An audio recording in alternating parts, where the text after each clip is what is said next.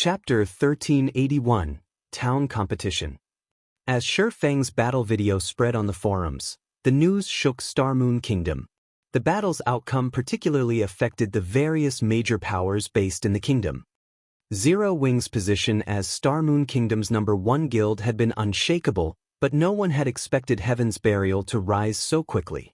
Red Iron Town's development had exceeded everyone's expectations. Although players understood that Red Iron Town would develop quickly due to its auction house, they hadn't expected this level of speed. In just one day, the cheap fees had lured over 300,000 players to consign and purchase items in Red Iron Town's auction house. Many super rare items had even been placed on auction, attracting more independent experts and members of the various large guilds. At this point, the town's auction house was far more popular than those in ordinary NPC cities. If Red Iron Town's auction house continued to develop at this rate, it wouldn't be long before it rivaled Star Moon City's auction house. Heaven's Burial's income from processing fees alone would be astronomical. Heaven's Burial's financial strength might even grow to rival, or even surpass, Zero Wing. Rather than a single party ruling over the kingdom, Star Moon Kingdom's various powers would prefer two powerful forces vying for lordship. This way, weaker powers like themselves could thrive in secret. However, after witnessing Shi Feng exterminate so many powerful evil demons, they were at a loss. Not only is Black Flame powerful, but he even has a long-distance teleportation tool. This is ludicrous. Heaven's Burial will be in trouble after losing so many evil demons. I've heard that these evil demons are incredibly difficult to nurture. Since Black Flame can also teleport over long distances, Heaven's Burial will find it much more difficult to cause trouble in Stone Forest Town. That's right. Some players had given up on Stone Forest Town thanks to the evil demons, but now that Black Flame has devastated their numbers, Heaven's Burial won't attack so casually in the future. People will start visiting Stone Forest Town again to train in the battle arena. As the various major powers recovered from their shock of seeing Shi Feng's strength, Heaven's Burial's upper echelons, who were in the distant Frozen Scar, received the news.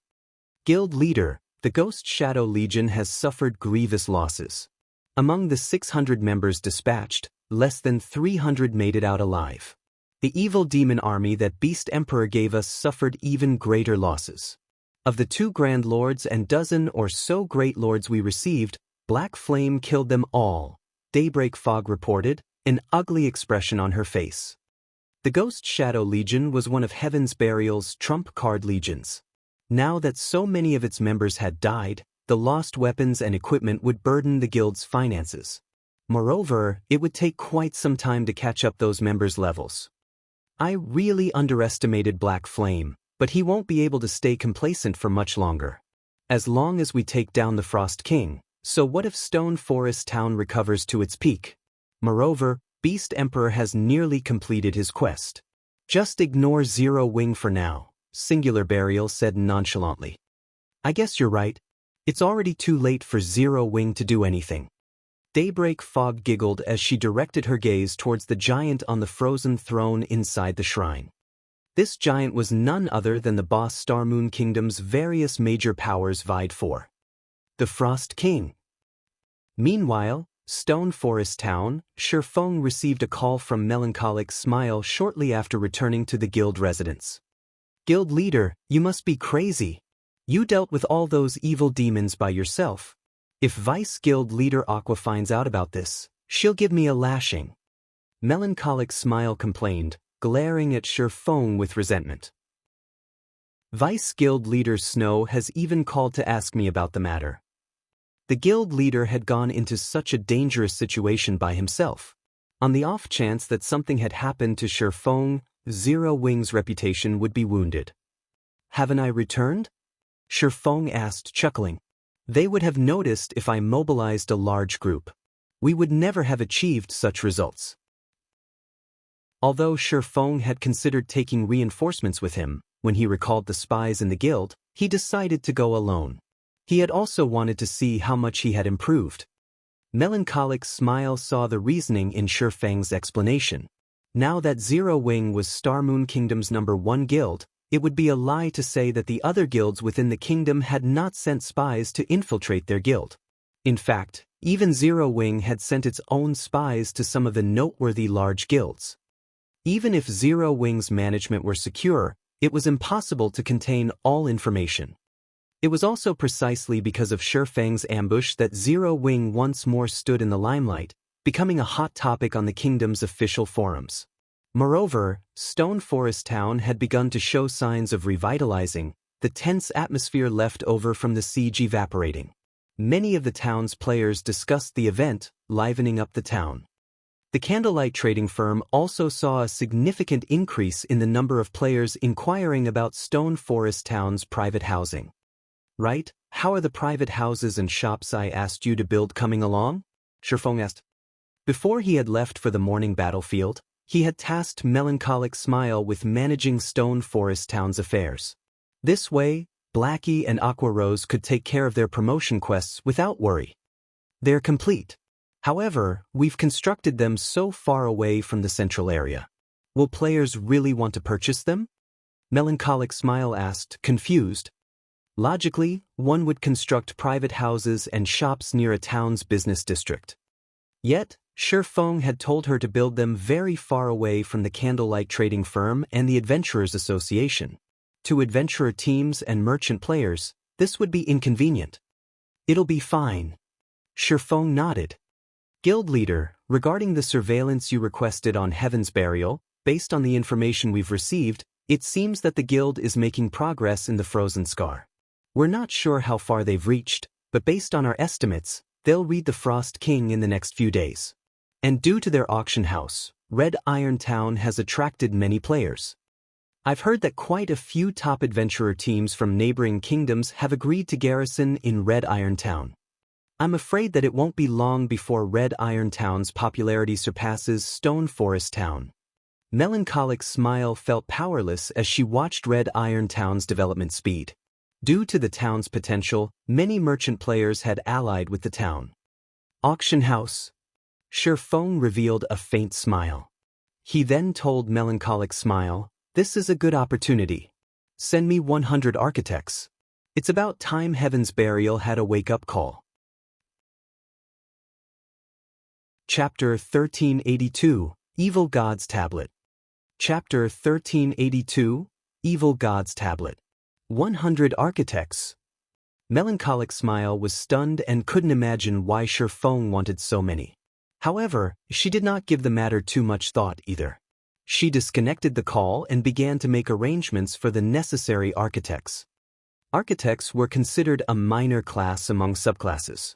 Only after guilds had secured their towns had players chosen to become architects.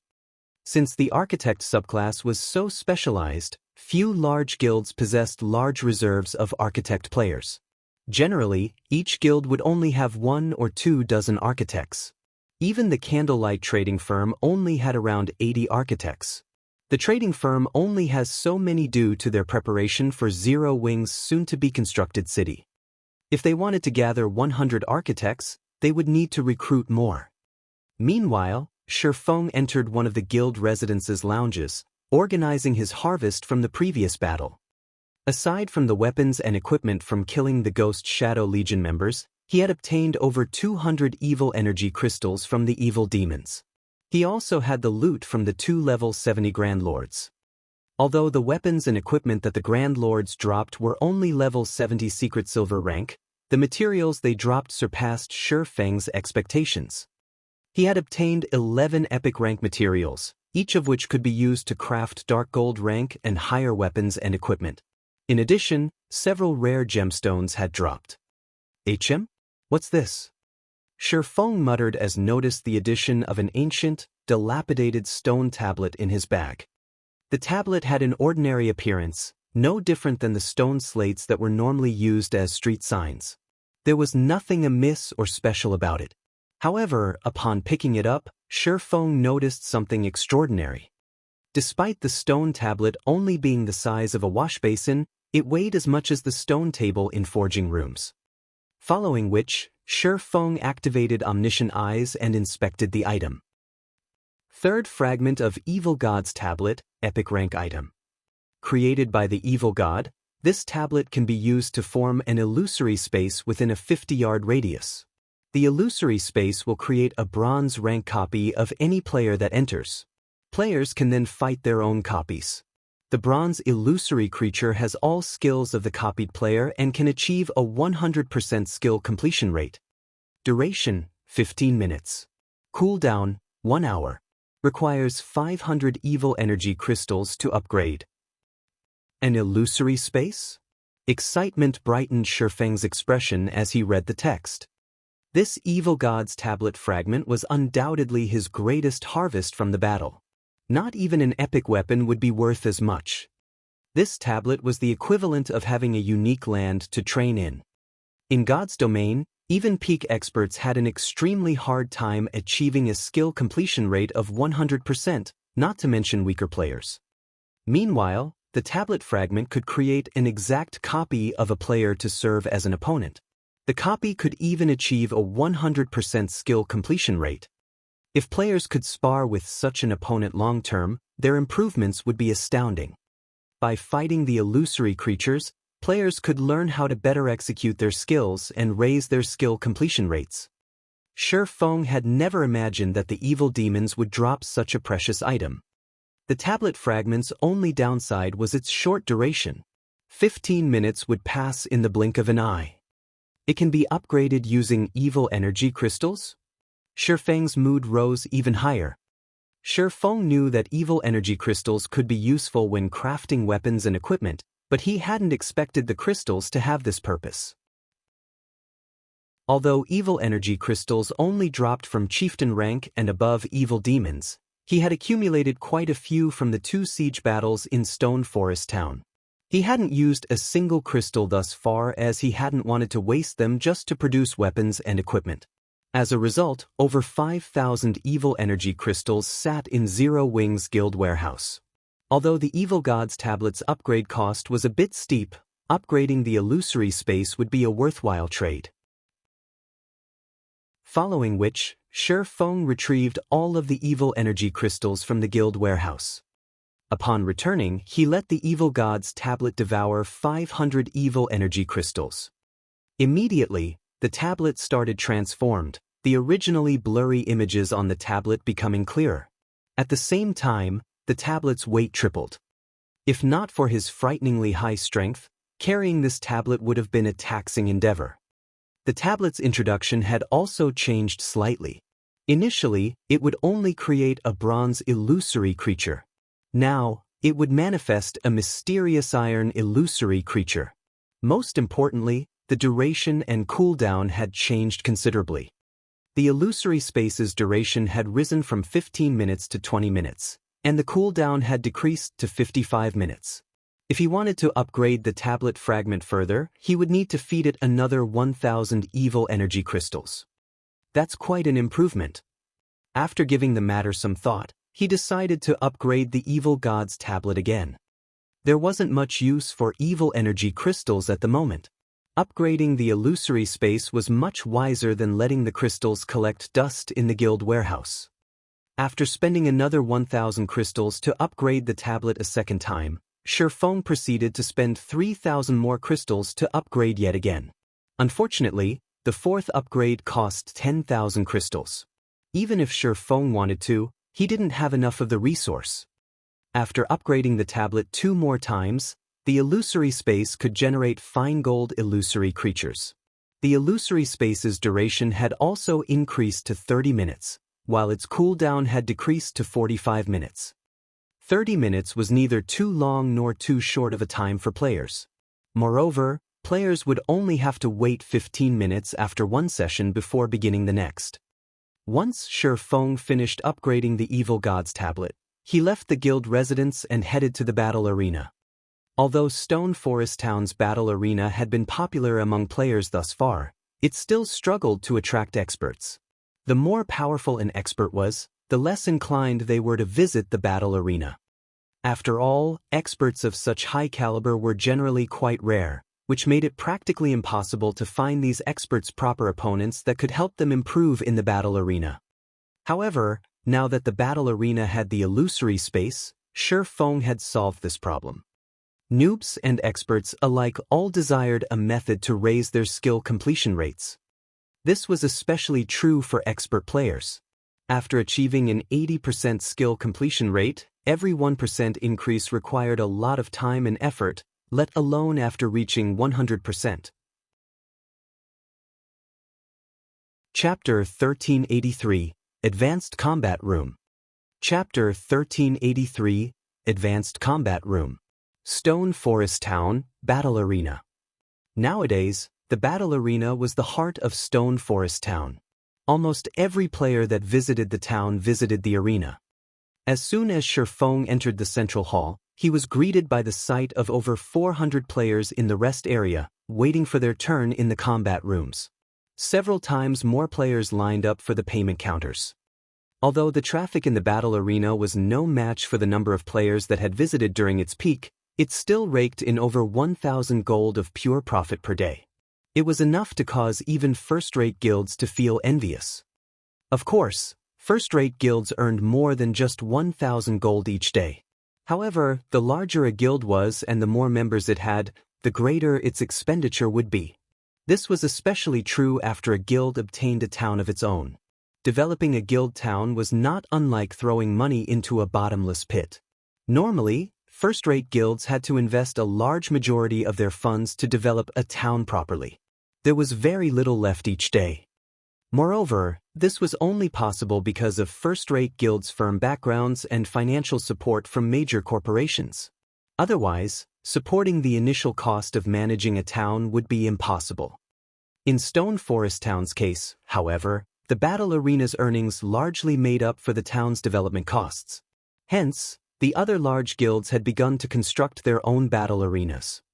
It was thanks to this income, and the income from both the candlelight trading firm and the teleportation house, that Zero Wing dared to develop multiple fronts, investing in both Zero Wing's branch guild in the Black Dragon Empire and Immortal Light. However, once Zero Wing City was complete, the guild would have another bottomless pit to fill. If they did not prepare, Zero Wing's funds would quickly dry up, and funds were already quite tight. After observing the situation in the battle arena for a short moment, Shifeng made his way to the top floor. "Guild leader, you've come?" As soon as Shifeng arrived, a charming woman in a light blue dress greeted him. This woman's name was Judy, and she was one of the 10 advanced NPC managers Shifeng had hired. She had 76 points in wisdom, even higher than an ordinary Tier 3 magical class NPC. In God's domain, she was an extremely rare NPC manager. The battle arena's smooth operation, despite how large it had grown, was all due to advanced NPCs like Judy. No player would have been able to produce the same results. "Help me retrieve the blueprint for the 7th floor. I want to reorganize the layout," Shifeng said and nodded a greeting. Although he wore a black cloak, he had personally contracted the arena's 10 advanced managers. They could recognize him even under the cloak. "Understood." Judy bowed and left. NPCs were incredibly efficient. After just a short moment, Shifeng, who had waited in a VIP reception room, obtained the blueprint for the battle arena's 7th floor. A portion of the 7th floor was allocated for tournament grounds, while another portion had been allocated for private rooms. However, after Stone Forest Town's upgrade to intermediate rank, the battle arena had grown. As a result, there were quite a few vacant private rooms. It just so happened that he could modify these rooms, creating advanced combat rooms. Originally, the Evil God's tablet had only covered a 50-yard radius area. However, after its upgrades, it now covered a 100-yard radius area. As long as he remodeled the 7th floor's layout, he could easily fit multiple combat rooms within the Evil God's tablet's coverage and allow players to train against the illusory creatures. "Guild leader, if you wish to remodel the 7th floor in such a way, not only will it involve a lot of work, but it will also waste a lot of space. The remodel will cost 1,000 gold. Are you sure you want to do this?" Judy asked upon seeing Shifeng's new layout. Minor modifications to large buildings in God's domain didn't cost extra. A large-scale modification, however, required the appropriate modification fees. "It's fine. Just get someone to see to the necessary changes." The high reconstruction cost didn't particularly surprise Shifeng. Although he would be wasting a lot of space by trying to maximize the Evil God's tablet's efficiency, he could squeeze in 9 combat rooms around the tablet by doing so. Overall, it was a worthwhile trade. With this, he could maximize the number of players who could train against the illusory creatures. When Shifeng had observed the first floor hall, he had noticed that the majority of experts there were only level 41 or 42, and they mainly wore secret silver and fine gold weapons and equipment. There were very few expert players in level 40 dark gold equipment. This was due to the limited benefits for experts of that caliber, yet those were the players with a lot of resources to spend. Now that he had the Evil God's tablet's illusory space, this was a good opportunity to lure more top experts to the battle arena. Although Shifeng had thought of limiting the illusory space to guild members, a guild needed more than just experts to develop. If he could lure to experts to the battle arena and secure the resources in their possession, he could push the guild's development speed to a whole new level. Shortly after Shifeng started the 7th floor's remodel, news of the matter spread throughout Stone Forest Town. They're not letting people on the 7th floor? What's going on? No idea. I've heard that some of the experts resting on that floor were requested to leave for a while. It seems that Zero Wing is remodeling the area. Remodeling the 7th floor? Are they constructing more combat rooms? That might be possible. Members hadn't needed to line up for combat rooms in the past, but that had changed. If Zero Wing constructed more member-only combat rooms, it could reduce the time members have to wait in line. The players waiting in the battle arena began to discuss the new changes. While everyone chatted about the situation, the 7th floor remodel completed. Remodeling took far less time than constructing a building as the task was completed by NPCs. Altogether, only 10 minutes had passed since Shifeng had paid the fees. Curious players rushed to the 7th floor to inspect the changes. Upon taking a look, however, they were shocked. While it was true that Zero Wing had constructed more combat rooms, the number had surprised everyone. The guild had only constructed 9 combat rooms. Moreover, these 9 rooms occupied as much space as 20+ combat rooms on the 6th floor. In addition, players could choose a new type of combat room at the 1st floor counters, the Advanced Combat Room. Moreover, only Battle Arena members had access, and the rental price was ridiculously high. Renting one Advanced Combat Room for 30 minutes cost 2 magic crystals. Players had already griped about the 4 silver per hour rental fees for ordinary combat rooms, yet Zero Wing had created a room that cost 2 magic crystals for a single half hour. Currently, each magic crystal costs 25 silver on the market. However, players normally had to spend 26 or more silver to purchase one. Is Zero Wing trying to rob players? Crap, this is fraud. Only an idiot would rent such a combat room. Zero Wing is insane. If I had that kind of money, I'd rather spend it in the Divine Colosseum's Trial Tower. Chapter 1384, Empire Ranking. Chapter 1384, Empire Ranking. Players in the main hall of Stone Forest Town's battle arena voiced their dissent. Many complained about the advanced combat room's price. They all felt that Zero Wing was asking for too much, and only a fool would willingly rent these rooms. Independent players weren't the only ones upset. Even Zero Wing's members gasped when they saw the price. 2 magic crystals could only get them 30 minutes inside the advanced combat room. Even Zero Wing's core members were reluctant to pay such a price, much less the elite and normal members. Everyone thought that this price was simply outrageous and no one wanted to rent the rooms. While PvP and training combat techniques in a high mana density environment was beneficial, there was a limit to how much one could actually gain. When Shifeng heard the conversations in the guild chat, he simply chuckled.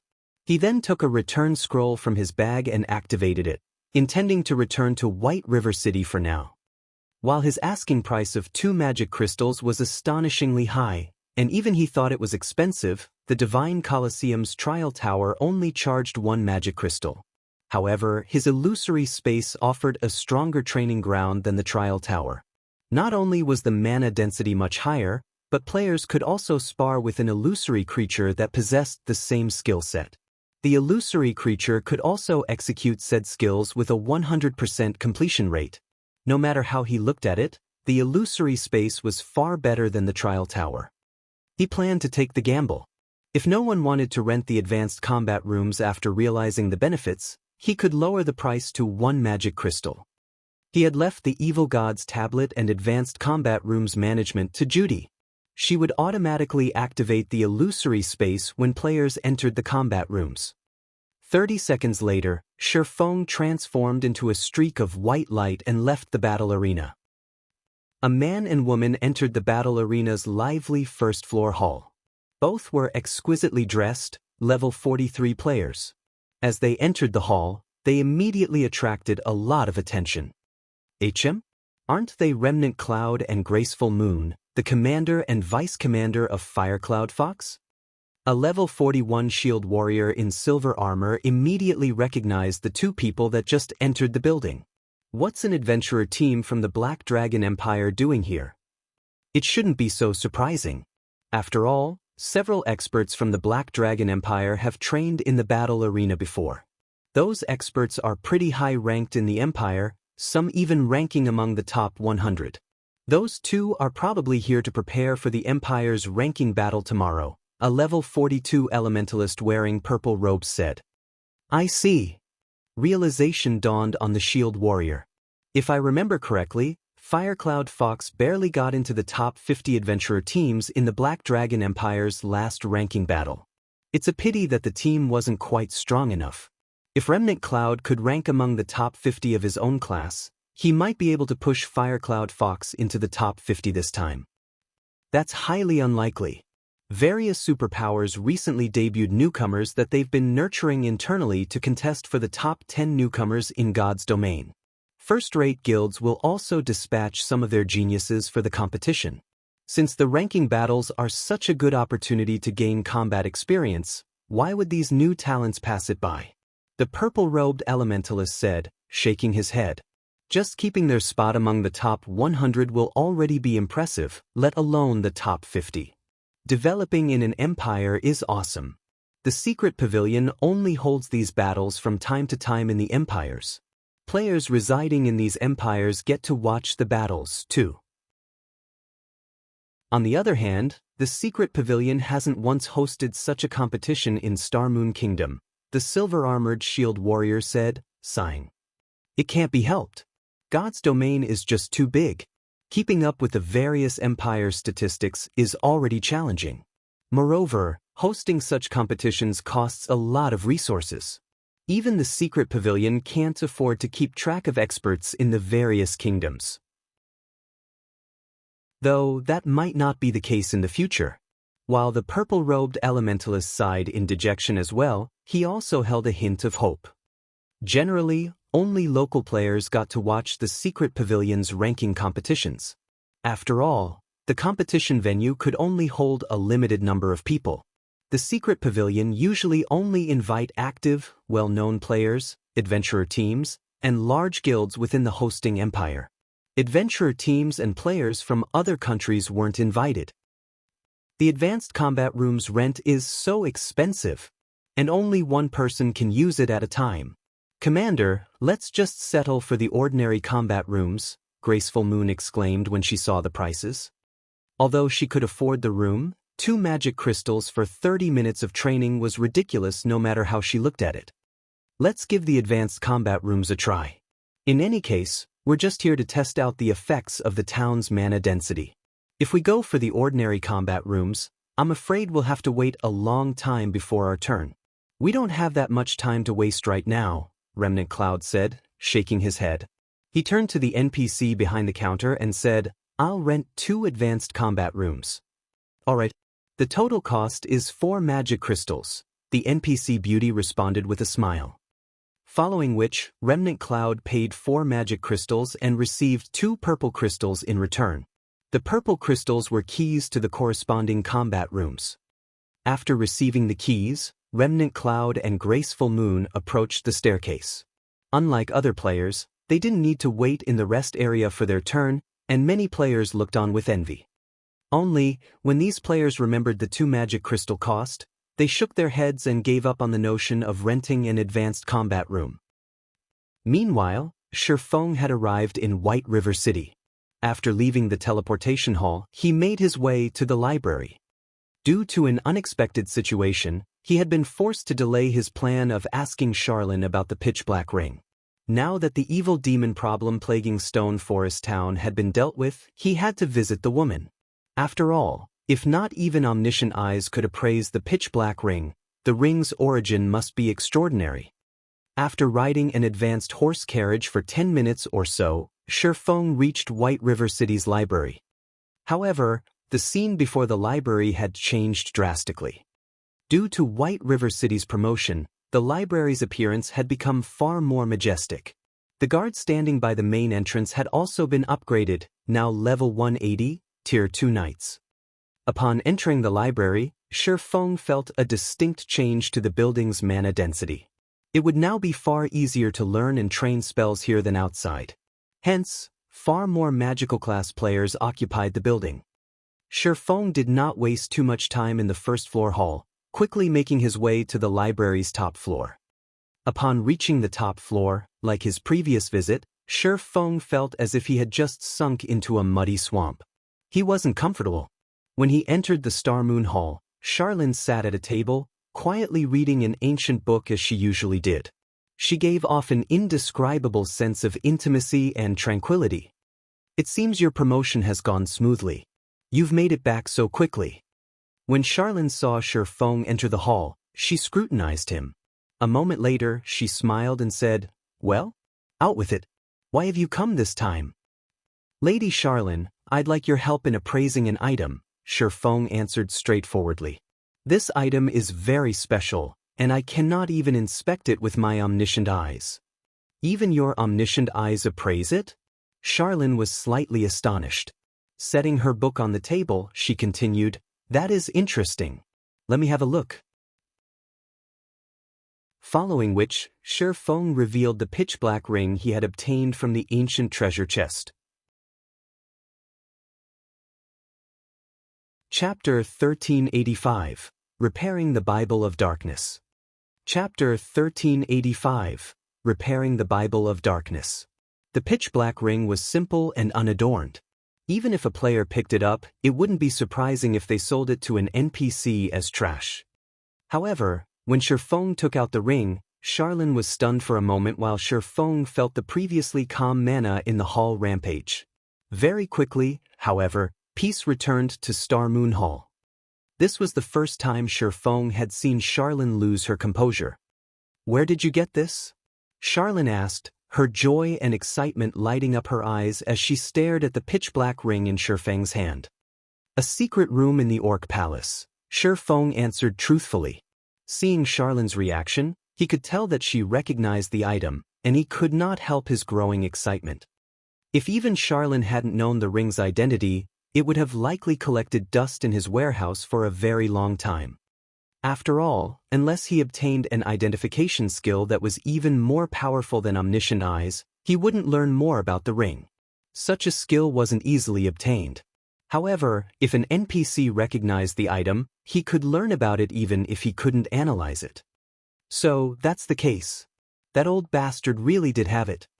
Charlene smiled. With a wave of her hand, the pitch-black ring flew out of Shifeng's palm and to Charlene's. Slowly, she said, "This is the Ring of Eternity.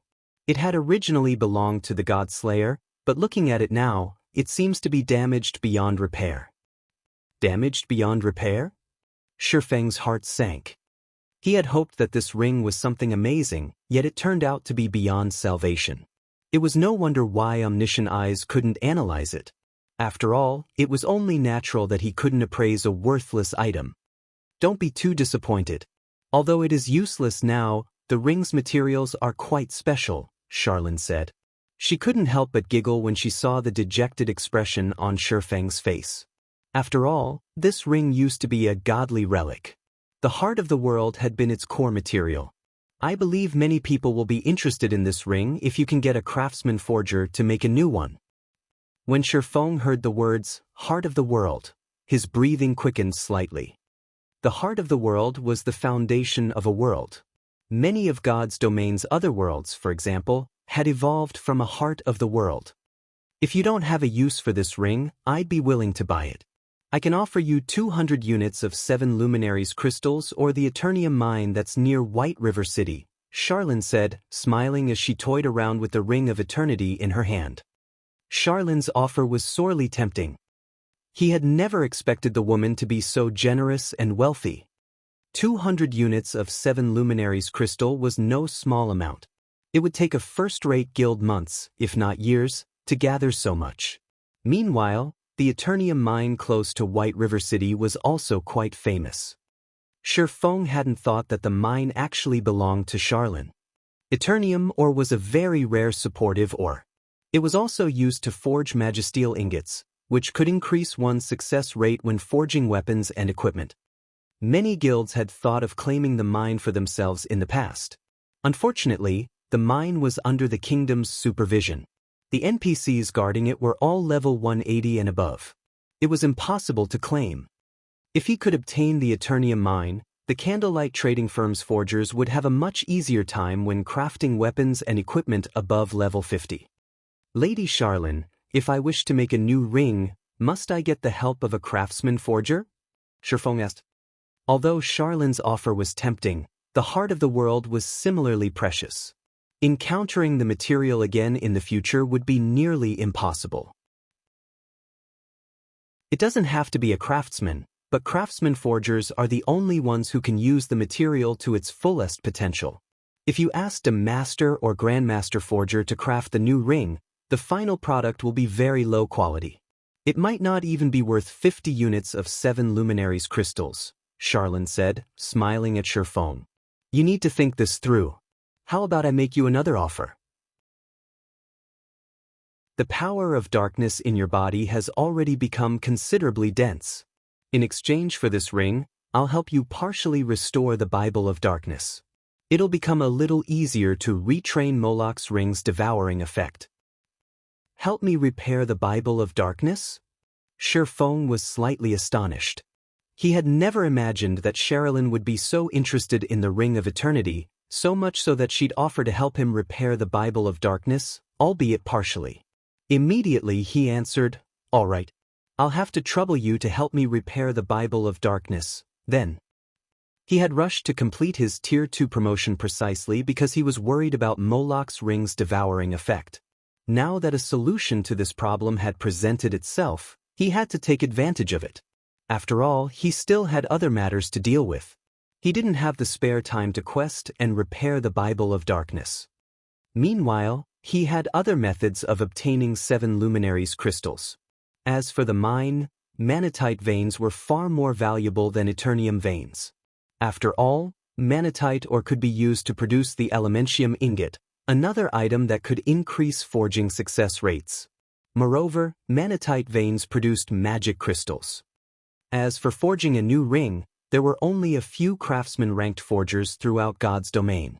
Finding one and convincing them to help was simply impossible for a player of his level. Even if he got the chance, it wouldn't happen for a long time. Rather than letting the heart of the world collect dust in his warehouse, he might as well benefit from it now. It would also save him the trouble of completing a quest that was at least epic rank. You've made a wise decision. Otherwise, you'd have to travel to the Broken Canyon, Charlene said, chuckling as she stored the Ring of Eternity. She then said, "Follow me." Hearing Charlene mention the Broken Canyon, Shi Feng shuddered. He hadn't realized that he'd have to go to such a dangerous map to repair the Bible of Darkness. The Broken Canyon was a rank 2 forbidden land for humans, only second to the Ruined Mountain Range. In the Ruined Mountain Range, players were guaranteed to die, while in the Broken Canyon, they might survive 1 out of 10 visits. Moreover, they'd only have such hope after reaching Tier 3. Countless peak experts had visited the Broken Canyon in the past. While some had grown stronger, the majority of these peak experts had returned with their characters crippled. Just being able to walk out of the Broken Canyon alive made them experts among experts. As for obtaining something from inside the Broken Canyon, only peak experts had any hope of achieving such a feat. Under Charlin's lead, Shi Feng quickly arrived before a teleportation magic array inside the Star Moon Hall. When the teleportation array activated, Shi Feng's vision blurred. In the next moment, he found himself inside a hall that resembled the night sky. The beautiful view was mesmerizing. This is the Stargazing Tower? Shi Feng was slightly surprised. He hadn't expected White River City's library to have a teleportation array connected to the Stargazing Tower. The Stargazing Tower was in Blackwing City. Without an entry pass, entering the city was impossible. Under Charlin's lead, Shi Feng returned to the Weeping Moon Pavilion once again. He suddenly felt far more limber. The Weeping Moon Pavilion has a powerful suppression effect on the power of darkness. If we repair the Bible of Darkness here, the Demon Kings won't discover the change, Charlin explained. Alright, take out the Bible of Darkness and place it on the magic array below the water mirror. Nodding, Shi Feng retrieved the Bible of Darkness from his bag and set it on the carved magic array beneath the water mirror on the ceiling. The magic array in the center of the Weeping Moon Pavilion looked ancient. Despite the being inactive, Shi Feng could feel its archaic aura. As Charlin walked up to the magic array, a dazzling staff suddenly appeared in her hand. She pointed the staff at the magic array and commanded, "Space-time source, activate." Suddenly, the mana density in the Weeping Moon Pavilion began to grow restless. The magic array then lit up, and horrific amounts of mana surged towards the array, stealing the strength from Shi Feng's legs as he fell on his rear. How is this possible? Shi Feng was stupefied as he stared up at the sevenfold magic array that formed beneath the water mirror. This magic array was many times more powerful than any Tier 6 God-ranked spell he had seen before. Abruptly, the Bible of Darkness started to flip around as layer upon layer of pitch-black chains appeared around the book, binding it. However, as if time had begun to rewind, the chains began to vanish. When only 5 chains remained, the magic array froze as a violent surge of mana exploded in a shockwave.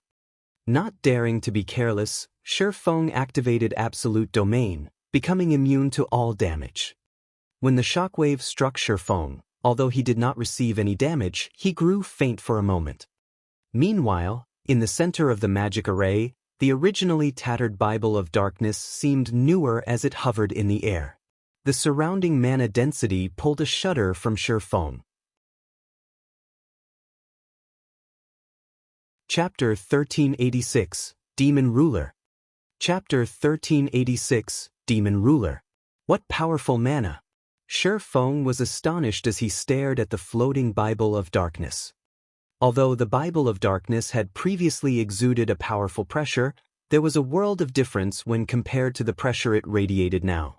Moreover, a layer of thick, black fog shrouded the book. The power of darkness was now so dense that he could see it with the naked eye. Meanwhile, Charlin, who was very pale, lightly waved her hand. In the blink of an eye, the floating Bible of Darkness appeared in Shi Feng's hands. Alright, I can only repair it to this extent. Whether or not you can repair the Bible of Darkness to its peak will depend on your luck and tenacity. As for Moloch's ring, try not to use it unless absolutely necessary, as it will only accumulate more power of darkness. After saying so, Charlin waved her staff. Suddenly, Shi Feng's world spun. Before he knew it, he had appeared in the plaza outside of the Stargazing Tower. His abrupt appearance attracted a lot of attention. Isn't she too quick to chase people away? Shi Feng smiled bitterly as he surveyed his surroundings and noticed hundreds of people staring at him greedily. Fortunately, he was wearing a black cloak, so his identity remained a secret. Following which, Shi Feng stored the Bible of Darkness and took out a guild transfer scroll. In Blackwing City's plaza, the players watching Shi Feng easily recognized the Bible of Darkness as an extraordinary item. However, when they saw Shi Feng's transfer scroll, they ground their teeth in anger. Since attacking a player in Blackwing City would result in extremely severe punishment, they could only watch as this mysterious player departed from Blackwing City. Stone Forest Town, Zero Wing's residence. As soon as Shi Feng returned, he found an empty room to inspect the Bible of Darkness. Bible of Darkness, fragmented legendary item. The Bible of Darkness had been destroyed during the Great Destruction. However, the Bible contains an extreme amount of power of darkness. If one can gather the other fragments, they can restore the Bible's power, gaining dominance over all demonic creatures and become the Lord of Demons. Skill 1. Demon Summoning. Summons the demon gate with the power of darkness, calling forth a random demon that is no higher than 1 tier and 15 levels than the summoner. Maximum tier cannot exceed tier 5. Holder of the Bible of Darkness can command the summoned demon for up to 6 hours. Cooldown, 2 hours 30 minutes. Skill 2. Gate of Darkness. Allows teleportation to the Dark Denver. Can also be used in the Dark Den to teleport to the outside world. Can teleport a maximum of 20 people at a single time. Cooldown, 1 day. Skill 3. Light of Darkness. Strengthen a player with the power of darkness, allowing said player to wield the power of darkness. Can strengthen up to a maximum of 1,200 people. Every player strengthened provides 1 source of darkness to the wielder of the Bible of Darkness. Skill 4. Power of Darkness. Fill your body with the power of darkness, increasing all attributes by 100%, decreasing cooldown of all skills by 30%, and increase damage by 50%. Duration will be equal to number of source of darkness *0. 5 seconds. Power of darkness cannot stack. Can only strengthen players up to a maximum of tier 5 classes. Cooldown, 6 hours. Skill 6. Demon Ruler. Passive effect. Increases the attributes of demonic creatures under user's control by 30%. Forcibly decreases the attributes of all enemy demon creatures within a 1,000-yard radius by 30%. Active effect. When activated, there is a 10% chance to control a demon creature that is no higher than 2 tiers and 30 levels than the user for 2 hours. Can control up to tier 5 creatures. Can control up to a maximum of 3 creatures at a time. Cooldown, 5 minutes. This book can truly give its user the power to rule over demons. Shi Feng was ecstatic as he read the tome's attribute panel. With these attributes, the Bible of Darkness was on par with a legendary item, yet it was only fragmented legendary rank. With the shortened cooldown for demon summoning, it was now possible to summon 3 demons at a time. This would be of great help on his future quests. Meanwhile, with the Demon Ruler skill, he could potentially control up to 6 demons at a time. If he could restore the Bible of Darkness to its peak, he could form a powerful demon army. His army would be no weaker than Beast Emperor's evil demon forces. Moreover, he'd still be an ally of the human race. Now that the maximum number of people I can grant Power of Darkness to has increased from 600 to 1,200, I can use this opportunity to expand the Dark God's Legion. Shi Feng thought as he read the Light of Darkness skill. As Zero Wing continued to expand, its number of experts continued to increase. However, due to the previous limit of Light of Darkness, he couldn't have more than 500 people in the Dark God's Legion. Now, however, he could have a true 1,000-man legion. Moreover, the Bible of Darkness's repair had also upgraded the Berserk skill, Power of Darkness's effects.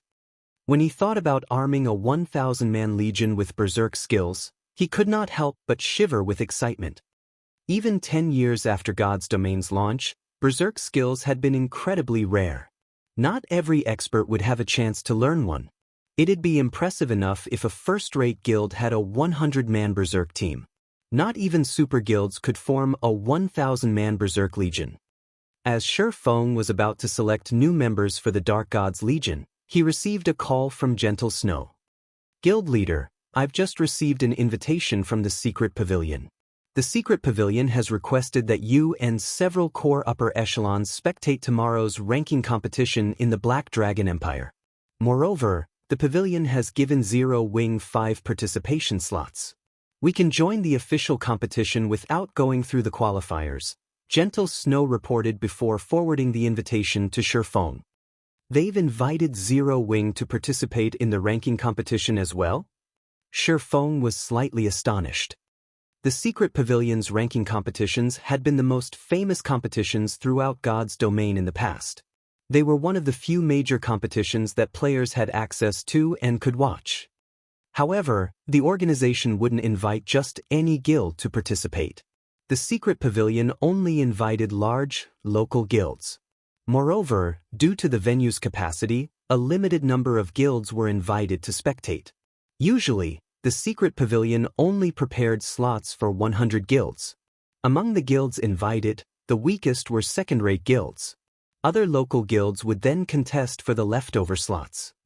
As this ranking competition was the best opportunity for a guild to increase their renown in an empire, an intense competition among the local third-rate guilds would break out before every event.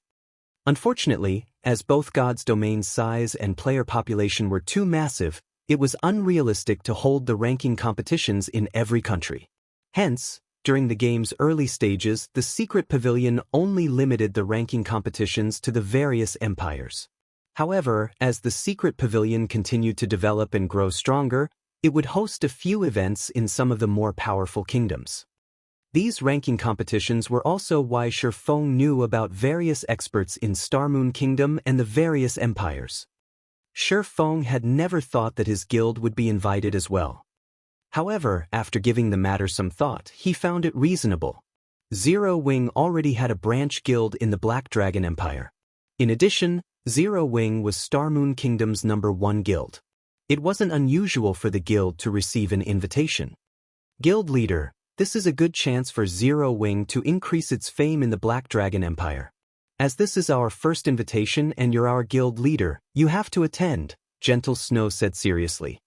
There were too many large guilds in the Black Dragon Empire, and quite a few first-rate guilds would be participating in the competition. The first-rate guild, Dragon Phoenix Pavilion, would also attend. Developing in the Black Dragon Empire wasn't easy for Zero Wing.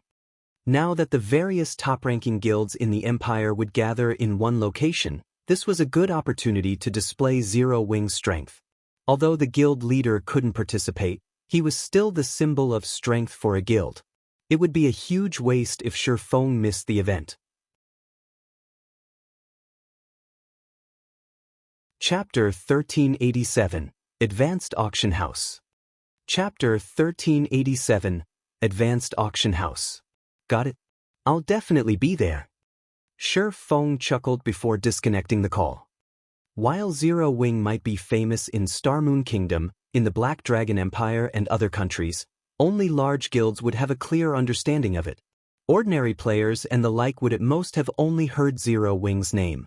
After all, God's domain was very large with many guilds in it. There were guilds rising to and falling from prominence every day. Just keeping up with the latest news within one's own country was already a difficult task, not to mention news in other kingdoms and empires. One could only do so by devoting all of their time to researching the various kingdoms and empires and nothing else.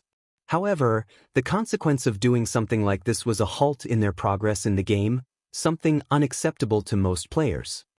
If one spoke about Zero Wing's popularity among the players of the Black Dragon Empire, it might not even be comparable to that of a second-rate guild in the Empire.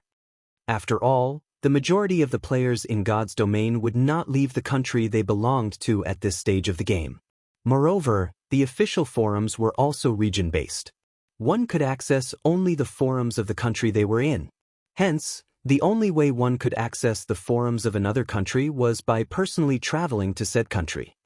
As a result, the knowledge that ordinary players and a large majority of elite players had regarding other kingdoms and empires was limited to the various ranking lists created by the Secret Pavilion.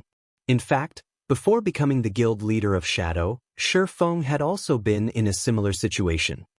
If not for the Secret Pavilion hosting ranking competitions in the various countries, he wouldn't have been able to find out about the experts of the many kingdoms and empires or the well-known guilds and adventurer teams. Following which, Shi Feng pulled up the relevant data for guild members and began choosing the new members for the Dark Gods Legion. Previously, as there were too few slots available in the Dark Gods Legion, he had set in place an elimination system to replace underperforming members. Now that the Power of Darkness slots had doubled in number, He needed to select new members for the Dark Gods Legion properly. After all, becoming a member of the Dark Gods Legion was already equivalent to becoming one of Zero Wing's core members. The benefits they enjoyed were second only to what the main force members received. Fortunately, Aqua Rose had already compiled a list of reserve members for the Dark Gods Legion and would frequently update it. The members on this list normally had excellent performances in the guild and displayed rapid improvement. Their individual strength ranked near the top among elite members as well. Moreover, Aqua Rose had also carried out a detailed investigation into their backgrounds. Hence, the likelihood of them being spies from other guilds was very low. These people have actually joined Zero Wing too? As Shi Feng was going through the reserve member list, he suddenly discovered the names of a few players that had been peak experts in Star Moon Kingdom in the past. The elementalist Carefree Wind, nicknamed the Magic Breaker. He was once an independent expert ranked within the top 30 of Star Moon Kingdom's elementalist rankings. Carefree Wind always operated solo. Despite many large guilds' attempts to recruit him, none of them had ever succeeded in doing so. The assassin Cool Breeze. He was similarly an expert on Star Moon Kingdom's assassin rankings. At his peak, he had managed to get within the top 15. Shi Feng could not help but sigh ruefully when he noticed that various peak experts of Star Moon Kingdom in his previous life had actually joined Zero Wing. It was no wonder people often said that Zero Wing was rife with experts. When he looked at this list now, those words really were true. Given enough time and opportunities, these people would definitely become peerless experts in the future. At that time, nobody would dare say that Zero Wing was lacking in peak experts. Just as Shi Feng was going through the reserve member list, he suddenly received a call from Melancholic Smile. Guild Leader, I've already gathered the 100 architects you've asked for at the guild residence's first-floor reception room. They can start working at any time, Melancholic Smile said. The architect class was originally a very unpopular subclass. Even though the candlelight trading firm had already recruited quite a number before, trying to gather 100 architects was not an easy task. With so many architects, they could already reconstruct Stone Forest Town all over again. Okay, I'll head over right away. Shi Feng nodded. Inside the first-floor reception room, 100 architects had gathered. Currently, some of them wore nervous expressions, while others looked excited. After all, this was the first time their guild leader, Black Flame, had asked to meet with them directly. Black Flame was someone everybody in Star Moon Kingdom knew about. He was a living legend. Just before this, he had even single-handedly defeated a small army of evil demons as well as sent Heaven's Burial's experts running for their lives. I wonder what the guild leader has called so many of us here for? I suspect that the guild might be planning on nurturing a few architects. I heard that some time ago, the guild decided to nurture some alchemists. As a result, during this period, those alchemists in the trading firm have been practicing like crazy. They've all locked themselves up in their workshops and have declared they would get within the top 10 of some competition. I also heard about that. Moreover, I heard that it triggered a frenzy among the alchemists in the entire Star Moon Kingdom. Right now, many capable alchemists are trying to join the candlelight trading firm to compete for the top 10 rankings for that competition. I'm not asking for much. As long as I can become a core member, I will be able to rely on God's domain to earn a stable income in the future. Stop dreaming. It's very difficult for lifestyle players to become core members in Zero Wing. After all, Zero Wing's core members all receive a considerably high fixed monthly salary. I've just managed to get promoted to Advanced Architect. There are only a few Advanced Architects in the entire candlelight trading firm. Even if I can't become a core member, as long as I work hard enough, I should still have a great chance to become an internal member. Unlike the forgers, alchemists, and engineers of the trading firm, I don't have to break my back to become an internal member. Even after reaching the advanced rank, those guys can become only official members of the trading firm. I knew I should have become an architect sooner. If I did, I would have also become an advanced architect by now. While everyone was chatting, Shi Feng entered the reception room. Immediately, the architects inside the room rose to attention. The room also fell dead silent as everyone looked speechlessly at Shifeng, anxiety apparent on their faces. They had reacted this way not because they wanted to. Rather, their bodies had responded instinctively to Shifeng entering the room. After Shifeng upgraded the 7 Luminaries ring, his basic attributes soared significantly, so much so that he had yet to adapt to the change fully. Hence, if he wasn't paying attention, his aura would flow out freely. Moreover, now that the Bible of Darkness was partially repaired, the book added a layer of darkness and coldness to his aura. As a result, when everyone looked at Shifeng, they felt as if they were going up against a great lord-ranked demon. Even elite players who were fond of combat would feel a significant amount of pressure from Shifeng's aura. What more low-leveled lifestyle players like themselves? So strong. So this person is our guild leader. Why do I feel my legs going soft? Previously, everyone had only ever seen Shifeng through videos. Now that they were looking at him up close, the reverence they felt towards Shifeng grew even greater. Sit, Shifeng said nonchalantly. Immediately, like well-trained soldiers, everyone sat down in unison with serious expressions. Seeing this scene, Shifeng could not help but smile bitterly. Was he really that frightening? The reason why I've gathered you all here today is to build a large structure. However, before I tell you the exact details, you'll need to sign an agreement. By signing this contract, basic and intermediate architects will directly become official members of the Candlelight Trading Firm, while advanced architects will become internal members, Shifeng explained. Crap, even basic architects get to become official members. Ha!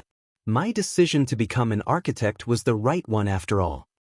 Hearing Shifeng's words, nearly everyone in the room cried out in shock. The Candlelight Trading Firm was Star Moon Kingdom's #1 trading firm. It was also a holy land for lifestyle players. The benefits it offered was at the top of the industry. Hence, countless lifestyle players wanted to join the trading firm. However, because of this popularity, becoming an official member of the trading firm was extremely difficult. Normally, when an advanced lifestyle player joined another guild, they would almost always receive the treatment of a core member. In Candlelight, however, advanced lifestyle players would only qualify as official members. One could just imagine how difficult it was to become an official member of the Candlelight Trading Firm. Meanwhile, if an advanced lifestyle player wished to become an internal member of Candlelight, they would have to top all sorts of competitions. Yet, now, they could become internal members just by being advanced architects. It was simply inconceivable. Immediately, everyone signed the agreement without hesitation. With the contracts dealt with, Shifeng nodded and said, "Since no one has any problems, let's move to today's main topic." Saying so, he took out a very large construction design from his bag. Compared to ordinary construction designs, this one was nearly 3 times bigger.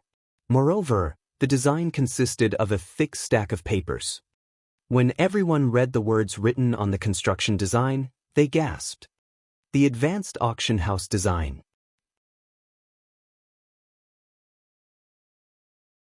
Chapter 1388, Inheriting Secret Runes.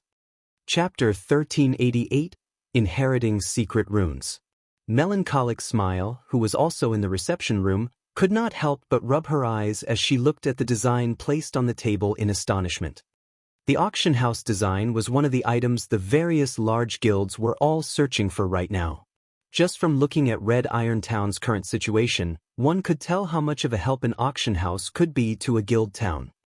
Many superpowers had even begun offering astronomical prices to purchase the auction house design, as it was something that could only be obtained through luck and not effort. However, even now, nobody had gotten any information regarding the auction house design. Guild leader, are you some kind of treasure box? You actually managed to take out an auction house design as well. If Heaven's Burial were to find out about this, they would definitely faint from anger, Melancholic Smile said as she looked at Shifeng excitedly. Currently, the various major powers and players in Star Moon Kingdom were all optimistic about Heaven's Burial's Red Iron Town. They all believed that it was only a matter of time before Red Iron Town surpassed Stone Forest Town. Meanwhile, one of the main contributing factors for their rosy outlook was the presence of the auction house. Now, however, Zero Wing also possessed an auction house design. If Heaven's Burial's upper echelon were to find out about this matter, their reactions would no doubt be priceless. At this moment, Melancholic Smile finally understood why Shi Feng had said that it was about time to give Heaven's Burial a wake-up call. As soon as Stone Forest Town's auction house was constructed, all hopes for Red Iron Town surpassing Stone Forest Town would be dashed. After all, aside from the auction house, Stone Forest Town still possessed many other attractions. It held an absolute advantage over Red Iron Town. Shi Feng simply chuckled in response to Melancholic Smile's question. He then started assigning tasks to everyone for the construction of the advanced auction house. Once the advanced auction house was constructed, let alone Red Iron Town's auction house, even Star Moon City's auction house might not be a match for it. However, the construction of the advanced auction house was very difficult and required a lot of rare materials. Just the construction cost alone was over 5,000 gold. In addition, the construction procedures were extremely complex, needing some special secret runes to complete the building. Hence, the design itself included a complete set of foundational secret runes for players to learn. Each player could inherit this kind of technique only once, and only a maximum of 100 players could inherit this set of foundational secret runes. To architects, this was a massive opportunity to improve themselves. How much they could learn would depend on their individual standards. However, even if they managed to learn only half of the technique, it would be a great help in their pursuit of mastery in the future. If one could fully grasp the foundational secret runes, they would have no problems becoming master architects. Although Shi Feng did not know how much the 100 architects present could grasp, at the very least, he would increase their chances at becoming master architects. Even if only 1 out of 100 of these people managed to become a master architect, it would be a matter worth celebrating for Zero Wing. At this stage of the game, not much importance was placed on architects. However, as God's domain continued developing and the number of guild towns and cities in the game increased, the status of architects in the game would also rise rapidly. Particularly, at the later stages of the game, the treatment master architects received from guilds would not be the slightest bit inferior when compared to master forgers, master alchemists, and master engineers. After all, advanced construction designs were extremely rare. However, master architects had a chance at creating an advanced construction design of their own. Moreover, every advanced construction design was worth much more than the advanced designs of alchemy, forging, and engineering, because buildings constructed using advanced construction designs possessed distinctive abilities. Take the advanced auction house design, for example. In the case of an ordinary auction house, it was only capable of letting players consign and purchase items through it. There was not much difference between it and NPC auction houses. However, it was a different story for advanced auction houses. An advanced auction house possessed 2 more features than an ordinary auction house. The first feature was the bartering function. This bartering function did not require any intervention from players. The system would automatically complete the transaction of items for players. It was an extremely convenient system for independent players and adventurer teams. After all, a large portion of God's Domain's player base consisted of independent players and adventurer teams. There were bound to be some people that would be lucky enough to obtain items that the various large guilds could not. Just this bartering function alone allowed the advanced auction house to surpass ordinary auction houses by far. The second feature was a weekly NPC auction, which was similar to the auctions held at Blackwing City. At this NPC auction, NPCs would put their own items up for bids. Naturally, players would be allowed to purchase these items so long as the bids they placed were sufficiently high. This feature definitely could not be found in an ordinary auction house. Due to these 2 features, the advanced auction house Ouroboros operated in the past became the #1 auction house in Star Moon Kingdom as well as neighboring kingdoms. Back then, even superpowers were envious of Ouroboros. Inside the reception room, under Shifeng's guidance, all 100 architect players managed to inherit the foundational secret runes. Crap, there's actually such a construction method as well? These foundational secret runes are simply amazing. If my friends were to find out that I've joined Zero Wing and have even learned a set of foundational secret runes, they would definitely die of envy. Amazing! If I manage to learn these secret runes, I feel that I'll have a greater chance of becoming a master architect. Everyone could not help but exclaim when they obtained the foundational secret runes. The loyalty and reverence they felt towards Zero Wing also strengthened even more. Recently, there were all sorts of rumors flying about stating that Heaven's Burial would surpass Zero Wing sooner or later. From the situation now, however, not to mention surpassing Zero Wing, Heaven's Burial would be fortunate if it could touch Zero Wing's shadow. While Shifeng was watching everyone learning the foundational secret runes quietly, Melancholic Smile's expression suddenly sank. "What's wrong?" Shifeng asked curiously. "I just received news from an informant inside Heaven's Burial. It seems that Heaven's Burial has already begun raiding the Frost King," Melancholic Smile explained. "However, something seems to have gone wrong with the Frost King. It displayed a strength that was completely different from our investigations. Even Heaven's Burial was caught off guard. After losing some men, the Legion Heaven's Burial dispatched promptly retreated. Now, in order to deal with the Frost King, Heaven's Burial has formed a 20,000-man elite legion to deal with the Frost King. Currently, the legion has already set out for the Frozen Scar. Its strength is different from previous investigations?" Shifeng also felt somewhat surprised at this situation. The NPCs of Evernight City had long since mentioned the Frost King's strength. No mistakes should have occurred. "Do you know how strong the Frost King currently is?" Exactly how strong the Frost King is, that person does not know. However, he heard that the boss's name had an additional mutant label. When fighting, the boss exhibited combat standards that are slightly superior to even ordinary experts. It was as if a player was wearing the skin of a boss, Melancholic Smile reported. Currently, the Frost King has left his original habitat. Many large guilds have also found out about this situation already and are currently dispatching their own elite armies to hunt down the Frost King. A mutant?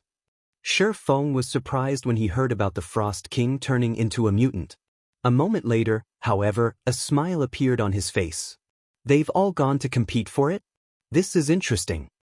Mutants were no different from natural disasters. The last mutant he encountered in Starmoon Kingdom was a level 50 High Lord. If not for the immaturity of that mutant's intellect, to the point where it actually dared to barge into White River City, it definitely would have grown into a disaster for Starmoon Kingdom.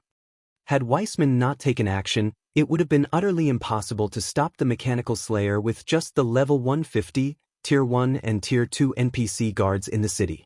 Meanwhile, the Mechanical Slayer back then was only a High Lord. On the other hand, the Frost King was a Grand Lord. However, the precondition for mutants becoming a disaster was that they managed to grow up. Currently, the Frost King had just transformed into a mutant. Now was definitely an excellent time to kill it. In God's domain, risks and opportunities came hand in hand. It was very obvious that the various large guilds were also aware of this principle. Moreover, the fact that the Frost King had left its original habitat was good news for players. After all, the greatest hindrance preventing players from raiding the Frost King was not its strength but the boss's environment. Melancholic, notify the main force members and Dark God's Legion members as well as the people on this list here. Have everyone gather at the guild residence. It's about time we let these guilds know about Zero Wing's strength.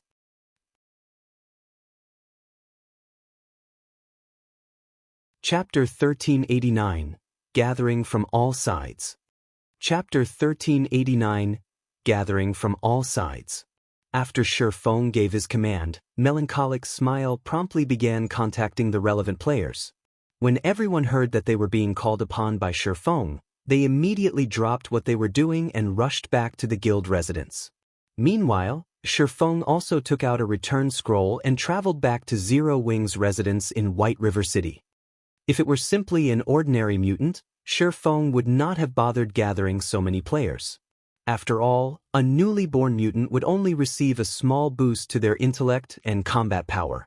Given the minor level difference this time, he would only require a little effort to kill it. However, the Frost King was a slightly special boss. As the final boss of the Frozen Scar, the Frost King possessed the innate skill Frozen World that no other monster possessed. Although Frozen World was only a Tier 3 domain skill, due to it being the innate skill of a final boss, it possessed effects rivaling that of a Tier 4 domain skill. The skill covered a 1,500-yard radius, and players caught within range of Frozen World would have not only their basic attributes but also their skills and stamina forcibly weakened. Moreover, the more players there were fighting against the Frost King, the greater the boss's strength would become. Due to these reasons, despite being only a Grand Lord, the Frost King's raid difficulty was not one bit lower than a Tier 4 mythic monsters. After factoring in the severe environment, the Frost King might even be more difficult to raid than a mythic monster. Players who did not possess the appropriate countermeasures would definitely get annihilated by the Frost King. After returning to the guild residence in White River City, Shifeng quickly made his way to the guild's warehouse. Without hesitation, he retrieved 1,000+ bottles of Sea God's Blessing as well as the Ancient Weather Book. With these items, he would have the qualifications to raid the Frost King. Right then, Melancholic Smile contacted Shifeng and said, "Guild leader, everyone's already assembled at the residence. They are ready to move out at any moment." Okay. Shifeng immediately left the warehouse. Currently, Zero Wing's main force, the Dark Gods Legion, and the selected reserve members were gathered inside Zero Wing's residence in White River City. Even the lowest leveled player among them was level 43, while the majority were level 45.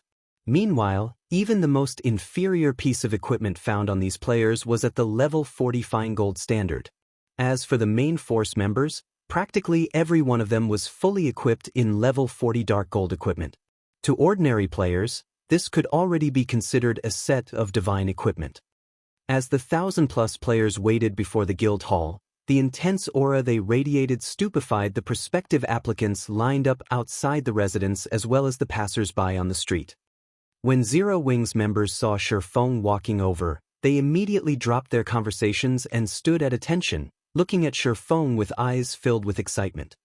Although they had yet to hear the reason why Shifeng had called them here, they could mostly guess that it had something to do with the suddenly mutated Frost King.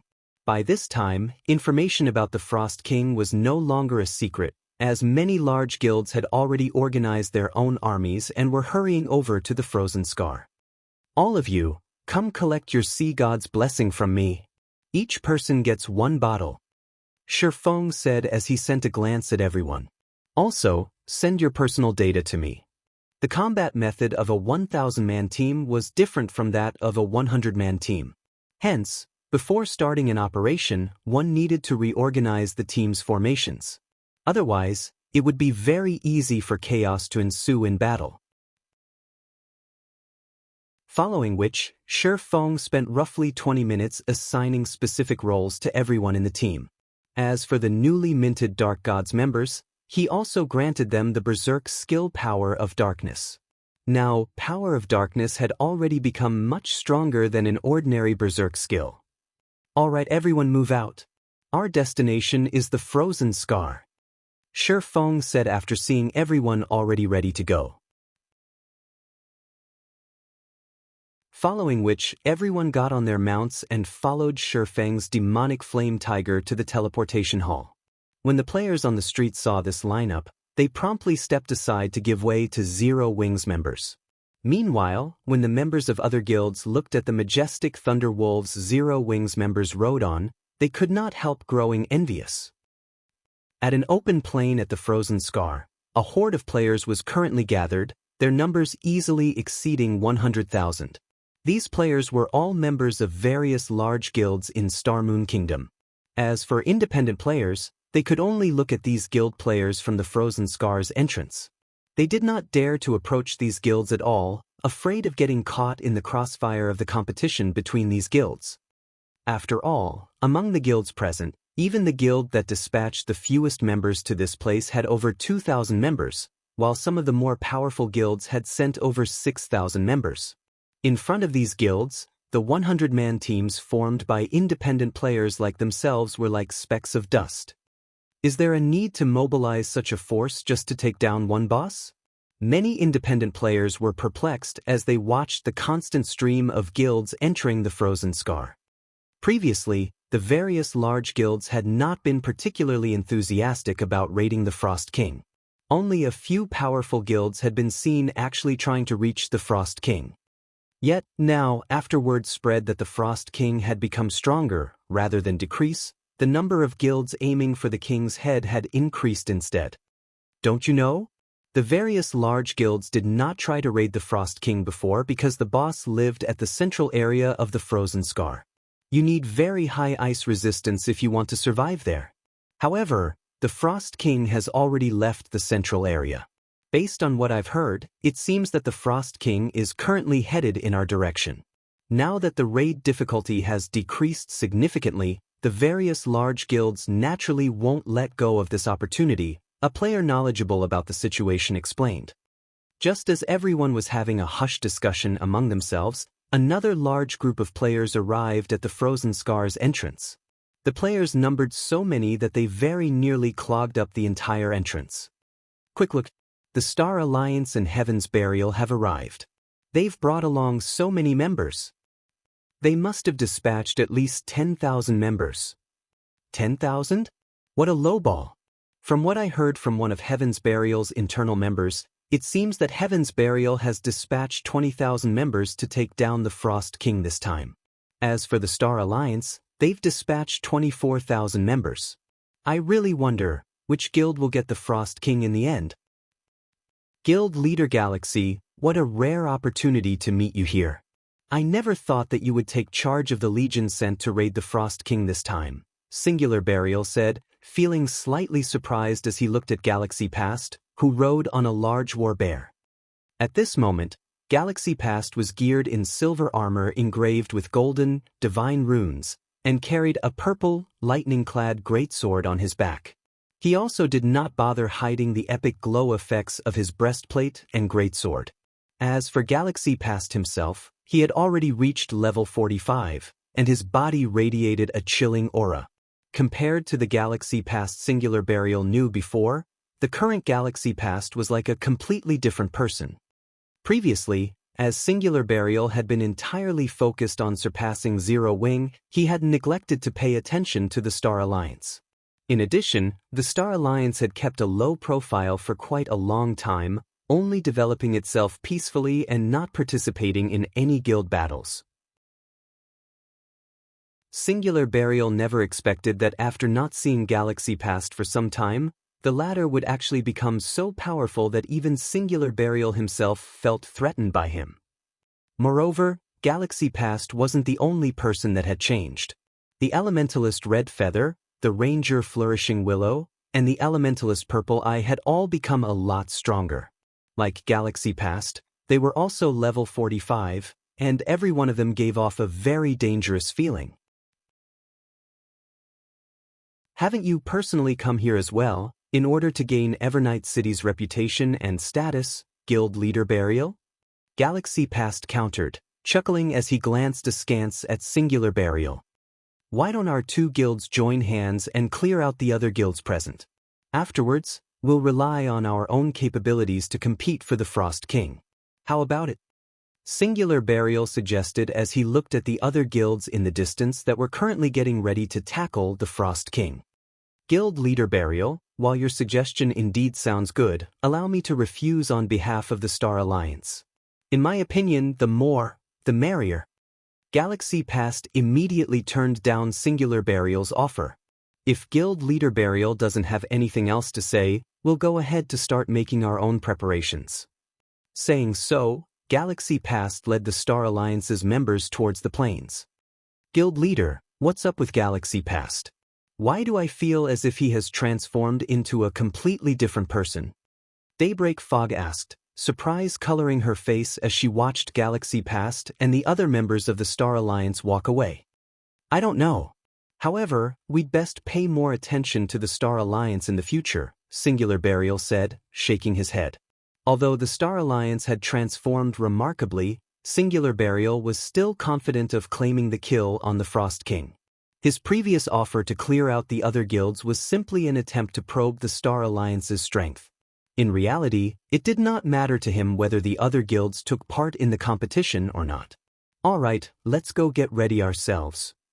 Daybreak Fog nodded in response and commanded the army forward.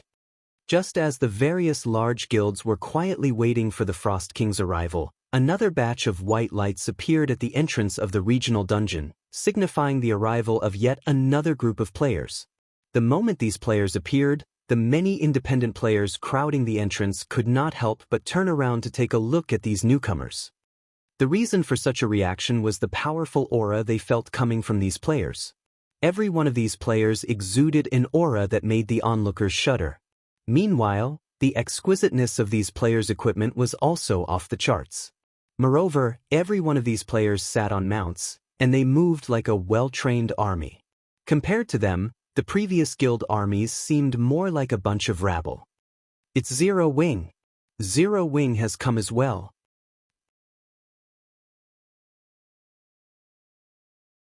Chapter 1390, Settling a Debt.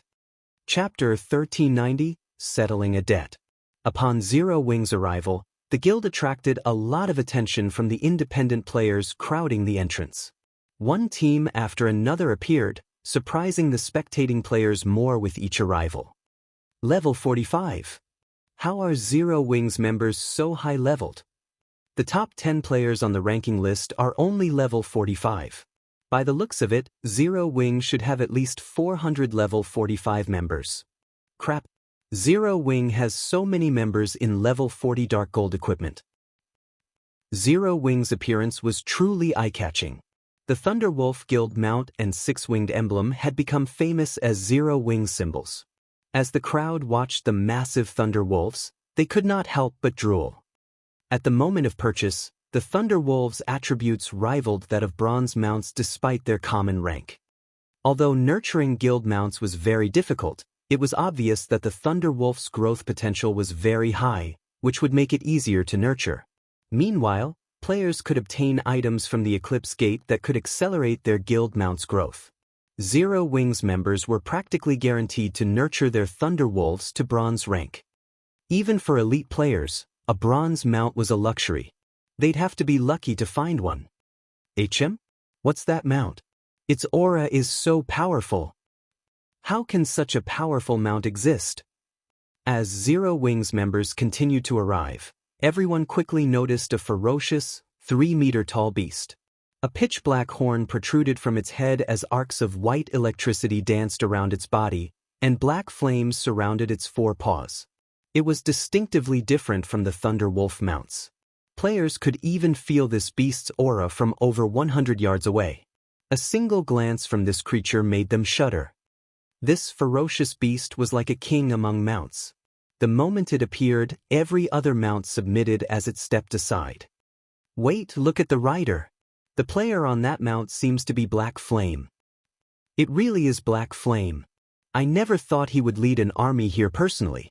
The competition for the Frost King is about to become more interesting. Crap. As expected of the Sword King. He even managed to get his hands on such a mount. I wonder what rank it is? Since it's so powerful, could it be an epic mount? Black Flame's capabilities are ridiculous. With such a powerful mount, he won't even need to take action to kill an expert player. He can simply let his mount take care of it. Everyone stared at Shifeng in shock. A Dark Gold mount could, at most, rival a chieftain of the same level. Although chieftains were powerful, they were not insurmountable to the players here. However, Shifeng's one-horned mount was clearly more powerful than a lord-ranked monster.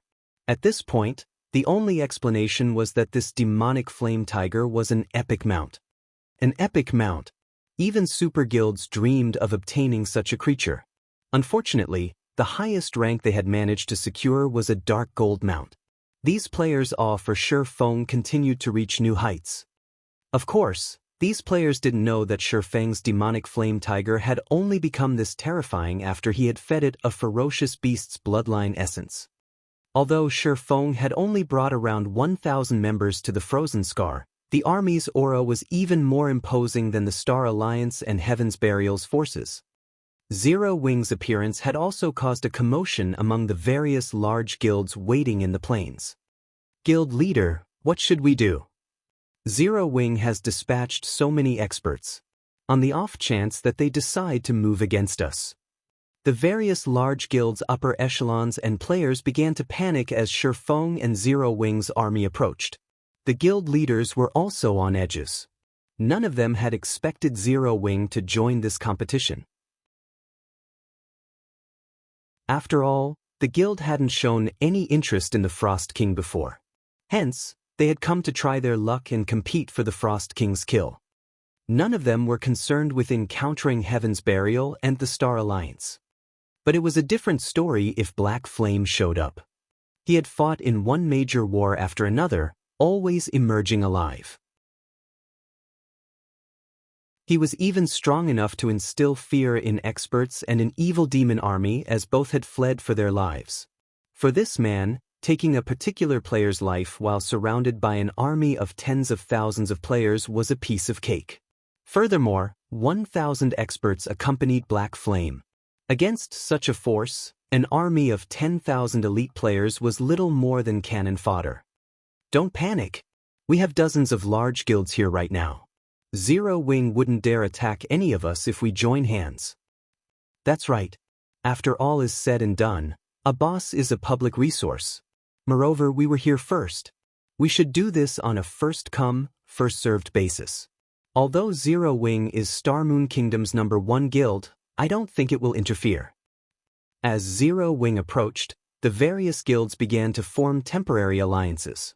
In reality, though, they understood that such an alliance wouldn't pose any threat to Zero Wing. This was especially true after witnessing Black Flame single-handedly defeat the evil demon army. They all knew that attempting to deter Black Flame with numbers was a futile effort. Greetings, Guild Leader Black Flame. I am the Assassins Alliance's Guild Leader, Cruel Sword. I am a friend of Zero Wing's elder, Yi Feng, Cruel Sword said as he took the initiative to greet Shi Feng, anxiety and respect filling his voice. Honestly, Cruel Sword did not want to greet the man. Although he was the guild leader of the Assassins Alliance, a second-rate guild, it was nothing compared to Zero Wing. Moreover, the Assassins Alliance mainly operated around White River City. If Zero Wing wished to do so, it could annihilate the Assassins Alliance at a moment's notice. However, as Cruel Sword had formed a connection with Zero Wing's Yi Feng some time ago, the various large guilds had pushed him forward as their representative in any negotiations with the Monstrous Guild. Cruel Sword didn't know whether he wanted to laugh or cry. Relax. I won't do anything to you guys. If you want to compete for the Frost King, do it. Everyone will rely on their own abilities to secure the kill. Seeing Cruel Sword's tension, Shi Feng understood why the man had approached him. In this situation, he didn't mind what the various large guilds decided to do. After all, getting the Frost King's first kill was much easier said than done. However, Shi Feng couldn't help a rueful sigh when he saw Cruel Sword at level 43 with a set of silvery armor. The Assassins Alliance had been a towering existence to him in the past, but the tables had turned. Shi Feng found the situation reasonable after giving it some thought. After all, Zero Wing was Star Moon Kingdom's #1 guild. Its elite member count alone was over 100,000. The guild also had more than 1,000 expert players. Their members wore the best weapons and equipment throughout Star Moon Kingdom. A second-rate guild simply couldn't compare. Many thanks to Guild Leader Black Flame. Cruel Sword thanked the man. If Zero Wing intended to chase these guilds away, they'd have no choice but to leave obediently. Hearing Shi Feng's reply, the many upper echelons released a sigh of relief. However, I'd like to ask you all to step aside as Zero Wing has a debt to settle with Heaven's Burial, Shi Feng added indifferently as he glanced at the guild's distant army.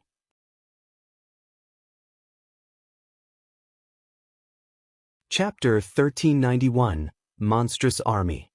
Chapter 1391, Monstrous Army. As soon as Shifeng finished speaking, silence descended upon the snowy plains. Madness! This is madness! Are they really going to start a fight right now? This can't be, right? Does Zero Wing intend to take out all of Heaven's Burial's members? Zero Wing isn't aiming for mutual destruction, right? For a moment, these players wondered if they had heard wrong. None of them dared to believe that Zero Wing would actually try to deal with Heaven's Burial right now. The guild only had 1,000 or so members here. Although Zero Wing's members possessed extraordinary combat power, Heaven's Burial had plenty of experts as well. A large number of the guild's elite members had also tagged along. Fighting in such an open field was very disadvantageous for the smaller army. If it really came down to a fight, even Zero Wing would suffer grievous losses. Guild leader, what is Black Flame thinking? Is he actually planning to take on Heaven's Burial here? Purple Eye, wearing a set of luxurious mage robes, revealed a confused expression as she looked at the distant Shifeng. He's not joking, right? Although the Zero Wing was very powerful, she did not think that the guild could defeat Heaven's Burial's 20,000 members with only 1,000 experts. Not everyone was as powerful as Black Flame. There was a limit to their strength. I don't know, but Singular Burial must be pretty frustrated right now, Galaxy Pass said, smiling faintly as he glanced at the guild leader. Of course, we'll benefit most from their mutual destruction. Warn our members to stay away when they start fighting. Do not let us get dragged into this. Understood. I'll notify them right away. A smile similarly appeared on Purple Eye's face. If Zero Wing and Heaven's Burial started to fight, regardless of who won or lost, neither would be able to compete for the Frost King. As everyone quietly discussed the situation, Shifeng turned towards Heaven's Burial and loudly announced, "Everyone, charge. Leave none of those Heaven's Burial bastards alive." As Shifeng gave the command, he activated a guild war order, locking down the frozen scar and preventing anyone from using a return scroll. If one wanted to leave the regional dungeon, they'd have to walk out with their own power. Wonderful! We finally get the chance to teach those Heaven's Burial punks a lesson.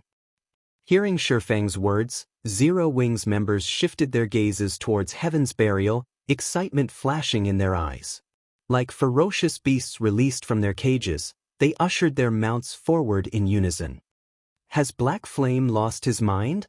Singular Burial's expression turned ugly as he watched Zero Wing's members charge towards his own. He had never expected Zero Wing to start a fight like this. All 1,000 plus of these Zero Wing members were experts. Their overall combat power was most likely superior to a 10,000-man elite army. He had expected some friction between their guilds before he had arrived in the Frozen Scar. As a preventive measure, he had led an army of 20,000 elites. However, he hadn't expected Zero Wing to be so reckless to pick a fight at the risk of mutual destruction. Daybreak Fog frowned as well as she turned to Singular Burial and asked, "Guild leader, what should we do?" "Prepare for battle. I refuse to believe that Zero Wing can take us out with only 1,000 members." Singular Burial was enraged. Now that Zero Wing had made the first move, the guild would become a laughingstock in the kingdom if Heaven's Burial fled despite its overwhelming numbers. Upon Singular Burial's command, Heaven's Burial's members prepared for battle. Shield warriors and guardian knights quickly moved to the front and formed a human wall. As for the ranged classes in the back, they had also readied themselves to attack at a moment's notice. The assassins instantly entered stealth, circling to the enemy army's sides. The distance between the armies rapidly vanished. 300 yards, 200 yards, 100 yards. Begin! Shifeng shouted in the team chat. Suddenly, Zero Wing's members retrieved bottles of Sea God's Blessing from their bags, downing the potions and increasing their basic attributes and resistances. They then activated Power of Darkness, increasing their basic attributes by another 100%. Zero Wing's main force members and Dark God's Legion members' attributes were already impressively high. Now that every one of them had activated a berserk skill, their auras resembled those of Lord-ranked monsters.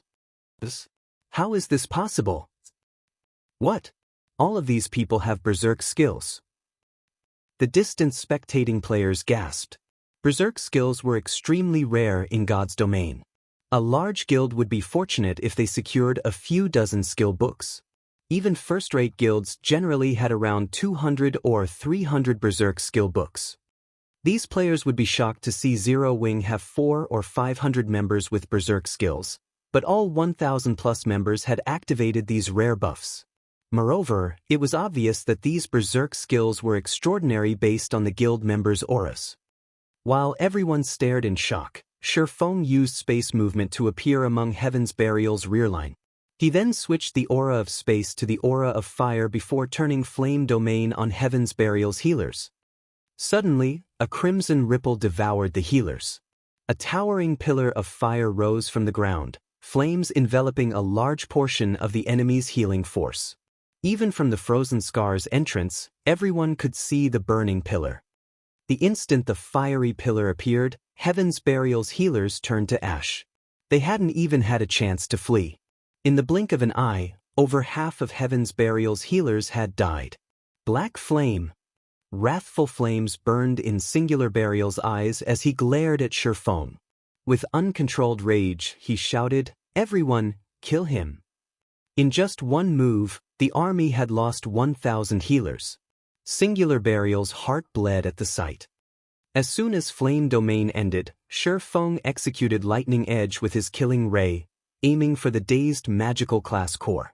Immediately, countless arcs of lightning left the sacred sword, devouring hundreds of magical class players.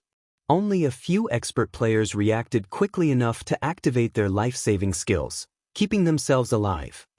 In just 2 moves, Shifeng had killed over 1,500 players. This is insane. So, this is Black Flame? The jaws of the distant spectating independent players hung as they watched, none of them able to believe their eyes. The battle had just begun, yet Shifeng had devastated Heaven's Burial's army. As for the various guild players, cold sweat drenched their foreheads as they watched the slaughter. They inwardly celebrated the fact that they hadn't made an enemy of Zero Wing. Black Flame alone would be more than enough to annihilate their guilds. "Kill him quickly!" Singular Burial bellowed as he retrieved the longbow and arrows from his back. Reacting to Singular Burial's words, the other members recovered their senses and peppered Shifeng with a rain of arrows and spells. In response, Shifeng executed void steps, vanishing instantly. In the end, none of the attacks had even scratched the man's cloak. Shifeng then reappeared beside the healers that had survived the previous AoE attacks. Even without a berserk skill, Shifeng's strength was as high as a great lord of the same level. As a result, every swing of his blade claimed the life of another healer. Due to Shifeng's interference, Zero Wing's 1,000-man army reached Heaven's Burials unhindered. These experts proceeded to massacre the other guild's members. Despite Heaven's Burial's MTs activating their life-saving skills, they only survived 2 or 3 hits before transforming into light particles and disappearing. Like a meat grinder, Zero Wing's army devoured Heaven's Burial's people. Not even the enemy healers could keep up with their damage. The other guilds were stupefied. How was this even a battle? This was no more than a one-sided massacre.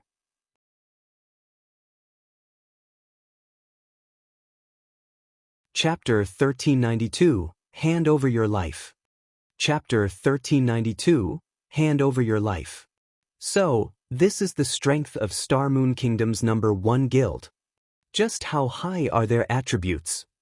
They killed MTs with over 40,000 HP in just 2 or 3 moves. The spectating independent players and those from the various guilds had goosebumps as they watched equipment litter the battlefield. In their eyes, the Star Alliance and Heaven's Burial were only second to Zero Wing in Star Moon Kingdom, and both were only slightly weaker than Zero Wing. However, it seemed that those assumptions had been a joke. Although Heaven's Burial's 20,000 members were quite strong and were experts in the eyes of ordinary players, Zero Wing's 1,000 members shredded these players as easily as paper dolls. Guild leader, at this rate, Zero Wing will annihilate our men very quickly, Daybreak Fog, who had taken command of the battle, reported. Her expression darkened as she watched the slaughter. Heaven's Burial had suffered over 4,000 casualties since the battle had begun. Even when 5 or 6 berserkers had changed at Zero Wing's MTs, they had failed to block the MT's advance and lost over 10,000 HP in the attempt. Meanwhile, Zero Wing's MTs only lost around 3 or 4,000 HP as the enemy bombarded them with spells and arrows. The majority of these MTs had blocked the attacks, further reducing the damage they received. The guild's healers easily kept up with the small amounts of damage. Zero Wing. You asked for this. Fury burned in Singular Burial's eyes as he watched Shi Feng take out his healers. Gnashing his teeth, he growled, "Send in Lightning Blade and Broken Flow. At worst, we'll give up on the Frost King for now." "You want to use that now?" Daybreak Fog was momentarily stunned. She had never imagined that they would use their trump card to deal with Zero Wing. "That's right. I want to see if Black Flame can keep his composure as we murder his experts." Singular Burial sneered. He had to admit that Zero Wing's army was indeed frightening. Even Heaven's Burial had only collected 200+ Berserk skill books thus far. There was no competing with Zero Wing's 1,000+ members. Anyone without a Berserk skill in this battle was nothing but cannon fodder. At most, they could slow the enemy's advance. They'd be lucky to kill 100 Zero Wing members before they were eliminated. However, Heaven's Burial had not been sitting on its hands. "I'll notify them immediately." Daybreak Fog understood Singular Burial's reasoning. If they could deal a heavy blow to Zero Wing's expert army, they could deal a blow to Zero Wing itself. After all, it was not easy to nurture experts. If those experts lost their weapons and equipment, it would take a long time to find suitable replacements. Blade, orders from the guild leader. "We're to take action," Broken Flow said. He wetted his lips in anticipation as he watched Zero Wing's members approach. "We're actually using it against Zero Wing?" The Guardian Knight, Lightning Blade, frowned. Suddenly, every member of Broken Flow and Lightning Blade's 100-man expert team pulled a purplish gold potion from their bag and drank it. As the potion took effect, these players' eyes became bloodshot and their muscles bulged. Their auras also intensified. A vicious bloodlust overtook every player. These players promptly activated their Berserk skills, increasing their attributes further. "Kill him. Teach Black Flame the meaning of despair." Singular Burial grinned wickedly as he watched the expert team rush to meet Zero Wing's army. After their previous fight with the Frost King, they had realized how powerful the Mutant Grand Lord really was. There was a reason that they had dared to return and challenge the Frost King once more. The secret potential potion Broken Flow and his team had just consumed was precisely that reason. This potion had been crafted from an ancient recipe they had found in an ancient ruin. Unfortunately, as the recipe required extremely rare and valuable materials, with each attempt to brew the potion costing over 20 gold, they had only produced a little over 100 bottles. When consumed, the secret potential potion increased the user's strength by 120% and other basic attributes by 60% for 5 minutes. Although the duration was short, the potion had no side effects. Moreover, its effects would stack with Berserk skills. When combining the secret potential potion with a Berserk skill, the results rivaled Peak Class's twofold Berserk state. Although Broken Flow's team had only 100 members, every one of their attributes was nearly on par with a Great Lord of the same level. This was why Singular Burial had dared to challenge the Frost King again. Unfortunately, he had been forced to use this trump card to teach Zero Wing a lesson. Die! The level 44 Berserker, Broken Flow, used charge and arrived in the midst of Zero Wing's army. Tightening his grip on his great sword, he executed Whirlwind Slash. Immediately, a storm brewed within a 12-yard radius, sending 8 Zero Wing members flying. One shield warrior that failed to defend himself in time instantly lost over 30,000 HP. The other experts from Heaven's Burial joined the charge, penetrating Zero Wing's army like a sharp blade. As the two forces met, these players forced the enemy assault to a halt, pushing back and kill Zero Wing's shield warriors and guardian knights leading the army. Crap, are these players from Heaven's Burial monsters?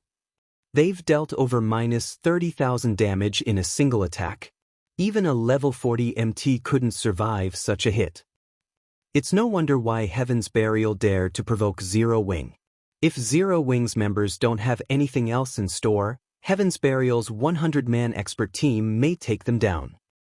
The spectating players stared in shock as Heaven's Burial's expert team stopped Zero Wing's progress. Zero Wing's members had displayed astonishing attributes, yet Heaven's Burial's experts were stronger. In a single exchange, Zero Wing had suffered dozens of casualties. The difference between the forces was clear. Guild leader, I'm fairly sure that the potion Broken Flow and his men just used is the secret potential potion the Secret Pavilion's report mentioned. Based on the report, Heaven's Burial had only gotten its hands on a little over 100 bottles after a lot of effort. Now that they've used this potion against Zero Wing, they must intend to give up on raiding the Frost King, Purple Eye commented when she saw Heaven's Burial turn the tides of battle. Smiling faintly, she said, Zero Wing is in trouble. If this battle were in a jungle, they could buy some time until the potion's duration ends, but they don't have that option here. Zero Wing and Heaven's Burial's mutual destruction would be the best possible outcome for the Star Alliance. Although that wasn't likely, Heaven's Burial had dropped from the contest for the Frost King's first kill. Black Flame has underestimated Heaven's Burial. After all is said and done, Heaven's Burial rose to its position in such a short amount of time. Why wouldn't it have a few trump cards? However, we'll have to thank Zero Wing for this. If not for Zero Wing, we wouldn't have seen this trump card, Galaxy Pass chuckled. Purple, tell Red Feather and the others to prepare. Once Heaven's Burial's berserk skills run out, send them into the fight. Guild leader, rest assured. We'll collect the weapons and equipment they drop, Purple Eye said, giggling. Back in the battlefield, the tables had turned on Zero Wing, and they began to retreat to buy as much time as possible. After all, Power of Darkness had a very long duration. Ordinary berserk skills were no match for it. If they could endure until Heaven's Burial's berserk skills ended, they could reclaim the fight. Suddenly, Shifeng turned his attention towards the enemy's 100-man expert team. Heaven's Burial's trump card had surprised him. If not dealt with properly, Zero Wing could lose this fight. Black Flame, you dare face me? I'll take your head. After killing a level 45 berserker, Broken Flow shifted his gaze towards Shifeng as the man charged for him. Grinning, he led a dozen or so players to surround Shifeng. The Eternal Sword God's Rebirth.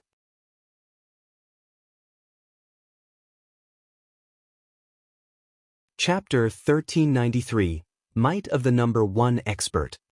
Chapter 1393, Might of the Number 1 Expert. As Broken Flow took action, several elementalists close to him began to chant their incantations, using ice spears and ice walls to hinder Shifeng and allow Broken Flow and the other melee experts could surround the swordsman. At the end of the day, Shifeng was still Star Moon Kingdom's number 1 expert. Even if their attributes rivaled that of a great lord of the same level, they weren't certain that they could kill Shifeng with brute force alone. Surround him. Do not let him escape. Singular Burial had also activated his berserk skill, a silvery glow wrapping around his body. He then unfurled the magic scroll in his hands. Suddenly, one silver arrow after another manifested in his hand, flying towards Shifeng as he dodged the incoming ice spears. Dozens of silver arrows formed silvery streaks of light as they shot towards their target. Not only were they astonishingly fast, but they cut off Shifeng's escape path. The guild leader must be really angry. He's even using his precious Tier 3 curse. Even if Black Flame survives the attack, he'll be severely injured. Broken Flow was slightly astonished as he watched the arrows bombard Shifeng. The magic scroll Singular Burial had just used contained the Tier 3 curse, Light's Guidance. When activated, it would allow the user to fire 30 arrows per second, each arrow containing the might of a Tier 3 spell. Not only could these arrows repulse a Great Lord, but they also dealt divine damage. All damage reduction effects were useless against this attack. Even mythic monsters would receive significant damage if the arrows hit, not to mention players. Meanwhile, Light's guidance had a duration of 10 seconds. In other words, Singular Burial could launch a total of 300 arrows. With damage reduction effects nullified, a Tier 3 spell could kill current players instantly. Of course, dodging all 300 arrows was impossible. Even if Shi Feng had an invulnerability skill, it wouldn't last him through all 10 seconds. To make matters worse, when Rangers used this magic scroll, the arrows would receive a 30% speed boost. The arrows would move so fast that even Great Lords of the same level would not be able to react in time. As the arrows were about to hit their target, Shi Feng adjusted his footwork and executed Sword's Orbit. Immediately, a galaxy of stars danced around his body, striking down one arrow after another and causing a series of explosions. The resulting shockwaves were so powerful that even Broken Flow, who stood over 20 yards away, nearly lost his footing. The resulting white flashes blinded those watching, but even after a few seconds of this attack, not a single arrow had struck Shi Feng. The most these silver arrows did was push Shi Feng back.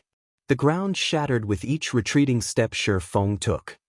By the time Light's guidance's 10-second duration ended, craters pocked the ground where the arrows had landed. When the dust settled, Shi Feng was still in one piece, with silver arrows decorating the ground around him. How is this possible? Seeing this scene, Heaven's Burial's experts were stupefied. Even Broken Flow, the expert team's leader, was speechless. While Broken Flow had considered the minute possibility of Shi Feng successfully blocking Light's guidance, he had never expected the man to do so without using a single skill. Shi Feng had negated the Tier 3 curse relying solely on his swordsmanship. It was truly inconceivable. The silver arrows even packed enough power to knock back a Tier 3 Great Lord. If Broken Flow had to face 30 of those arrows per second, even with the secret potential potion and a berserk skill, he was only confident in blocking a dozen or so. The arrows were simply too fast. Yet, out of the 300 arrows Singular Burial had launched, not a single one had struck Shi Feng. They hadn't even torn the swordsman's cloak.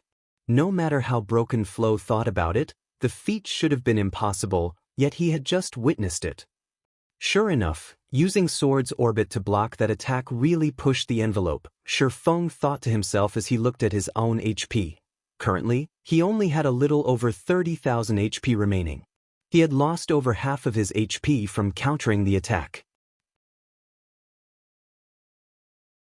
Those silver arrows' power could rival even that of a Grand Lord. Despite blocking them successfully, he still received damage. Had the assault continued for several more seconds, he would have been forced to use Absolute Domain. He's not dead. Singular Burial was dazed when he saw Shi Feng standing. He was more familiar with Light's guidance's power than anyone. Most players only knew that the attack was powerful. They didn't realize that the arrow's strongest aspect was their speed. Keeping up with the arrow's speed visually was already a challenging feat, not to mention keeping up with them physically. Just how fast are his reflexes? Daybreak Fog's eyes widened. She hadn't even been able to follow the arrows with her eyes, yet Shi Feng had casually deflected every one. If she allowed this player to get too close, the consequences would be unimaginable. If this battle had taken place before Shi Feng had upgraded the Seven Luminaries ring, he would have failed to block all of the arrows. He had only dodged and countered the fast, powerful attacks thanks to the physique bonus he had received from the Fragmented Legendary Ring's hidden effect and the Abyssal Blade's passive skill. He's a monster. Is this the Sword King's true strength? The spectating crowd was flabbergasted. Shi Feng had countered such a devastating spell with only his weapons. This was simply unheard of. Quick, kill him. He doesn't have much HP left. Don't give him a chance to recover. Singular Burial hurriedly shouted after regaining his composure. Although his Tier 3 curse had failed to kill Shi Feng, The latter had less than half of his HP remaining. As Singular Burial gave the order, he retrieved another Tier 3 magic scroll from his bag and activated it. Suddenly, multiple small magic arrays formed around Singular Burial. Meanwhile, Broken Flow and the other experts of Heaven's Burial recovered their senses as well and charged at Shifeng, not giving him an opportunity to move closer to Zero Wings healers. In the blink of an eye, 36 spears of dark fog appeared behind Singular Burial, each spear radiating a deathly aura. Die! Singular Burial sneered at Shifeng. This spell was called Soul Sanction. Although it was not as powerful as Light's guidance, the 36 spears were not physical. They could not be blocked, only dodged. Soul Sanction? Shifeng's expression darkened when he noticed the soul spears appear behind Singular Burial. An unstoppable spell was far more dangerous than a powerful one. Immediately, he executed void steps and disappeared. Don't even think of running away. Broken Flow reacted quickly and used charge, aiming for Shifeng's previous location. Upon arriving, he stomped the ground powerfully. Tier 1 skill, Thunderclap. When activated, the skill dealt 20% physical damage to all enemies within a 20-yard radius and inflicted a numbing effect for 5 seconds. As Void Steps was a combat technique, not a skill, the slightest interference could easily disrupt the technique. Suddenly, Shifeng's appeared a short distance away from Broken Flow. Meanwhile, Singular Burial had locked onto Shifeng the moment latter reappeared. He then controlled the 36 soul spears, sending them flying towards the swordsman. In the blink of an eye, the spears appeared before Shifeng, giving him no time to react. The split second before the attack landed, however, Shifeng activated Divine Steps and switched positions with one of his doppelgangers. He dodged the spears and appeared beside Broken Flow. Reacting quickly, Broken Flow used Beheaded, his greatsword splitting into 3 identical copies as it slashed towards Shifeng. Elusive Strike. In response, Shifeng ignored the 3 incoming attacks as he swung Killing Ray at an empty space. Dang! Suddenly, a greatsword appeared out of thin air, Shifeng's sacred sword forcing the massive blade to a halt. Impossible! Confusion twisted Broken Flow's expression as Shifeng blocked his attack. Although the 3 greatswords appeared real, all 3 were fakes. The true attack was hidden in a corner. Broken Flow had created this technique personally and had yet to use it in battle, yet Shifeng had stopped the attack without hesitation. However, Broken Flow didn't know that Shifeng had seen Elusive Strike hundreds of times. He had long since familiarized himself with the technique. You've made your move. Now it's my turn.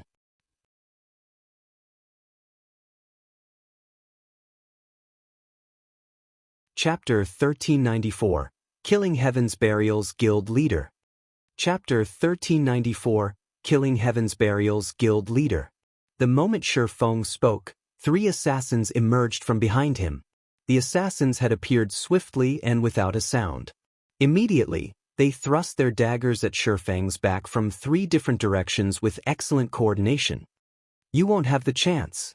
Seeing his companions, Broken Flow grinned. His biceps bulged as he swung his greatsword towards Shifeng's throat. Tier 1 Taboo Skill, Mountain Splitter. The Taboo skill instantly increased Broken Flow's strength by 120% and attack speed by 100% for 3 seconds. With attacks from both sides, Shifeng had nowhere to flee, and due to the close proximity, he had no time to dodge. As the 4 players' weapons were about to bite into their target, Shifeng emitted a dark aura. 4 sword lights then bloomed around him. Power of Darkness. 4 Moon Lotus. Dang. A series of clangs rang out, and dazzling sparks appeared around Shifeng's body. Among the 4 that had attacked him, the 3 assassins had been thrown backward, slamming into the ground. Broken Flow had fared somewhat better, only forced to take 3 steps back. The difference between their strengths was clear. Broken Flow glared at Shifeng, who remained standing in astonishment. He couldn't figure out how Shifeng had blocked those attacks. Mountain Splitter had increased his strength by 120%. With his current attributes, he could even contend with a great lord of the same level for a short time, yet this player before him had blocked all 4 attacks and pushed him back. Even now, Broken Flow's arms were numb from encountering Shifeng's defense. As Broken Flow stared at Shifeng, his mind still trying to come up with a way to defeat the swordsman vanished. Broken Flow was taken aback when Shifeng disappeared. Hurriedly, he executed Whirlwind Slash. However, Shifeng had appeared behind him before he knew it, and fresh blood poured from his body. The magic weapon, Abyssal Blade, had stopped his Whirlwind Slash. Before Broken Flow could react, 2 more sword lights, 1 blue and 1 white, cut across his body, devouring his remaining HP. Although Broken Flow tried to say something, his vision had already begun to darken. As his body collapsed, he dropped a pair of combat boots. From the moment that fight had begun to its ending, Broken Flow's nearby companions hadn't been able to offer their leader any support. They only saw Shifeng vanish and reappear beside Broken Flow. Following which, 1 sword light after another cut through the berserker, and before they even realized it, Broken Flow fell. The fight had ended so quickly that even the nearby healers had not managed to cast Truth Shield on the berserker in time. Damn it! Singular Burial paled at this scene. Broken Flow was the strongest berserker in Heaven's Burial. Not even Ghost Shadow or Singular Burial himself were a match for the berserker's techniques. Yet even after the man had consumed the secret potential potion, Shifeng had effortlessly taken his life. Meanwhile, the spectators watching from a distance were dumbfounded. This is a trick, right? Broken Flow died just like that? Can someone tell me what just happened? The distant spectators were confused to see Broken Flow fall. After a single exchange, Broken Flow had died. Silence reigned over the battlefield. Shifeng's swordsmanship had astonished every player watching. Before anyone could react, Shifeng disappeared again and emerged before the 3 assassins that had attacked him as they stood up. He then swung Killing Ray lightly at the 3 assassins. Shadow Blade. 1 streak of blue light, accompanied by 9 streaks of black light, flashed around the 3 players. The 3 assassins were experts, so they instinctively activated Vanish to block Shifeng's attack. However, when they tried to do so, they suddenly discovered that their skills were unusable. They then noticed that the light around them had dimmed. This was the aura of Time's forbidden domain. For 30 seconds, all enemies within a 500-yard radius couldn't use any of their skills or tools. The 3 assassins could only watch as the numerous sword lights descended. Without time to defend themselves, all 3 assassins died instantly, their bodies transforming into particles of light and disappearing. At the same time, they dropped 3 pieces of equipment. After killing the 3 assassins, Shifeng set his sights on Heaven's Burial's melee experts a short distance away. These several melee experts, who had brimmed with confidence previously, felt chills crawl down their spines. They turned and fled as if they had just seen the devil himself. Run! A single word etched itself into their minds. Even Heaven's Burial's #1 berserker could not stop Shifeng. And now that they couldn't use any of their skills, even if they worked together, they'd be throwing away their lives if they tried to face that monstrous player. Everyone, retreat. Get out of the silencing domain's range. Singular Burial shouted in the guild chat. Although the guild leader had given the command, Forbidden Domain covered a 500-yard radius area. It would take quite some time to escape. Zero Wings members excitedly chased after the fleeing Heaven's Burial experts. Now, they only needed a little effort to kill an opponent. In seconds, the battle had turned to Zero Wings' favor. Guild leader, what should we do? Purple Eye frowned as she watched Heaven's Burial's members hit the ground, one after another. She had originally thought that, once Zero Wing was wounded and Heaven's Burial had used up its trump cards, the Star Alliance could sweep in to harvest the top-tier equipment. Now, however, Zero Wing dominated over Heaven's Burial. The Star Alliance had no hope of reaping the rewards from the 2 guilds' destruction. Forget it. Recall the others. Galaxy Past could not help but sigh as he watched Heaven's Burial's members run for their lives. If Zero Wing had suffered some grievous losses, the Star Alliance would have had an opportunity to take action once Heaven's Burial's berserk skills ended. Not only would Zero Wing owe them a favor, but they'd also deal a heavy blow to Heaven's Burial. The Star Alliance could also pocket some of the weapons and equipment the two guilds had dropped. It had been a perfect plan, killing 3 birds with 1 stone. And yet, Black Flame alone had disrupted that perfect plan. Until now, it had been unheard of for a single player to turn the tide of battle, but Black Flame had done just that.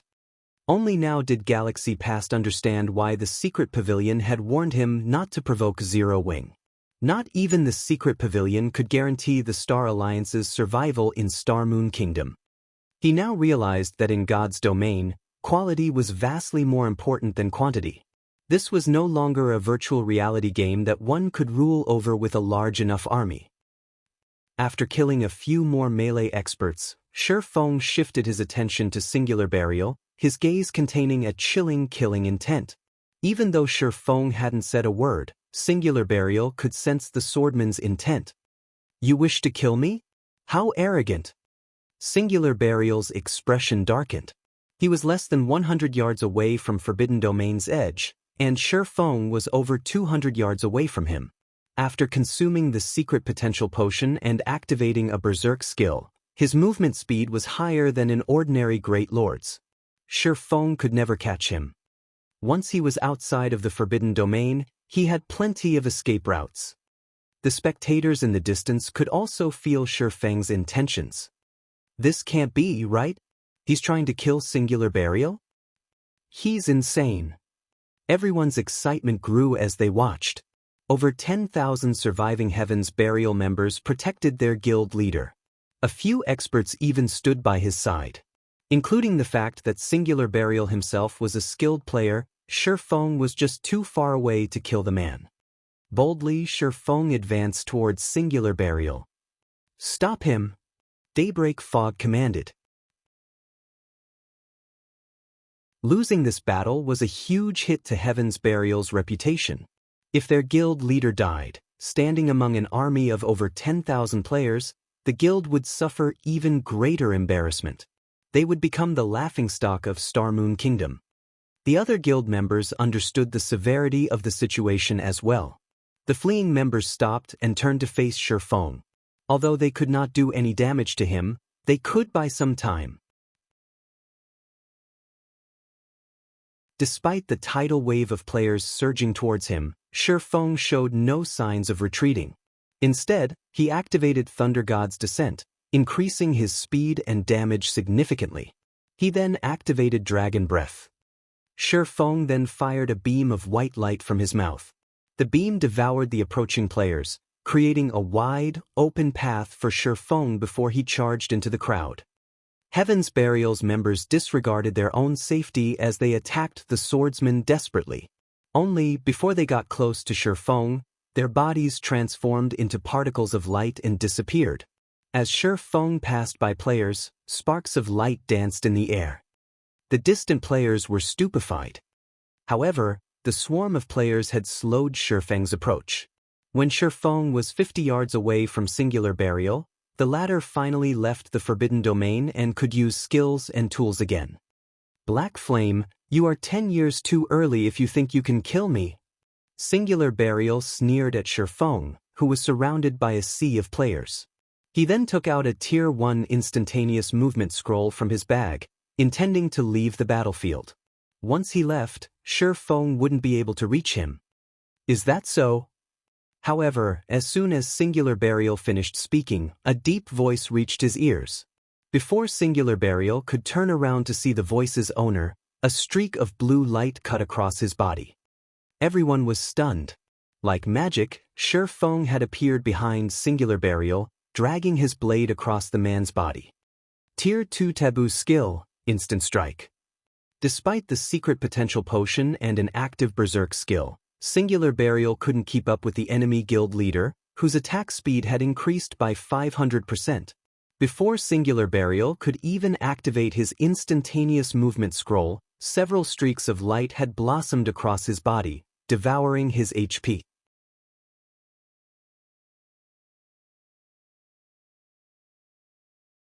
Chapter 1395, Uproar in Starmoon Kingdom. Chapter 1395, Uproar in Starmoon Kingdom. When Singular Burial collapsed, everyone on the battlefield was dazed. He died. How is this possible? They can't even escape. Everyone's gaze shifted to Shifeng. As they looked at the cloaked figure standing among thousands of enemies with one blue and one white sword in hand, they were filled with a sudden reverence. Shifeng had charged into the enemy ranks by himself, yet his advance never faltered. Moreover, everywhere he passed, life ceased to exist. Even when he took the life of Heaven's Burial's guild leader, Heaven's Burial's members could only watch, powerless. Now this was a real expert.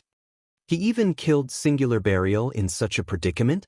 Galaxy Past could not help his astonishment as he watched Singular Burial's body hit the ground, still holding the instantaneous movement scroll. Unlike return scrolls, instantaneous movement scrolls could be used without an activation process. Yet, not even Singular Burial had reacted in time to save his own life. One could just imagine how fast Shifeng was. If Galaxy Past had been in that position, he had no doubt that he would have suffered a similar fate. Kill him! Daybreak Fog bellowed. Now that quite a few people had already escaped the Forbidden Domain, they could naturally use skills and tools against Shifeng. Moreover, Shifeng stood in the heart of Heaven's Burial's army. He had also just used several skills consecutively, so they should be on cooldown. They still had a chance to kill this man. Moreover, Shifeng had less than half of his HP remaining, which increased their chances of killing him. Hearing Daybreak Fog's command, many of Heaven's Burial's experts recovered their senses. Some immediately launched powerful skills and spells, while some used magic scrolls. Watching these attacks rain down on him, Shifeng activated Void Shield before dashing towards the nearby experts. Shifeng was already fast enough to dodge the majority of the spells and skills.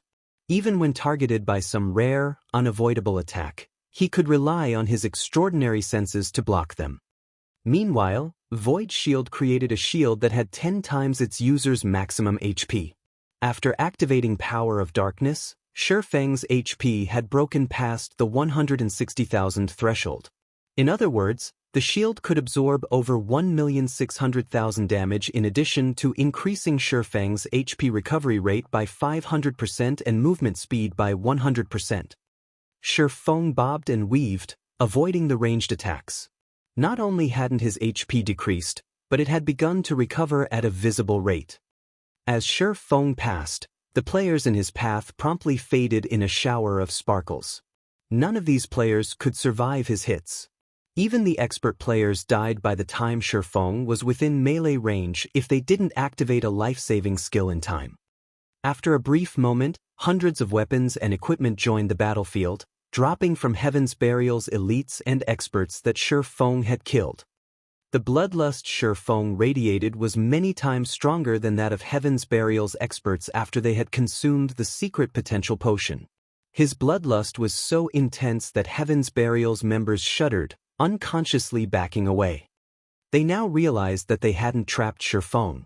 Rather, they had jumped into the tiger's den as an offering. Impossible! Is he the incarnation of a god? The distant spectating players were stupefied. As Shifeng took a step forward, Heaven's Burial's members took a step back. They maintained a distance of over 20 yards away from Zero Wing's leader, not daring to move an inch forward. Heaven's Burial's army consisted of over 10,000 elite members, yet not one of these players dared to charge at Shifeng. Seeing this, the various large guilds in the distance inwardly celebrated. They were thankful that they had never provoked Zero Wing. Big Sis Fog, what should we do now? A core member from Heaven's Burial asked Daybreak Fog, who currently wore a grim expression. Do we continue fighting? Fight. When Daybreak Fog watched Shifeng walk through Heaven's Burial's army as if he were strolling through his own backyard, she could not help but shake her head and order, have everyone retreat. Shi Feng's horrific combat power had long since frightened these players. They had lost any will to fight. If Heaven's Burial continued this battle, it would only result in more casualties. When Daybreak Fog gave the command to retreat, Heaven's Burial's members breathed a sigh of relief as they fled from the battlefield. However, Shi Feng had no intention of letting Heaven's Burial go. He led his guildmates in the continued slaughter. He only gave up the chase after the enemy players left the frozen scar. Meanwhile, recordings of this battle were instantly uploaded to the official forums, the outcome causing an uproar throughout Star Moon Kingdom. Crap. Zero Wing is too strong. It exterminated over half of Heaven's Burial's 20,000-man army with just a team of 1,000 players. Who would dare doubt Zero Wing's strength after this? Now, that is what I call a swordsman. As expected of the man nicknamed the Sword King by the secret pavilion. This won't do. I must join Zero Wing right away. For a time, the names Black Flame and Zero Wing became the focal point of Star Moon Kingdom once again. Black Flame's newfound fame inspired many independent players to join Zero Wing, eager to learn some of these combat techniques. One player had repelled an entire guild by himself. No one had ever thought it was possible. Without a doubt, the Sword King Black Flame was the perfect role model for independent experts. Why wouldn't they want to join Zero Wing? After the battle in the Frozen Scar ended, all kinds of weapons and equipment decorated the spacious battlefield. Every one of these items was enough to drive an ordinary player mad. These items would even tempt guild elites, yet despite so many precious items laying on the ground, not a single player dared to approach them. They stood by quietly as Zero Wing's members looted the battlefield. Zero Wing struck gold this time. Those are all items from over 10,000 elite players. Purple Eye watched Zero Wing's members jealously as they collected the weapons and equipment. Weapons and equipment were vital to a large guild's development. Due to the lack of available weapons and equipment in a large guild, ordinary members were sometimes forced to stay that way despite having combat standards of an elite member. Now that Zero Wing had received so many weapons and equipment from Heaven's Burial, it could nurture another large batch of elites, growing even stronger as a guild. Heaven's Burial's members sure are wealthy. Shi Feng couldn't help his astonishment as he read the item list his subordinates had compiled.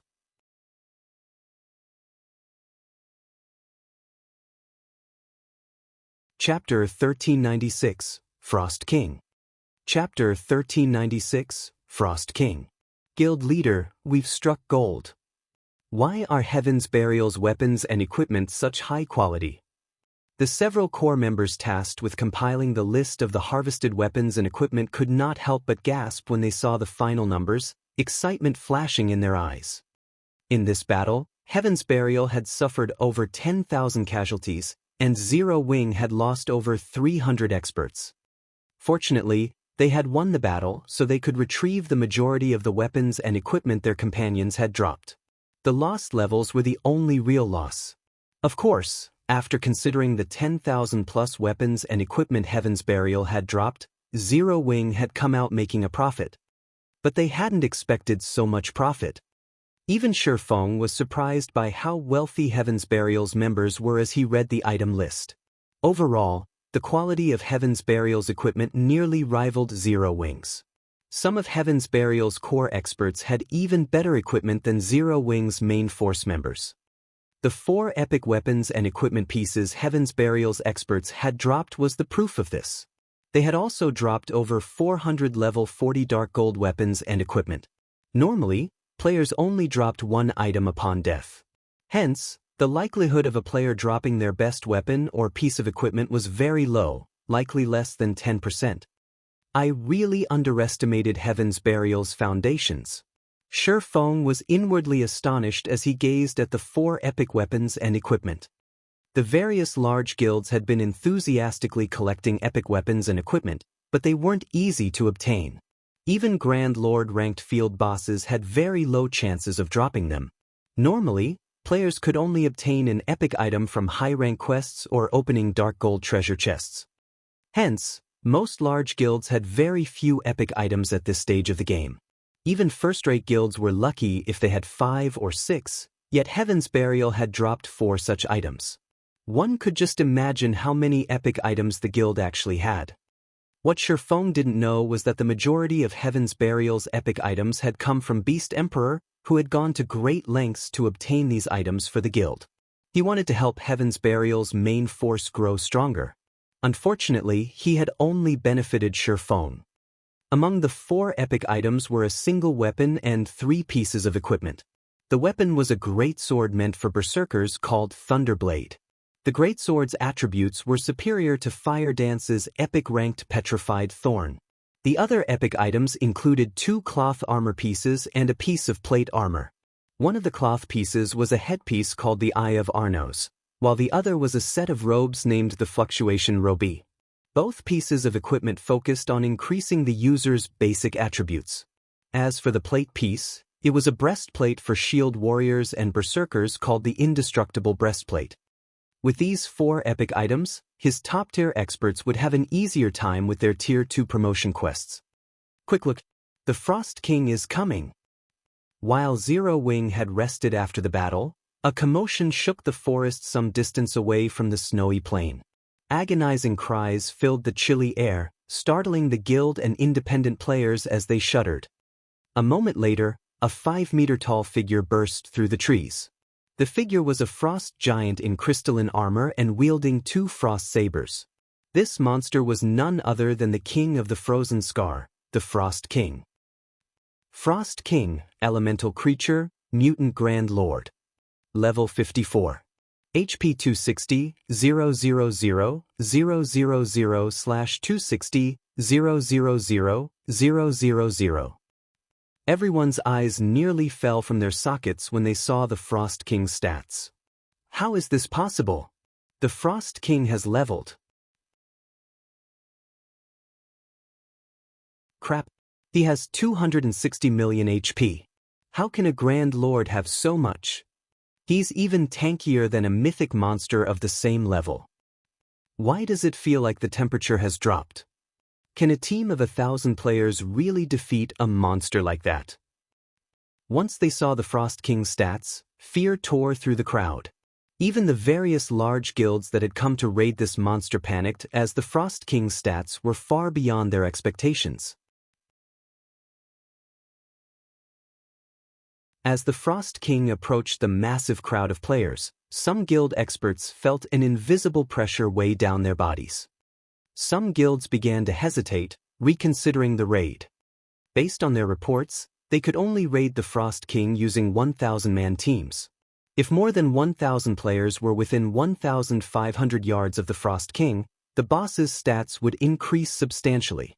The more players there were nearby, the greater the Frost King's self-buff would be. He would very quickly grow beyond players' capabilities. Staring at the Frost King's current information, however, many of these players didn't know if it was even possible to take the monster down with only a 1,000-man team.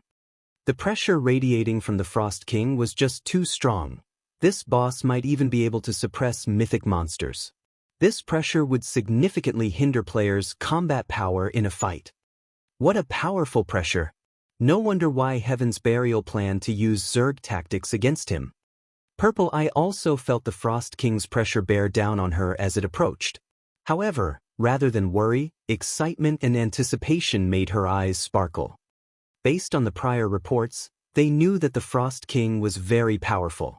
As a preventive measure, the Star Alliance had dispatched over 20,000 members and intended to use the most common strategy to deal with field bosses, Zerg tactic.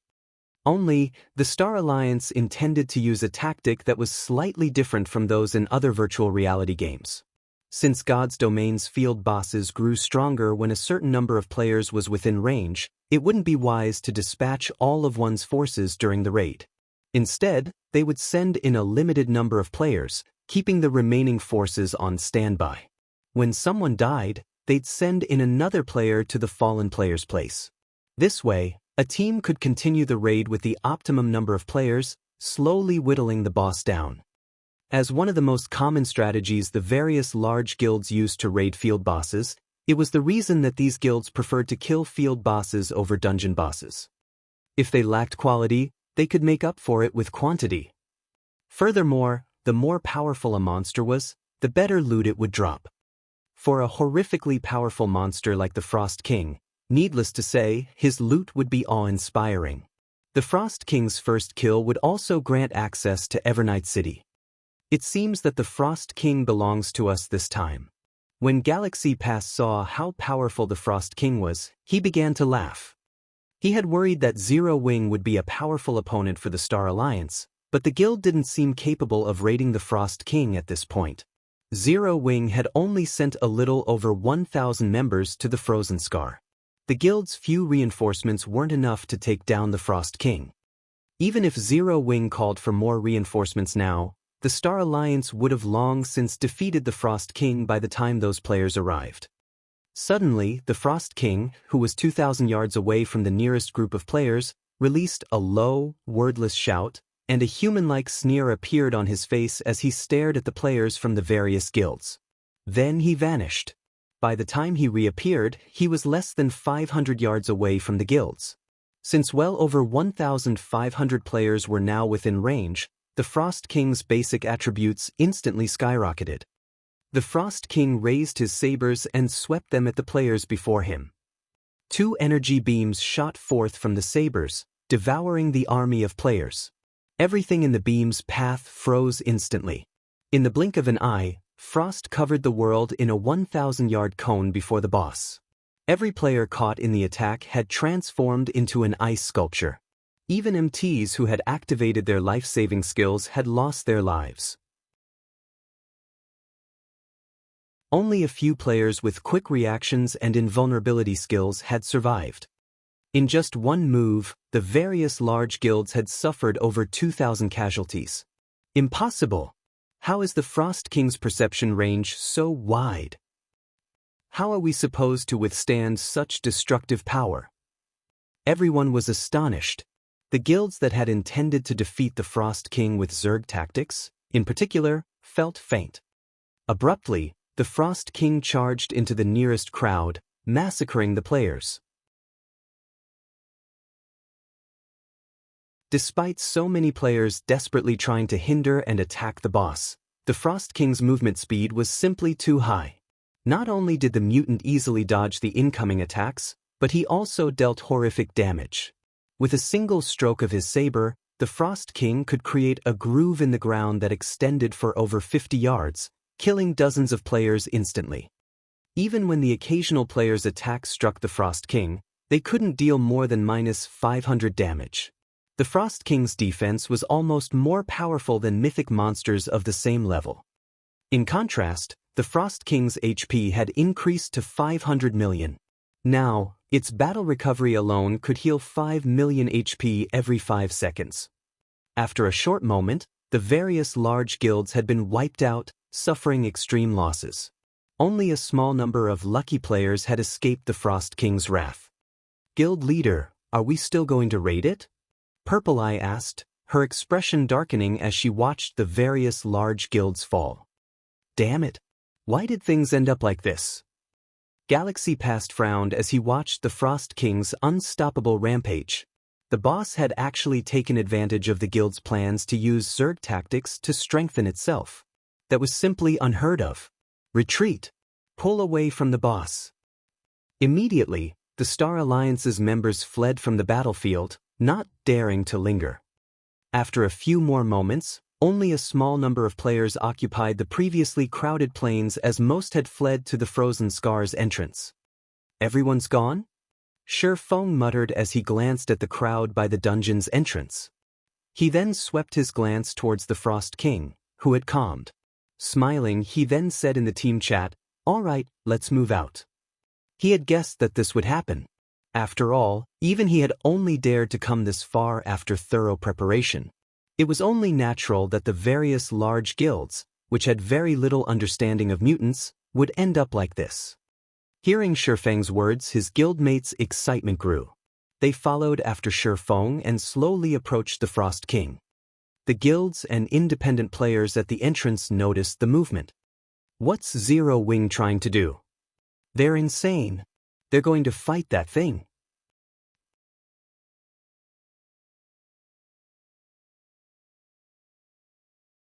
Chapter 1397, Zero Wing Takes Action. Chapter 1397, Zero Wing Takes Action. The players near the Frozen Scar's entrance were confused as they watched Zero Wing's members approach the Frost King. Every one of these players had seen for themselves how powerful the Frost King was. Not only did the boss have a domain that could suppress his enemies' attributes, but he also possessed frightening, destructive power. Current players had no hope against this monster. Not even the most common Zerg tactics had any effect on the Frost King, much less a measly army of 1,000 players. Even level 44 shield warriors with over 40,000 HP had died instantly after activating Shield Wall. If none of their MTs could tank the Frost King, how were they supposed to raid this boss? Although Zero Wing's 1,000-man team was incredibly powerful, that strength was nothing more than a joke before the Frost King. Guild leader, they're not really trying to raid that thing, are they? Curiosity overtook Purple Eye as she watched Zero Wing's army inch closer to the Frost King. I don't know, but Black Flame should be fully aware of the Frost King's might. He shouldn't be foolish enough to challenge that boss. Perhaps he's trying to gather some intel to prepare for a future raid attempt, Galaxy Past said, shaking his head. He didn't understand Zero Wing's actions, either. In his opinion, they'd likely need a 1,000-man team of Tier 2 players to kill the Frost King. Trying to raid the boss with anything less would be futile. Players simply couldn't fill the gap in strength with numbers. As everyone's attention shifted towards Zero Wing, Shifeng waved his hand. Suddenly, miniature ballistas began to appear within the guild's army.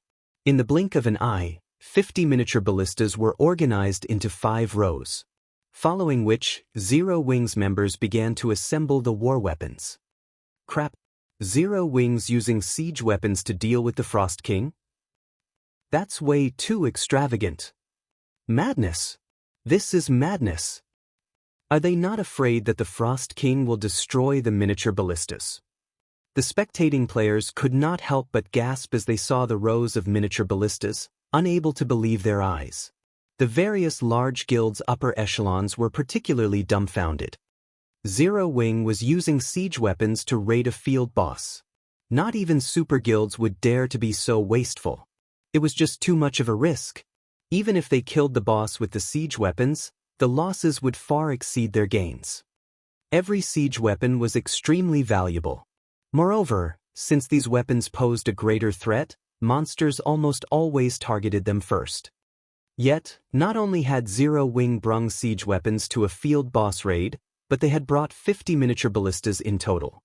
Just what does Zero Wing intend to do? They're mobilizing their guild's foundations to raid a boss. Aren't they worried that other powers will take advantage of the fight and try to rob them? Purple Eye gaped when she saw the miniature ballistas. While the potential profit of killing the Frost King was quite valuable, it was likely less valuable than 50 miniature ballistas. If Zero Wing lost those weapons in battle, it would severely impact the guild's overall combat power. Do you think that any power remaining in Starmoon Kingdom would dare steal or destroy those weapons? Galaxy Past asked, smiling bitterly. In reality, Zero Wing's revelation of their siege weapons in this raid was a declaration that it wasn't afraid of a theft attempt. It was proof of the guild's strength. They had already witnessed Zero Wing's power, particularly Black Flame's strength. Black Flame had killed Heaven's Burial's guild leader amidst an army of thousands of elites. The other members from Heaven's Burial had only been able to watch helplessly as he took their guild leader's life.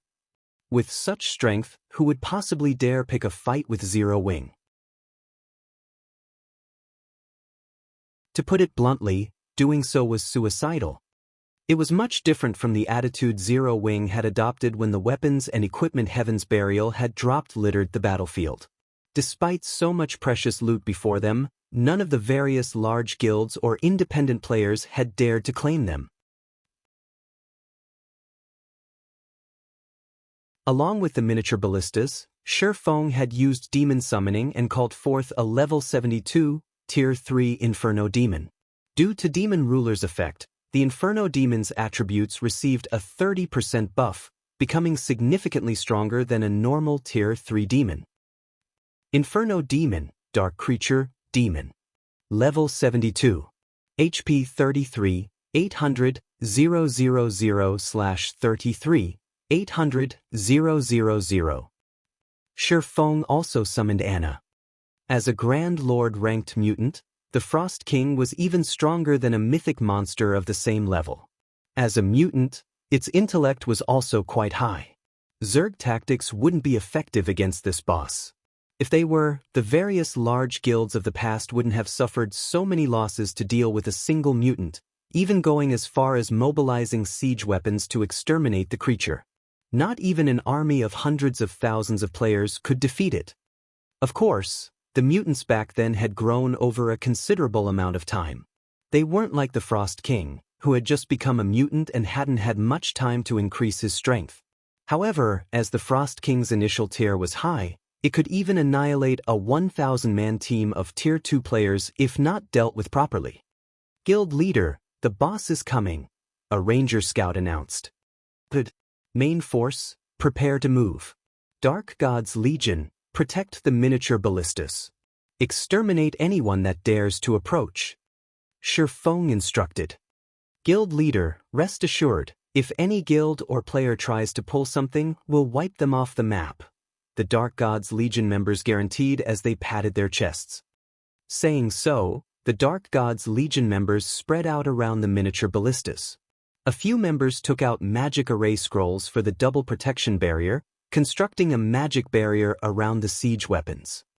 Meanwhile, the main force members spread out and charged towards the Frost King. Due to the Frost King's domain, the main force members' attributes fell significantly upon entering the boss's sphere of influence. Upon sensing the approaching players, the Frost King swung one of his sabers at the crowd. A streak of blue light swept towards Zero Wings MTs. Just before the blue light struck, a shadow descended from the sky and stood before the MTs. Holding its flaming spear before it, the Inferno Demon blocked the streak of light. Boom! The impact immediately threw the level 72 Inferno Demon over 30 yards, its HP decreasing by over 100,000. The distant spectators gasped when they saw the Frost King's display of strength. What strength? Shi Feng was similarly astonished. Despite blocking the attack, the Inferno Demon had still received so much damage from one casual attack. If not for the Bible of Darkness's buff, it wouldn't have lasted long against the Frost King. Noticing the boss prepare to launch his second attack, Shi Feng took out the ancient weather book and used weather control. Suddenly, the chilling atmosphere began to warm rapidly as a scorchingly hot sun dominated the sky.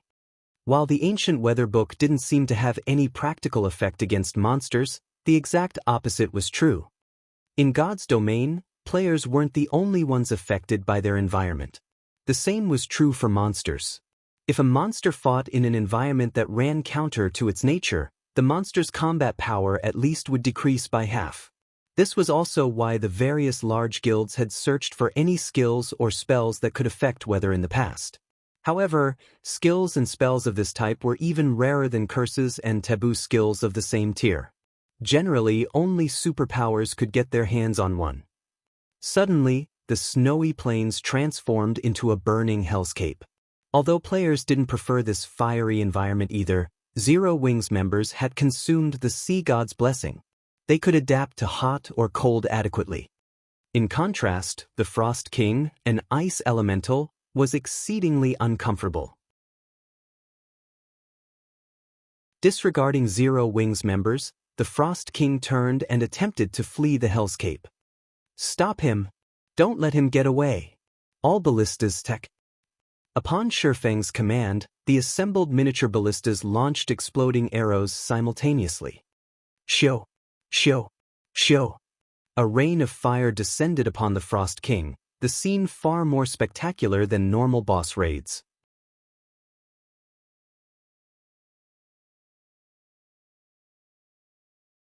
Chapter 1398, Tier 4 Strength.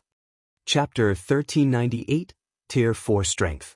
The 50 exploding arrows rained down on the Frost King like meteors. Roar!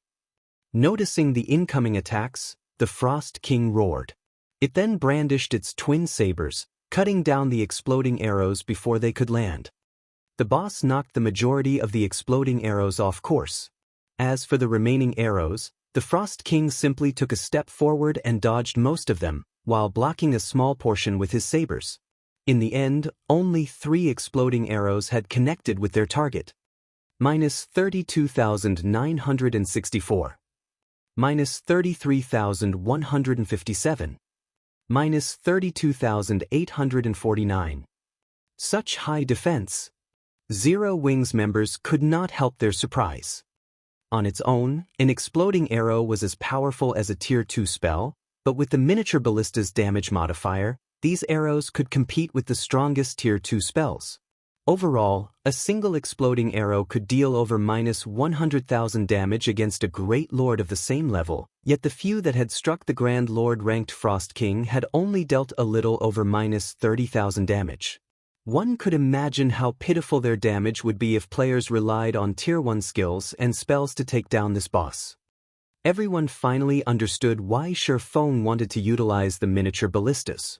With the minute damage players' attacks would deal, even a 1,000-man team was unlikely to overcome the Frost King's battle recovery. If more than 1,000 players fought the Frost King at the same time, the boss would become even stronger, his strength and defense reaching new heights.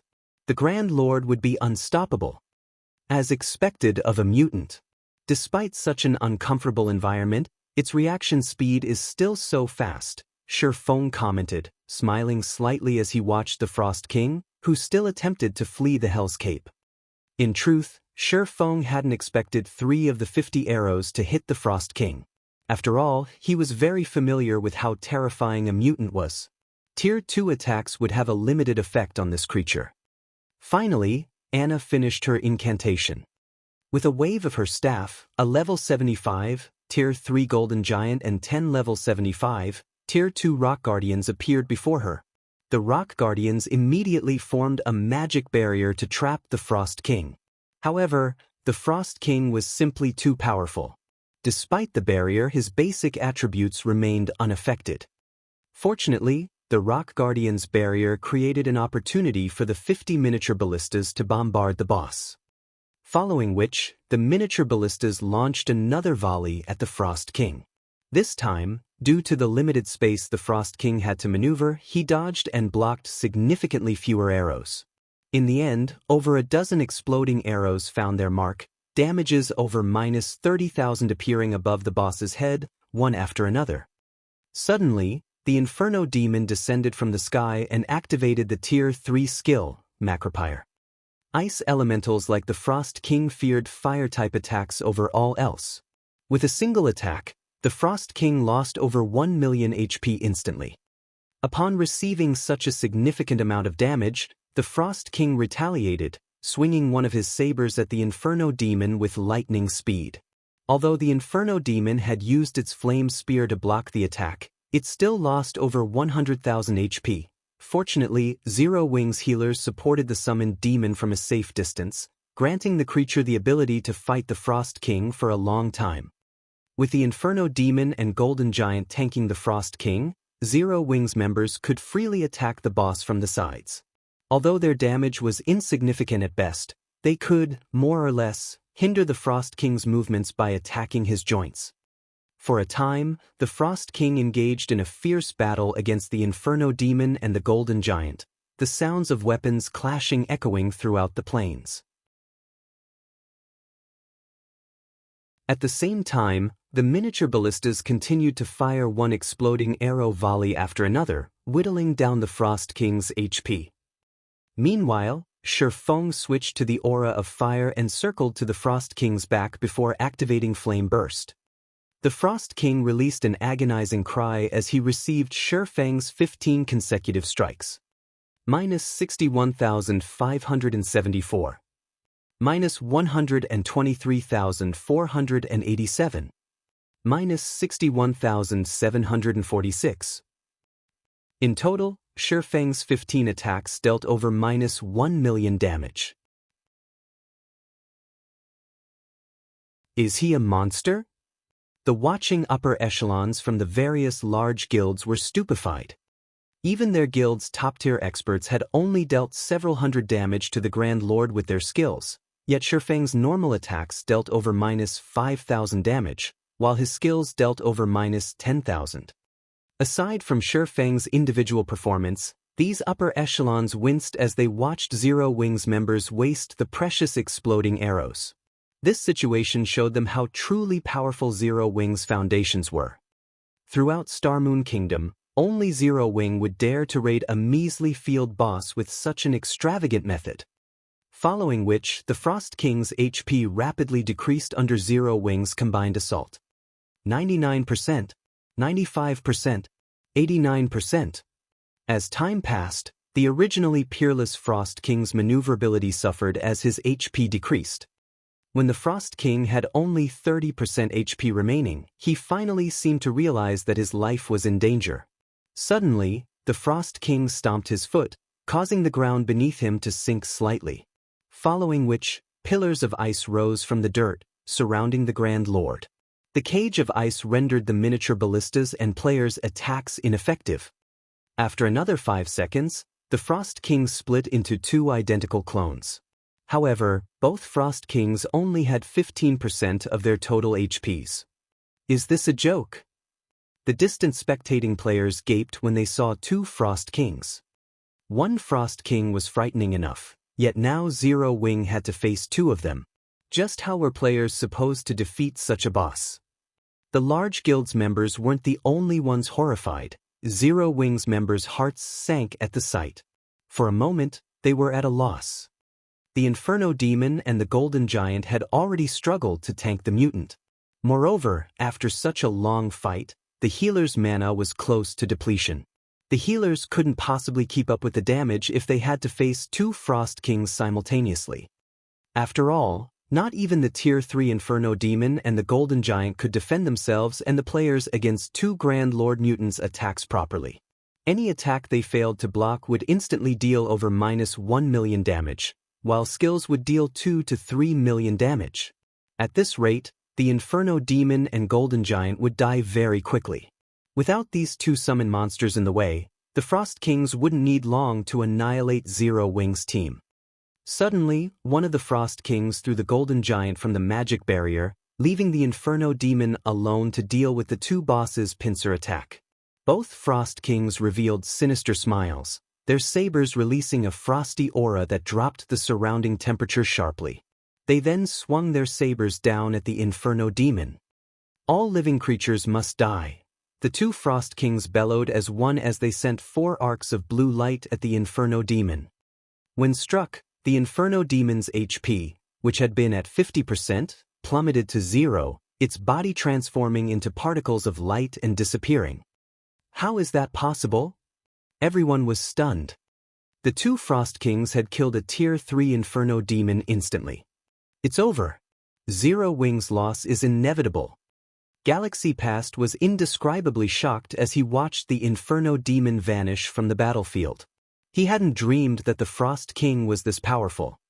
However, after using this powerful skill to execute the Inferno Demon, each of the Frost Kings had lost 5% of their HPs. Now, they only had 10% HP remaining. After dealing with the Inferno Demon, one of the Frost Kings moved to deal with the Golden Giant, while the other attacked the Rock Guardians. Before they could, however, a figure appeared before the Frost King that targeted the Rock Guardians. This figure was none other than Shifeng. Despite noticing the swordsman, the Frost King didn't even spare him a glance.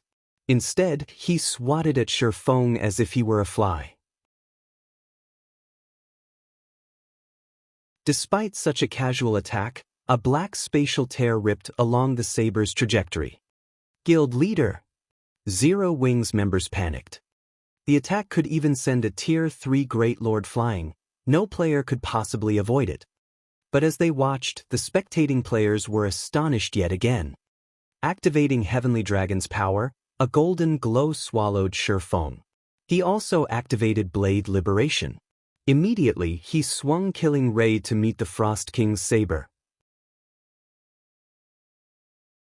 The instant the 2 weapons collided, the saber was thrown back as if it had been struck by a cannonball. Impossible! He repelled the boss. The various large guilds in the distance could not believe their eyes. While they had considered the possibility that Shi Feng might use a life-saving skill to block the attack, they had never expected the man to repel the Frost King's attack with one of his own. My strength is already on par with a mythic monster of the same level? Shi Feng glanced at the sacred sword in his hand in confusion. This was the first time he had activated twofold Berserk since upgrading the 7 Luminaries ring to the fragmented legendary rank.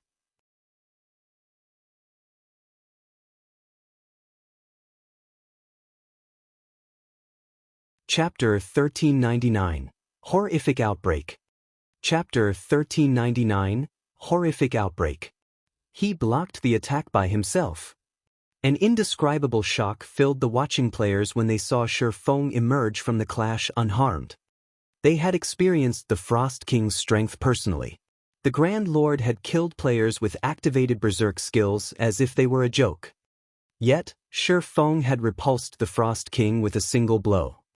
Although the Frost King had weakened slightly after finishing off the Inferno Demon with that powerful skill, players had no hope against its strength. I wonder what Heaven's Burial's reaction will be if Zero Wing takes down the Frost King? Purple Eye mused, smiling bitterly at the repulsed Frost King. She had hoped that the Star Alliance could use the Frost King to elevate its status in Star Moon Kingdom. Unfortunately, that plan was no longer feasible. However, the setbacks the Star Alliance suffered were nothing compared to those of Heaven's Burial. After overcoming so many challenges to gain an advantage over Zero Wing, not only had Heaven's Burial failed to hurt the guild, but it would also lose the advantage of its link between Red Iron Town and Evernight City. We can't underestimate Heaven's Burial.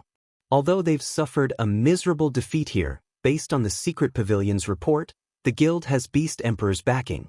That Beast Emperor fellow has already taken control of several large guilds, including the top first-rate guild Overlord Dynasty, and is the Purple Thorns Kingdom's undisputed ruler. It won't be so easy for Zero Wing to defeat Heaven's Burial, Galaxy Pass said, shaking his head.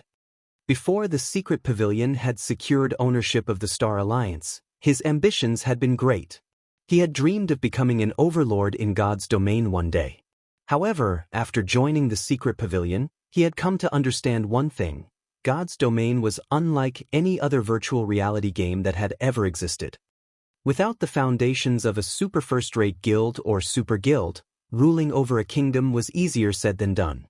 The opponents on the surface were far from the only ones vying for dominance. Many powers lurked in the darkness, developing in secret. If these powers decided to take action, even a first-rate guild might not withstand their might. However, the fact that Zero Wing managed to become the ostensible overlord of Star Moon Kingdom was already plenty amazing. The guild leader is so awesome. He even blocked that kind of attack. Shi Feng's performance had rekindled hope in Zero Wing's guild members whose confidence had begun to waver. They immediately resumed their bombardment, using the miniature ballistas to attack the Frost Kings madly. Although the Golden Giant was having great difficulty in dealing with one of the two Frost Kings, now that the Frost Kings had weakened slightly, the level 75 Great Lord ranked Golden Giant would not fall that easily either. Not to mention, the Frost King Shi Feng was dealing with had very little HP remaining. Zero Wing definitely had a chance to emerge victorious in this raid. We don't have much time left. Everyone, prioritize attacking my Frost King. Shi Feng instructed hurriedly after repulsing the Frost King before him. While he indeed possessed the strength of a Tier 4 player right now, he could maintain twofold Berserk for only 24 seconds. If they did not finish this battle within that time, annihilation would be inevitable. Shi Feng dashed at his Frost King, who was forced to retreat 4 steps. Abyssal Bind. Phantom Kill. 9 Dragon Slash. At this moment, Shi Feng no longer dared to hold anything back. Suddenly, 9 pitch-black chains emerged from the ground and bound the Frost King. Although Abyssal Bind had little effect on the Frost King, the skill had still managed to freeze the Frost King's movements momentarily, allowing Shi Feng and his doppelganger to arrive before the Frost King in tandem. Flame Burst. The swords carried by both Shi Feng and his doppelganger transformed into dazzling, miniature suns that assailed the Frost King's body. Among the 30 consecutive strikes that landed on the Grand Lord, each one dealt over -300,000 damage. Critical hits dealt over -600,000 damage. In addition to Shi Feng and his doppelganger, the 12 Abyssal Blade Phantoms also danced around the Frost King's body, cutting at it. Not to forget, there were still the exploding arrows coming from a distance. Although the Frost King managed to block most of the attacks sent at him, the Grand Lord's HP still plunged to 8%. Shi Feng's explosive power thoroughly stupefied everyone once more. Sure enough, a Grand Lord-ranked mutant really is tough to deal with. Shi Feng's head ached when he looked at the Frost King maintaining its defense against the attacks sent at him. The difference in physique was simply too massive. If Shi Feng were up against an ordinary Grand Lord, he could easily overwhelm the monster's defenses with his combat techniques and strike directly at its body, dealing substantial amounts of damage to it. However, despite the highly disadvantageous environment, the Frost King's reaction speed and attack speed remained terrifying. It was just too difficult for Shi Feng to land an actual blow on the Grand Lord. Even when Shi Feng and his doppelganger struck simultaneously, the Frost King was still able to cope with both of their attacks. If this situation dragged on, even after twofold Berserk's duration ended, they still wouldn't be able to kill one Frost King, much less both of them. A futile struggle. At this time, the Frost King suddenly changed the trajectory of one of his sabers, switching from defense to offense and striking at Shi Feng from an angle. Dang! Fortunately, Shi Feng managed to protect his side abdomen in the nick of time, using Killing Ray. In return, however, he had to take 2 sidesteps before he could stabilize his body. He's starting to recover his strength already? Shi Feng's complexion darkened as he looked at the vibrating sacred sword. Although he was aware that the Frost King would recover from his weakened state very quickly, he never thought that it would happen this quickly. However, the Frost King had no intentions of giving Shi Feng any opportunities to react. The boss promptly brandished his sabers and forced Shi Feng into a defensive state. Now, even Shi Feng's doppelganger had difficulty finding an opportunity to land an attack. This situation panicked Zero Wing's members. They were all aware that Shi Feng was currently using twofold Berserk, and that the combination Berserk skill only had a short duration. However, the exploding arrow's power was simply too mediocre. Each arrow dealt only a little over -30,000 damage. Even if they landed 20 arrows per volley, they would deal just over -600,000 damage to the Frost King. With that kind of damage, it was simply impossible to defeat the Grand Lord within a short period. As Shi Feng was starting to get pushed back, he abruptly stabbed Killing Ray into the ground. Suddenly, a blue pulse of energy spread out into his surroundings. Chilling field. In the next moment, 9 frost spears appeared around Shi Feng and stabbed madly at the Frost King. Although each frost spear carried only 90% of the skill user's strength, Shi Feng was able to superimpose the strength of 3 spears, the current limit of his capabilities. His technique might not be as refined as Sirius's, but by combining 3 spears into one, he could still roughly double the strength of each attack. Meanwhile, 180% of his current strength was more than enough to suppress the Frost King. Following which, each time the Frost Spears clashed with the Frost King's sabers, the resulting impact would create an opening for Shi Feng's doppelganger to land a few attacks. This situation chopped chunk after chunk from the Frost King's HP. When the Frost King only had 3% of his HP remaining, he became thoroughly enraged. Suddenly, his snowy white body turned pitch black, and the aura he gave off was replete with an indescribable sense of evil. Despicable living beings! You all have truly angered me now. The enraged Frost King's HP abruptly fell by a sizable portion. Following which, the Frost King suddenly abandoned the sabers he held. He then raised one hand into the air and began chanting an incantation that was absolutely foreign to the players on the battlefield. A moment later, a massive, 3-fold magic array covering a 500-yard radius appeared in the sky. Heaven Splitter? Shi Feng's complexion darkened as he looked at the dense and violent mana gathering overhead. From time to time, he could also see blue arcs of lightning flashing across. Heaven Splitter was a Tier 4 super large-scale destruction spell. Its result was complete and utter destruction.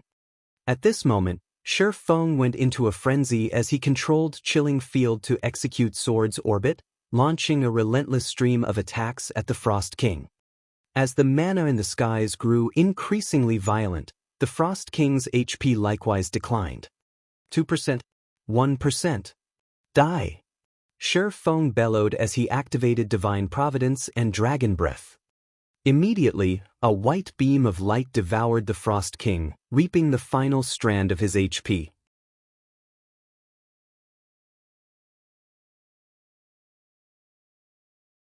Chapter 1400, King's Loot.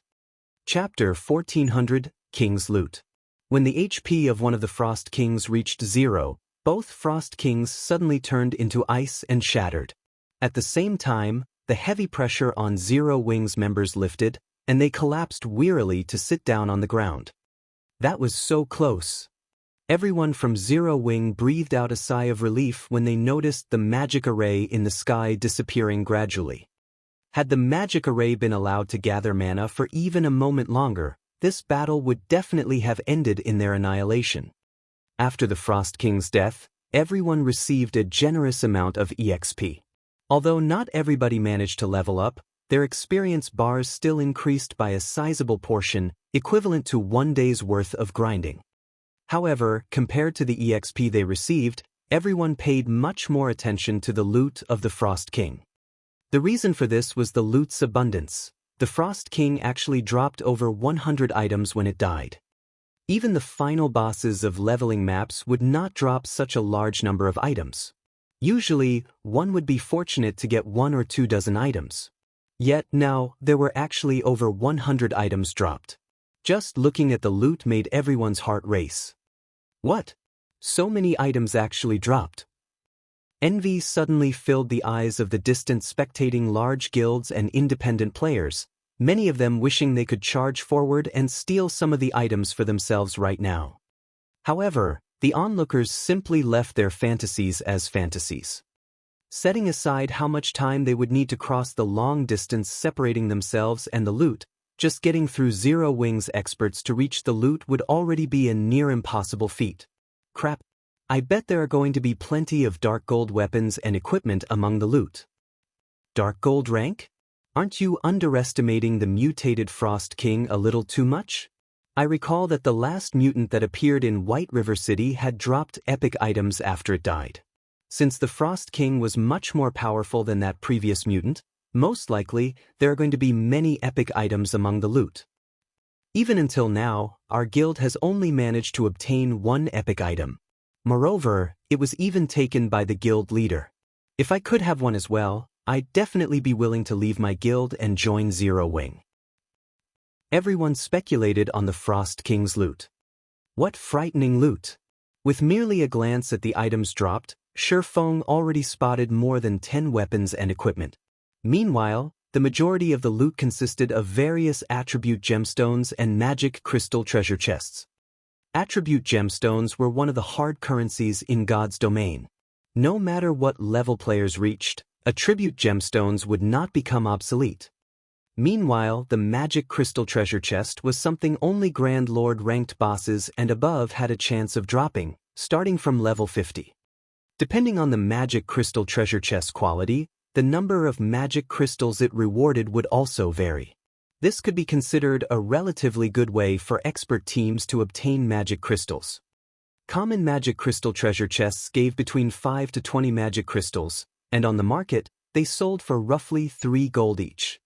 Bronze magic crystal treasure chests gave between 30 to 50 magic crystals and sold for roughly 12 gold each. Mysterious iron magic crystal treasure chests gave between 100 to 150 magic crystals and sold for roughly 37 gold each.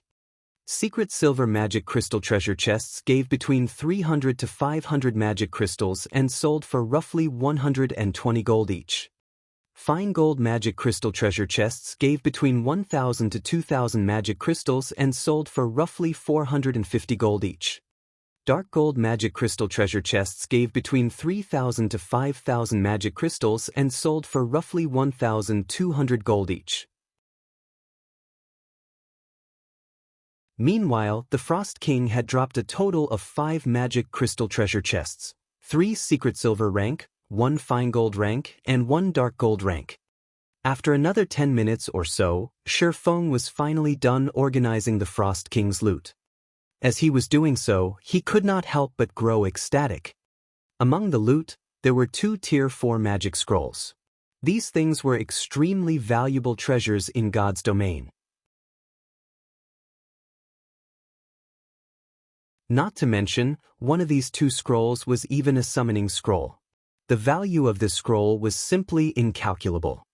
Aside from those, there were also various advanced recipes and designs for the various lifestyle classes. The one Shi Feng loved the most was the Titan device design, which ranked near the top even among advanced designs. Or to put it in another way, the Titan device was one of the consumable items all players dreamed of obtaining. Like the strengthening device, the Titan device was similarly a consumable item.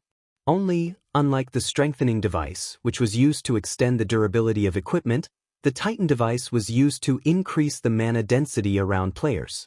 It allowed players to exert even more of their own strength. Of course, the increase in mana density provided by the Titan device was not as significant as that of the fragmented legendary ranked 7 Luminaries ring. It was roughly at the level of a town or city with 5 magic towers, higher than the mana density currently available in Stone Forest Town's battle arena. However, the duration of the Titan device was considerably short, lasting only 3 hours. Even so, it was still exceedingly popular among the players of God's domain in the past. As long as Titan devices appeared in an auction house, the various large guilds and adventurer teams would immediately buy them out. Unfortunately, the Titan device design was extremely rare. Even after 10 years had passed, very few guilds had managed to get their hands on one. Only super first-rate guilds and super guilds had several of the designs, while first-rate guilds would have been fortunate to have even 3 or 4 pieces. As a result, the Titan devices these guilds produced were rarely ever sold to the public and were generally kept for internal consumption. Aside from the Titan device design, the Frost King had also dropped 2 epic items and 1 fragmented legendary item. The quality of the loot dumbfounded even Shi Feng. Of the 2 epic items, one was a necklace called Magic Devouring Charm. The necklace's level range was between 45 and 100. Unfortunately, the necklace's basic attributes were average at best. Moreover, the necklace had only 1 passive skill. In Shi Feng's opinion, though, this necklace was definitely a top-tier necklace for magical classes. The reason for this was the passive skill Mana Body. Mana Body increased the wearer's spell completion rate by 3% and spell effectiveness by 30% while decreasing spell casting time by 20%. This could be considered a godly skill for magical class players. Aside from the Magic Devouring Charm, the other epic item was a spatial bag. The value of this item exceeded even the Magic Devouring Charms. Although the spatial bag did not provide any attributes or skills to players, it could be stored inside a player's bag space and be used to store 12,000 slots worth of items, nearly double the available slots in Shi Feng's current bag space. Meanwhile, the most amazing aspect of this spatial bag was its built-in warehouse. Players could store non-bag space items such as diamond wood and 7 luminaries crystals inside this warehouse. Moreover, the spatial bag could store up to 300 non-bag space items, triple the amount the hurricane sailboat could carry. If put up for auction, it could easily sell for over 50,000 gold. With this, transporting diamond wood will become much more convenient. As Shi Feng looked at the spatial bag, he quickly thought of many more ways of making money. Non-bag space items were generally very precious in God's domain. Due to the trouble of transporting them, these items generally sold for very high prices. Hence, maritime adventurer teams were able to make a fortune by transporting items. As long as one transported some popular non-bag space items to a location that did not produce them, one would be able to sell the items for astronomical prices.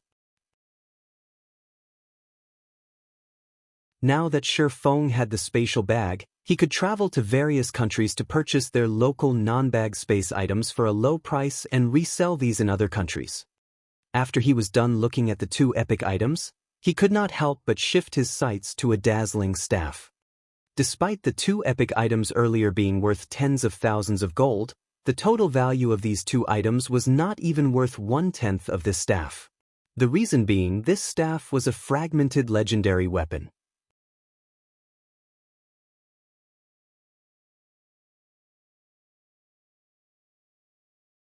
Chapter 1401, Advanced Garrison Order. Chapter 1401, Advanced Garrison Order. To current players, epic items were already godlike existences that were unobtainable. What more fragmented legendary items? Even until now, there had been no news of any guild or player that had managed to get their hands on a fragmented legendary item. Although there was the possibility that the ones who had done so were keeping it a secret like Zero Wing, the odds of it happening were very low. After all, in addition to fragmented legendary items being extremely rare, the difficulty of acquiring one was also exceedingly high. In the past, Shadow, which had been a second-rate guild, had never obtained a single fragmented legendary item. From this, one could imagine just how rare fragmented legendary items were. Meanwhile, the fact that the Frost King had dropped a fragmented legendary staff could definitely be considered exceptional luck. Compared to equipment and accessories, weapons were the foundations for improving a player's combat power. As expected of a fragmented legendary weapon, its attributes really are terrifyingly strong. Frost Flame Wrath, Two-Handed Staff, Fragmented Legendary Rank. Equipment requirement, Strength 600, Intelligence 1500. Attack power, 220% of intelligence. All attributes, increases according to user's level. When equipped, Strength increased by 30%, Agility increased by 50%, Intelligence increased by 60%, Endurance increased by 50%, Vitality increased by 50%. Casting speed increased by 30%. Cast range plus 20. Magic damage increased by 30%. All spell effectiveness increased by 30%. Spell critical rate increased by 30%, spell cost decreased by 10%. Completion rate of all ice and fire type spells and skills increased by 5%. Ignore levels plus 20. Additional passive skill 1-. Frost Flame Origin increases the power of ice and fire type spells cast by user by 1 tier. Can be increased up to tier 5. Additional passive skill 2-. Elemental Shield reduces all magic damage received by 50% and physical damage by 30%. Additional active skill 1-. Frost Flame Hell deals ice and fire type damage to all enemies within a 50-yard radius for 10 seconds. Spell effectiveness will be 1 tier higher than user's current tier. Can be increased up to tier 5. Cooldown 10 minutes. Additional active skill 2-. Frost Flame Space, with the user as the center, decreases the attributes of all enemies within a 100-yard radius by 30%. Increases user's attributes by 80% and physique by 50%. Also creates an ice-type doppelganger and a fire-type doppelganger. Doppelgangers will have 100% of users' basic attributes but can use only their corresponding type of spells. While inside Frostflame Space, as long as either user or one doppelganger survives, user will not die. When Frostflame Space's duration ends, user will recover back to peak condition. Duration 1 minute. Cooldown 3 hours. Additional active skill 3-. Summon Mount summons a Frostflame cheetah that has 300% movement speed and is 1 tier higher than user. Mount's tier cannot exceed tier 5. Duration 3 hours. Cooldown 3 hours. This staff was once owned by Irene Jacques. However, the core runes have been damaged. The staff needs to absorb 10 God Crystals to recover. Current number of absorbed God Crystals, 0/10. To Elementalists, the Frostflame Wrath was simply a divine weapon. Moreover, obtaining this staff was equivalent to obtaining a dark gold mount as well. the mount summoned could also serve as an MT, making up for the disadvantages of an elementalist. Only, the staff's equipment requirements were somewhat high. Normally, magical class players rarely ever invested their free attribute points into strength. Moreover, magical class equipment rarely ever provided strength bonuses. A level 45 magical class player would be fortunate to have even 300 strength. The 1,500 intelligence required was similarly a hard target to achieve for current players. At this stage of the game, magical class players that had 1,000 intelligence could already rank near the top among their class. However, as long as he could arm one of the guild's elementalist experts with the Frostflame Wrath, they would immediately soar to become a peak expert. Following which, Shi Feng stored the Frostflame Wrath and began going through the other items dropped.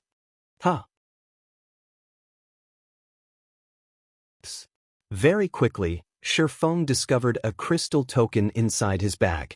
Meanwhile, there was the word "city" carved on the token. His eyes immediately glowed at the sight. What? An advanced garrison order?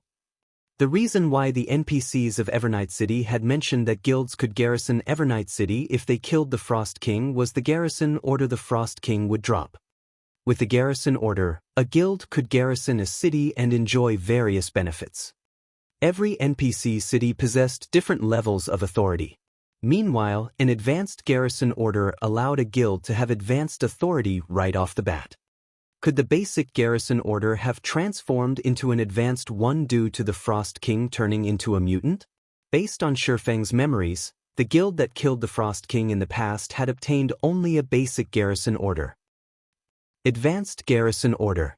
Owner of this token may allow one guild to permanently garrison Evernight City and enjoy advanced authority in the city.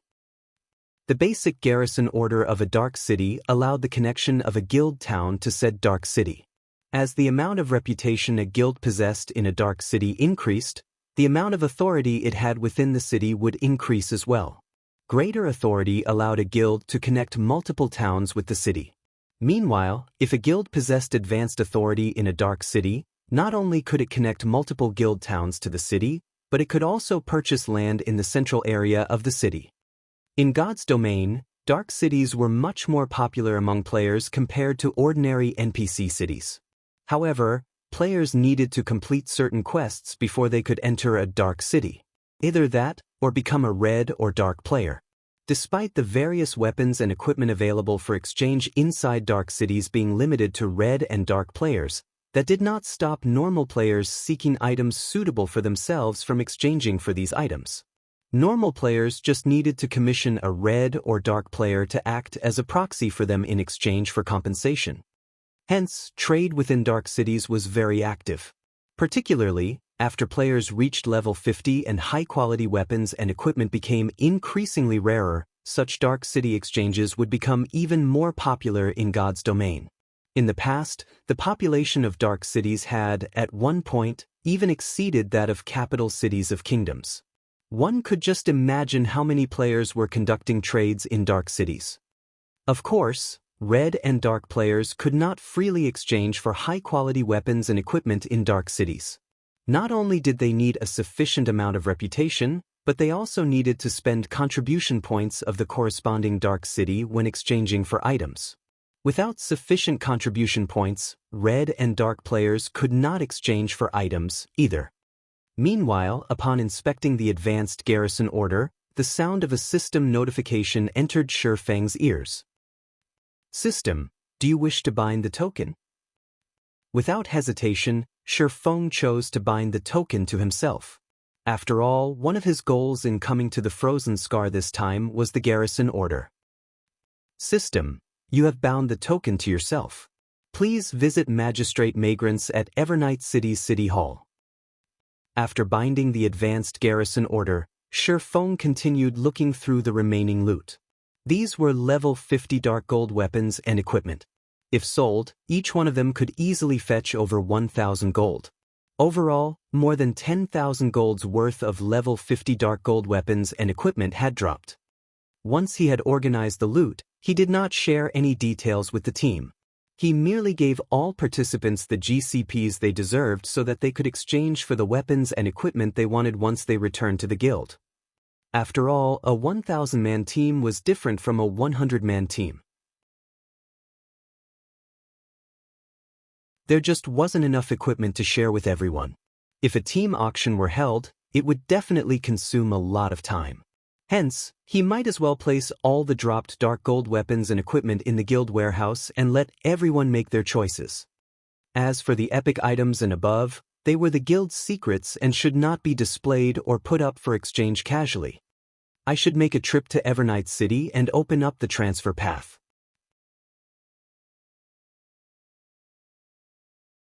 Shi Feng then removed the guild war order and took out a return scroll to leave the frozen scar. Meanwhile, news of Zero Wing successfully raiding the Frost King had spread throughout the entire Star Moon Kingdom.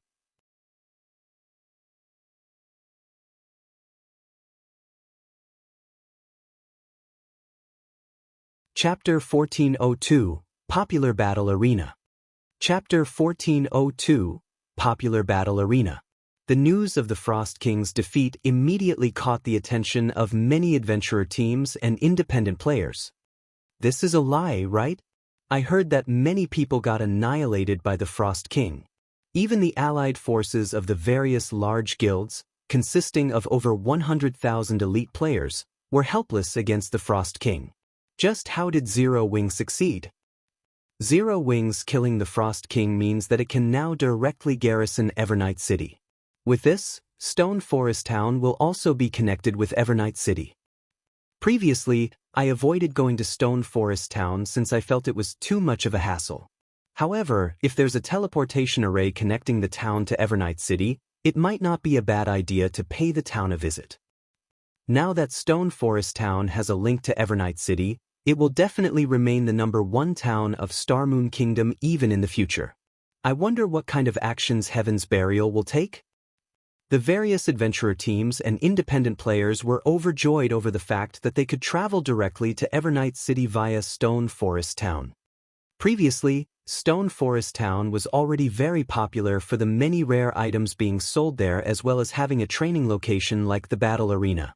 Only, due to the inconvenience of traveling to Stone Forest Town, many players in Star Moon Kingdom had given up on the endeavor.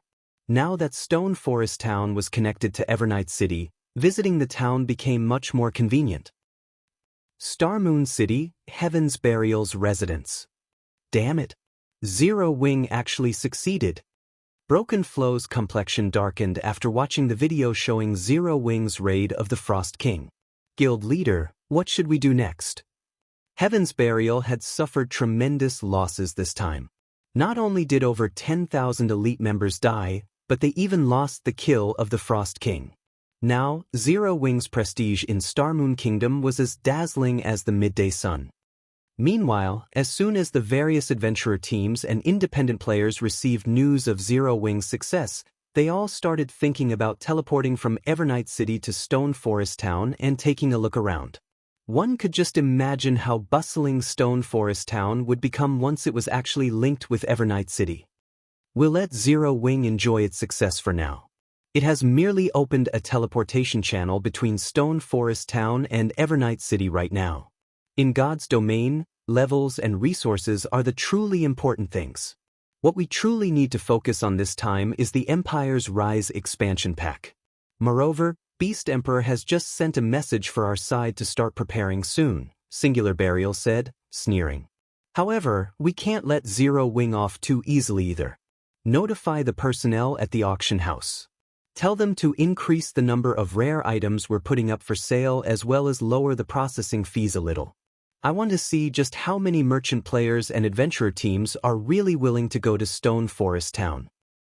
Guild leader, if we do that, Red Iron Town's income will dwindle to nothing, Daybreak Fog said worriedly. With the current income of Red Iron Town's auction house, not only were they able to support the town's development, but they also had funds to spare for Heaven's Burial's own development. However, if they lowered the processing fees they collected, they would only be able to sustain the town's development. To Heaven's Burial, which was currently in dire need of funds, this was not a beneficial situation. It's fine. As long as Beast Emperor and we can deal with the matter over at the neutral map, Red Iron Town and Stone Forest Town will be meaningless to us, Singular Burial said, laughing. All right, just go and get the necessary arrangements done. He and Beast Emperor were fully aware of how powerful Zero Wing was. Since the very beginning, they never intended to rely on Red Iron Town to compete with Zero Wing. They simply wanted to use the town to hinder Zero Wing's development somewhat. Understood. After giving the matter some thought, Daybreak Fog found Singular Burial's decision reasonable. She then made her way to Red Iron Town. The first floor hall of Stone Forest Town's battle arena. Currently, there was a long line of players waiting in the hall to get into the combat rooms. Although duels held in the combat rooms had minimal effect for top-tier experts, they were very effective for the general masses. After all, players could maintain a calm state of mind while in a high mana density environment. For ordinary players, the effectiveness of fighting inside a combat room for 1 hour was equivalent to fighting PvP battles in the outside world for 10 hours or more. Huh. What's up with those two people? How many times have they entered the advanced combat rooms already? Do they have too much money to waste? A few players could not help their surprise at seeing Remnant Cloud and Graceful Moon trying to rent the advanced combat rooms for the 9th time. Initially, Remnant Cloud and Graceful Moon were already quite eye-catching as they stood inside the first floor hall due to their levels and equipment. Adding on the fact that they would return to the first floor once every half an hour to rent the advanced combat rooms, they naturally would garner attention. Renting 2 combat rooms each time meant spending 4 magic crystals. Doing so 8 times meant spending 32 magic crystals. On the market, 32 magic crystals could easily fetch 8 gold or more. Many expert players did not even earn 1 gold a day. Although adventurer teams were generally wealthier than individual expert players, no matter how the waiting players looked at it, spending 8 gold in such a short time was simply extravagant. Yet now, both Remnant Cloud and Graceful Moon were actually planning on renting the advanced combat rooms again.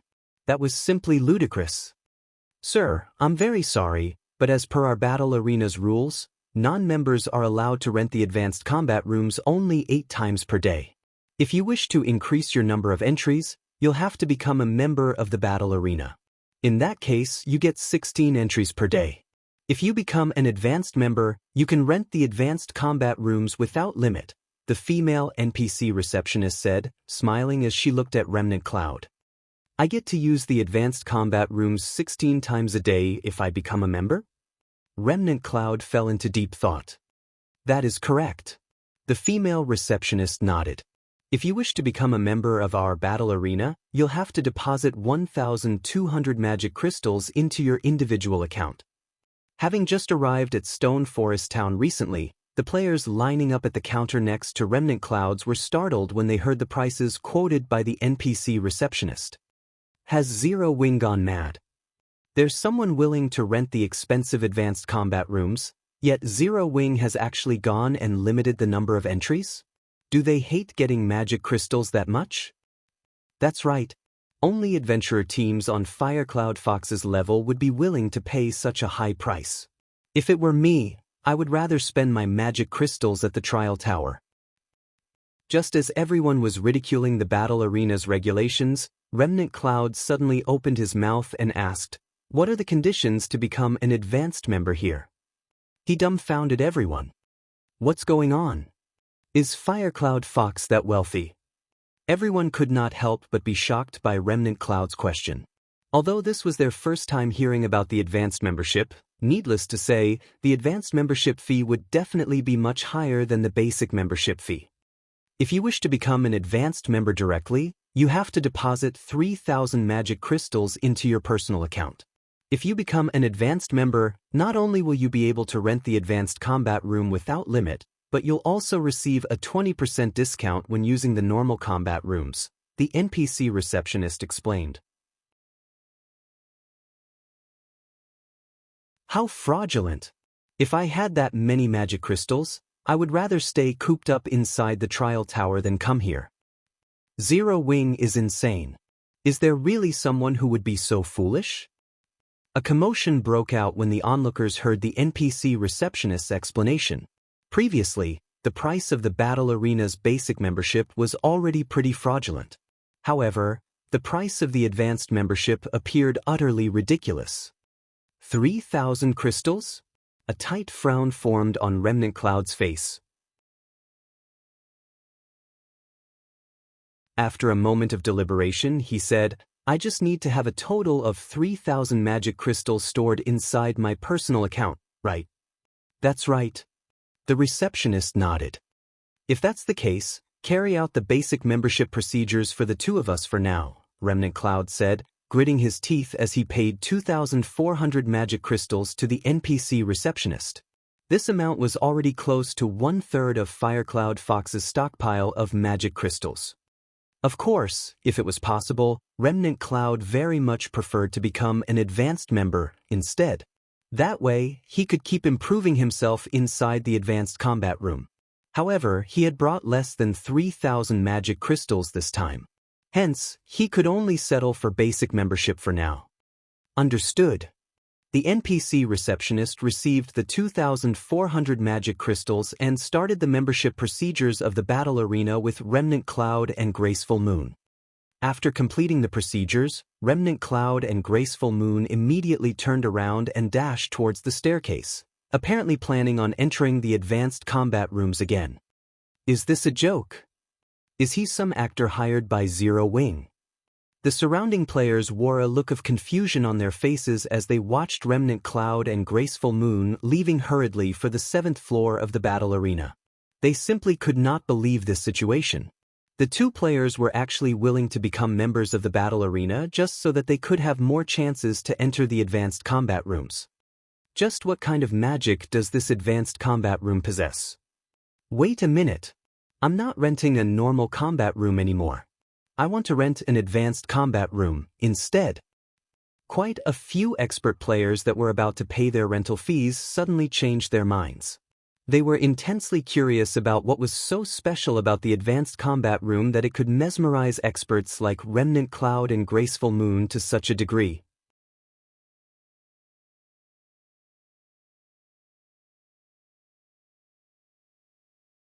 Chapter 1403, Sacred Training Ground. Chapter 1403, Sacred Training Ground. Due to Remnant Cloud and Graceful Moon's actions, many expert players inside the first-floor hall of the battle arena grew interested in the advanced combat rooms. They immediately began applying to rent a room for themselves one after another, curious to find out just what was so special about the advanced combat rooms. I want to rent an advanced combat room. Here are 2 magic crystals. Just what is so special about the advanced combat room? I want to give it a try. Just a short moment after Remnant Cloud and Graceful Moon left, over a dozen players expressed their intentions to try the advanced combat rooms. However, as there were only 9 advanced combat rooms available, the others had no choice but to wait for their turn. The expert players that got to use the advanced combat rooms entered their respective rooms while filled with skepticism. However, as soon as they entered their rooms, they immediately received a surprise as an illusory creature that looked like their doppelganger appeared before them. Upon fighting with these illusory creatures, the players found out that not only were the illusory creatures capable of using the exact same skills they themselves did, but the illusory creatures even executed the skills perfectly, like second nature. There was no sense of awkwardness in their movements whatsoever. Moreover, the might of the skills the illusory creatures executed were much more powerful than the players' own. After just a short clash, the players found themselves completely suppressed by the illusory creatures. Their defeat took less than 30 seconds. If not for the weapons and equipment they wore possessing powerful skills, they might not even have lasted 10 seconds. So strong. Is this for real? Can I really exhibit that kind of combat power? Why is there such a huge gap between the skill he used and the skill I used? Upon reviving, the players looked at their respective illusory creatures in shock. Originally, they could already exhibit greater combat power in the battle arena due to the high mana density here.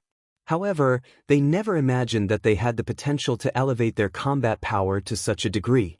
The illusory creature's grasp on timing and skill completion rates, in particular, captivated them completely. Before they knew it, their respective illusory creatures had already killed them. Following which, the expert players inside the advanced combat rooms fully indulged in the wonders of the room. Even after 30 minutes had passed and they were ejected from their respective rooms, they still wore a dazed look on their faces. What? Didn't I just enter recently? It's over already? Why do I feel like only a few minutes passed? The expert players looked at the advanced combat rooms they were just kicked out from with great reluctance. However, as their time limit was up, they could only accept their fate and dash downstairs to get in line and rent the advanced combat room once more. What's going on with these people? The next batch of players queued up to use the advanced combat rooms stared in confusion at the last batch of players coming out from the rooms. They could not understand why these players were in such a hurry to go downstairs after leaving the advanced combat rooms. Commander, it seems that more and more people have found out about the secret of the advanced combat room. Should we continue queuing up for the rooms, or should we head to the Divine Colosseum instead? Graceful Moon frowned when she saw another batch of experts coming up to the 7th floor. She and Remnant Cloud had intended to keep the functionalities of the advanced combat rooms to themselves and monopolize the rooms for as long as possible. After all, only 9 advanced combat rooms were available. If other players found out about the wonders of the rooms, the advanced combat rooms would definitely be heavily contested. The spars held inside the advanced combat rooms had inspired her greatly, so much so that it was much more effective to train inside the advanced combat rooms than spar against an opponent of equal or superior standards. After just 9 training sessions, she had already managed to improve the completion rate of one of her Tier 1 skills by 3%. Although 3% did not seem like much, since the completion rate of this skill had increased from 82% to 85%, both the might and effect of the skill had undergone a qualitative transformation. Moreover, by fighting against the illusory creature, she had managed to get a grasp on when would be a good time to use her skills. The advanced combat room was so beneficial that she and Remnant Cloud had even delayed their plans to train at the Divine Colosseum in preparation for tomorrow's ranking competition. Not many people have discovered it yet, so the wait should not be that long. Let's continue queuing up for now. We'll return to the Black Dragon Empire only after the queue gets too long, Remnant Cloud said after giving the matter some thought.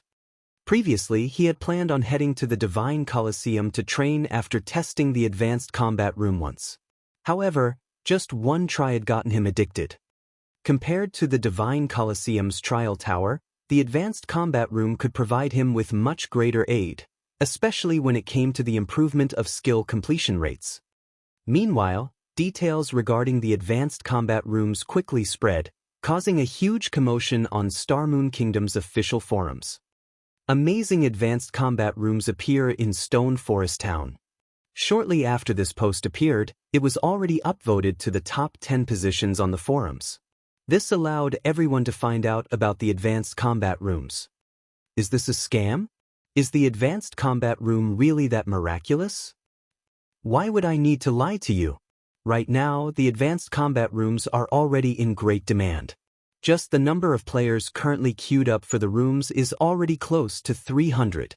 Many people are regretting the fact that they did not rent a room for themselves before, when nobody was using them.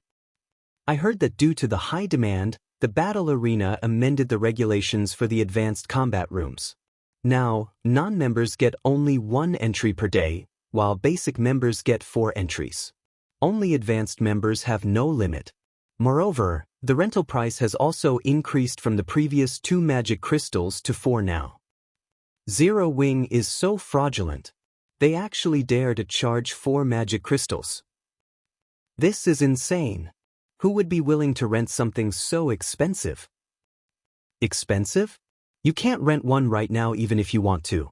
Moreover, it is precisely because of this price hike that there are currently only around 300 people lined up. If Zero Wing kept the previous price, you might not get a room even after waiting 10 days. Forget 4 magic crystals. If I can get into a room right away, I'm even willing to pay 10 magic crystals. For a time, everyone was filled with anticipation towards the advanced combat rooms of Stone Forest Town. This was especially true for expert players. Previously, the only attraction for them in the battle arena was the monthly tournament held there. At most, they would use the normal combat rooms to spar with friends. They had no particular need for the battle arena. However, with the appearance of the advanced combat rooms, these experts became entranced with the battle arena. Meanwhile, inside Evernight City, Shifeng had arrived before the city hall. The city hall of a dark city was much stricter than White River City's city hall. Moreover, just standing before the building itself, Shifeng could already feel a dense power of darkness coming from it. He could even see the power of darkness in the form of dark fog encircling the building.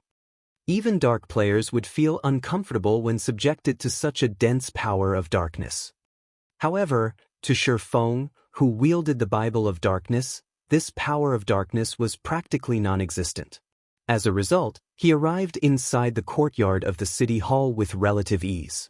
However, the farther he got into the city hall, the denser the power of darkness present in the atmosphere. The pressure he felt grew increasingly heavier as well. This is a restricted area of the city. Non-related personnel are forbidden entry. As soon as Shifeng arrived before the city hall's main entrance, for level 200, Tier 3 Dark Knights blocked his path, exuding a threatening aura. If Shifeng made any sudden movements, they would promptly take action. They were much crueler when compared to the guards in ordinary NPC cities.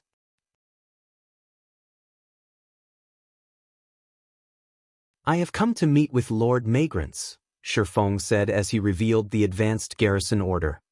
An advanced garrison order? The 4 Dark Knights were momentarily stunned when they looked at the crystal token in Shifeng's hand. Their attitude instantly became much more respectful as one of them said, "Please wait here for a moment. I'll notify the Lord Magistrate immediately." The advanced garrison order was like the proof of one's status. Wielders of this token were equivalent to the major nobles of Evernight City.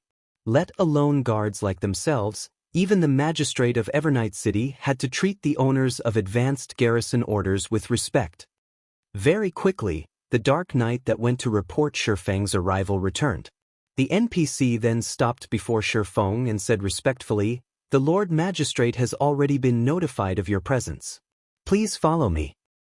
After saying so, the Dark Knight led Shifeng into the city hall. Crap, who's that? He's actually able to enter the city hall. That's not possible, right? I heard that one needs to reach at least Baron rank in order to enter the city hall. How can someone have reached that rank already? Could that person be Zero Wing's guild leader, Black Flame? I heard that Zero Wing has killed the Frost King and can directly garrison Evernight City. Black Flame? The rumor is actually true. If it's true, we're in luck this time. If we want to go to Stone Forest Town in the future, we can simply teleport there.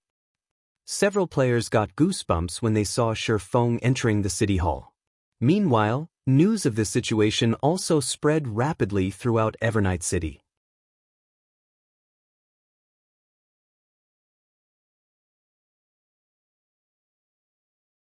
Chapter 1404, Advanced Auction House Appears. Chapter 1404, Advanced Auction House Appears. After entering the city hall, the Dark Knight led Shifeng to an office on the 5th floor. Even before Shifeng entered the office, though, he could already feel an aura of death leaking out of the room and shuddered involuntarily at the aura's intensity. As the doors to the office opened, an aura several times stronger than even that of a Tier 4 mythic monster washed over him. For a moment, it felt as if the space around him froze. "Come in." A deep and chilling voice came from within the room. Upon entering the room, Shifeng was immediately greeted by the sight of the deep voice's owner sitting behind an office table. The owner of the voice was a hunched middle-aged man with skin as pale as snow. The man wore a set of dark robes and held a stack of parchment in his hands.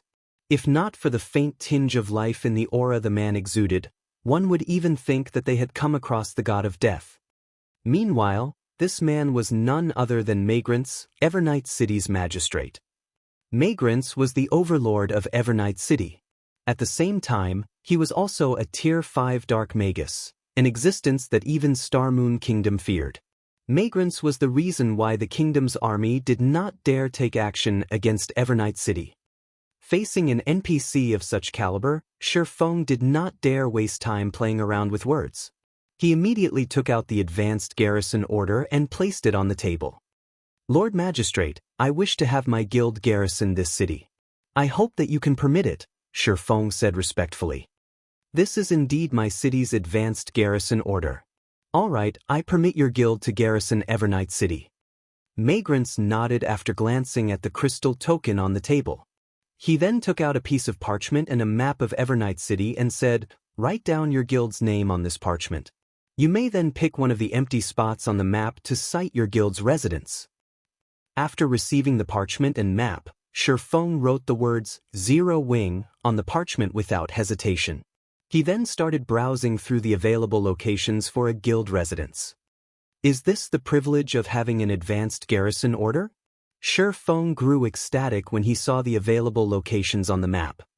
Evernight City was different from ordinary NPC cities. There was a huge difference between its normal, inner, and central areas. The privileges that a guild got to enjoy within the city was dependent on the location of its garrison. The members of a guild garrisoned in Evernight City's normal area were allowed entry into Evernight City even without doing the city's entry quest. Those of guilds that garrisoned the city's inner area were also qualified to take part in the Dark Auction, which was held once a week at the city's auction house. Usually, players would need to have a certain amount of local reputation and complete a series of quests in order to participate in the weekly Dark Auctions. Lastly, the central area was where all guilds within Star Moon Kingdom wished to garrison. As long as a guild managed to set up a residence in the central area, its guild members could exchange for weapons and equipment in Evernight City without having to become a red or dark player. The quality of the weapons and equipment its members could exchange for would depend on the guild's reputation within the city. The only downside to this was that, unlike the items exchanged by dark players, the items exchanged by guild members who were not red or dark players were bound to themselves. However, the number of spots available in the central area of Evernight City was extremely limited.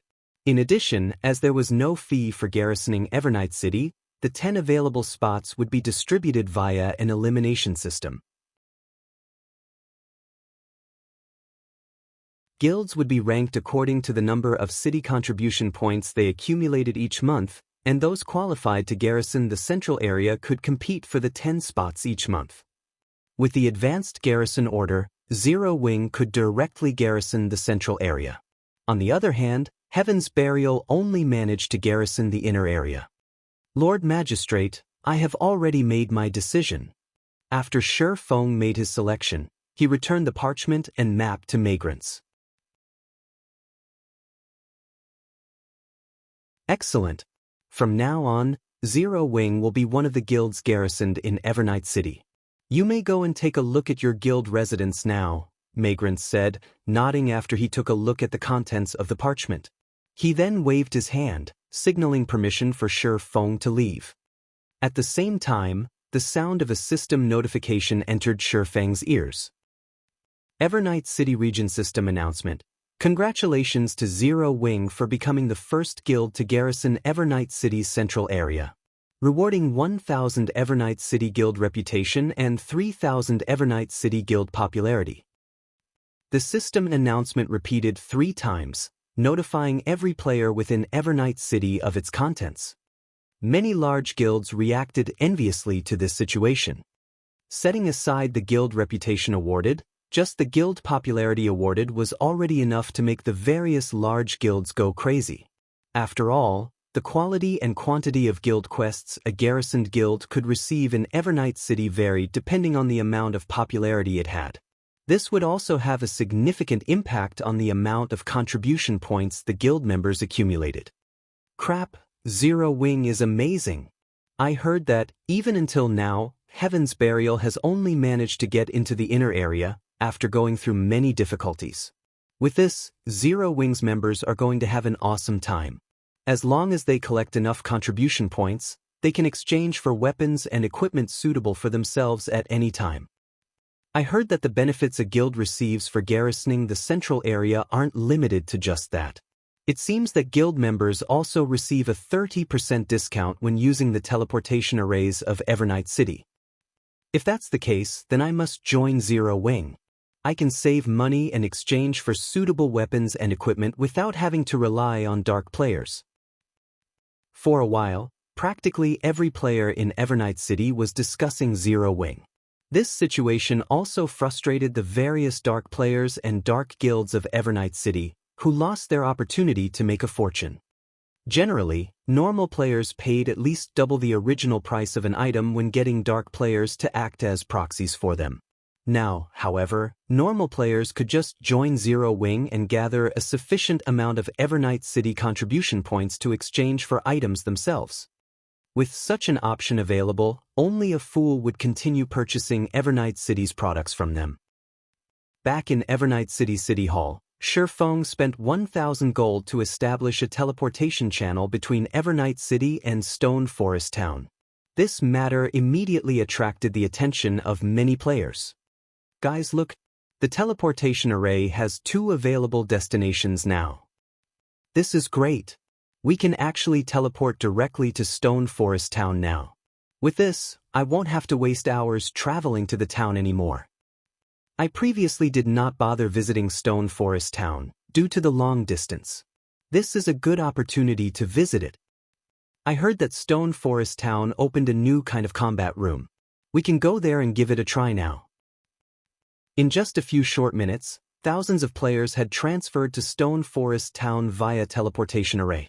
Although it cost 80 copper to teleport to Stone Forest Town, it was much more convenient than traveling there from the nearest NPC town.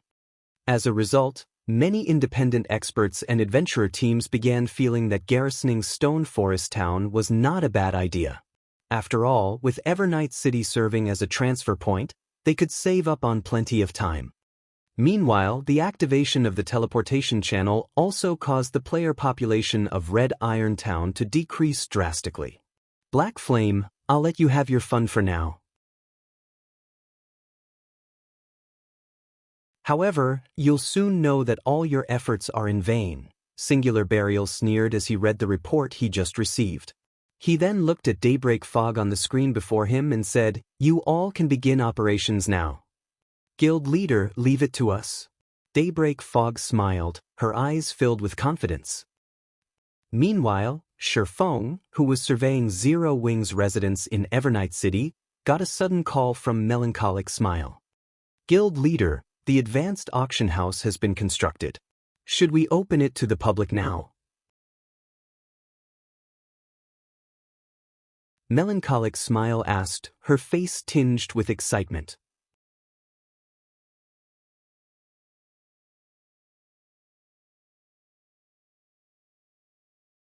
Chapter 1405, Zero Wing Auction House. Hearing Melancholic Smile's report, Shifeng could not help but grow joyful. He had been waiting for this moment for a long time now. Could send a few advanced NPCs from the battle arena to manage the auction house's affairs right away. Afterwards, announce to the public that we are only collecting a 1% processing fee. If one becomes a member of the Zero Wing Auction House, they can have the processing fee for the first 5 items they consign each day waived. Meanwhile, those wishing to become a member only need to pay a one-time fee of 10 magic crystals, Shifeng said. It's about time we kick Red Iron Town out of the competition. Guild leader, isn't this going a little too far? Melancholic Smile was somewhat astonished by Shifeng's declaration. The auction houses of NPC cities generally charged a minimum processing fee of 15%. Those in capital cities charged at least 20%. On the other hand, Red Iron Town's auction house charged a 10% processing fee. Although a 5% difference seemed small, that was far from being the case. For example, if one were to sell an item that was worth 1 gold, they would end up earning an additional 5 silver coins if they sold their items in Red Iron Town rather than an NPC city. Moreover, items that were put up for sale in auction houses were generally of high value. A 5% reduction in processing fees could allow the seller to save a large sum of money. Meanwhile, if Zero Wing's auction house were to collect only a 1% processing fee, it would be lucky to earn enough to maintain its operations. After all, there were only so many players in a town. Thus, there was a limit to the number of items that would be put up for sale each day. Besides which, the advanced auction house itself was a very large building requiring hundreds of NPCs to manage. Although they could oppress Red Iron Town by doing so, Zero Wing wouldn't be able to earn any money either. Don't worry about it. Just get it done, Shifeng said, chuckling, not bothering with explanations. He then took out a guild transfer scroll and teleported to Stone Forest Town's guild residence. In God's domain, the building that brought a guild town or city the most profits would always be the auction house. Even the income of a battle arena could not compete with that of an auction house. This was also the reason why the various major powers and many independent players believed that Heaven's Burial would one day surpass Zero Wing. After all, financial strength and resources were a guild's foundations. Without those, a guild would not be able to develop whatsoever.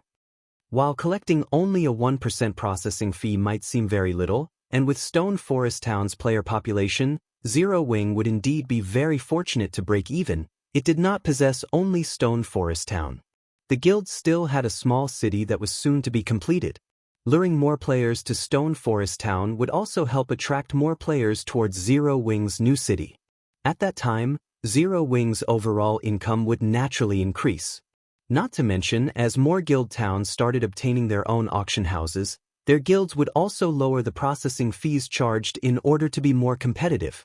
What Shifeng was doing was simply accelerating the inevitable. Unfortunately for Heaven's Burial, while he could afford to take such an action, the latter could not. It would definitely deal a fatal blow to Red Iron Town's auction house. Hence, making this move was equivalent to killing 2 birds with 1 stone. Understood. Melancholic smile could only reveal a bitter smile as she disconnected the call. If Heaven's Burial were to find out about this, the upper echelon of the guild would most likely faint from anger.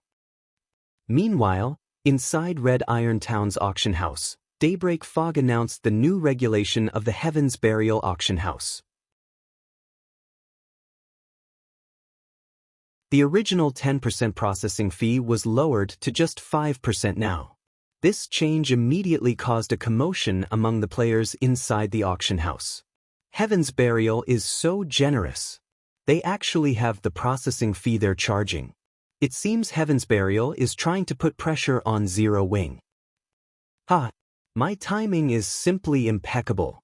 With this, I get to save a few more silver coins. Isn't this processing fee a little too cheap?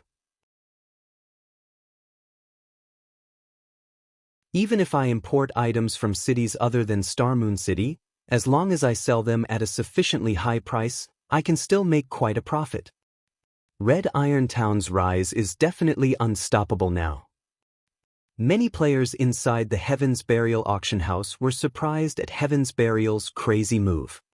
Meanwhile, news of the change also quickly entered the ears of the various powers of Star Moon Kingdom. Have the higher-ups of Heaven's Burial lost their minds? Are they not afraid of not making money by pulling such a stunt? It seems Zero Wing has truly angered Heaven's Burial this time. Although Heaven's Burial will lower their profits by doing so, the number of players visiting Red Iron Town will definitely reach scary heights in the future. The town's player population might even exceed Stone Forest Town's. With this, Stone Forest Town's position as the #1 town will no doubt get stolen very quickly. This will most likely put Zero Wing in a predicament. Heaven's Burial has actually played such a move right before the start of the candlelight auction. The number of players willing to purchase Stone Forest Town's private houses and shops will surely decrease significantly. Zero Wing must be fuming right about now. The various major powers within Star Moon Kingdom were greatly shocked by Heaven's Burial's crazy actions. However, they also felt joyous about this development. Currently, the players selling items at Red Iron Town mainly consisted of Star Moon City residents. Very few players from other NPC cities were willing to visit Red Iron Town just to utilize its auction house.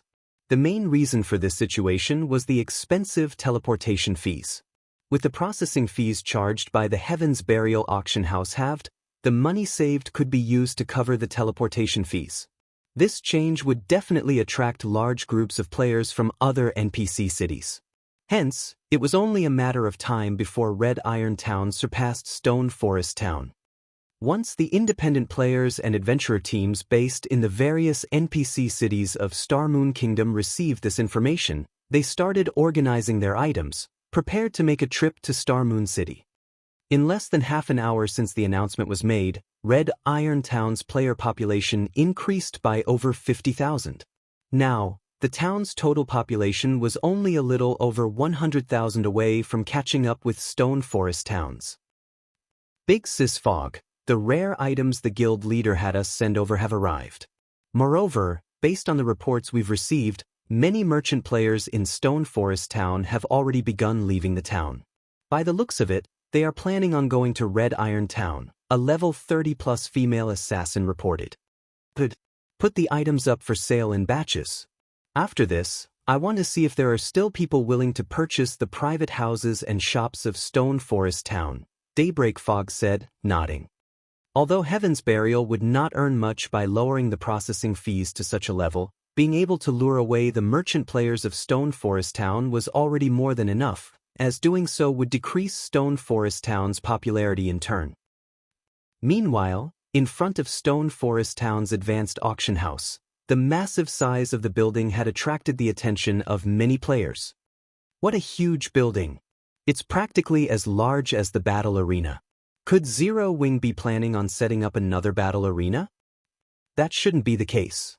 Towns and cities are limited to only one battle arena each. Quick look, the magic barrier hiding the building is starting to disappear. Just as the passers-by were discussing the newly constructed building in Stone Forest Town, the gigantic barrier shrouding the entire advanced auction house began shattering. A moment later, a building that could rival Stone Forest Town's battle arena in grandeur appeared before everyone's eyes. Meanwhile, at the entrance of this majestic building, the words Zero Wing Auction House were carved in large letters.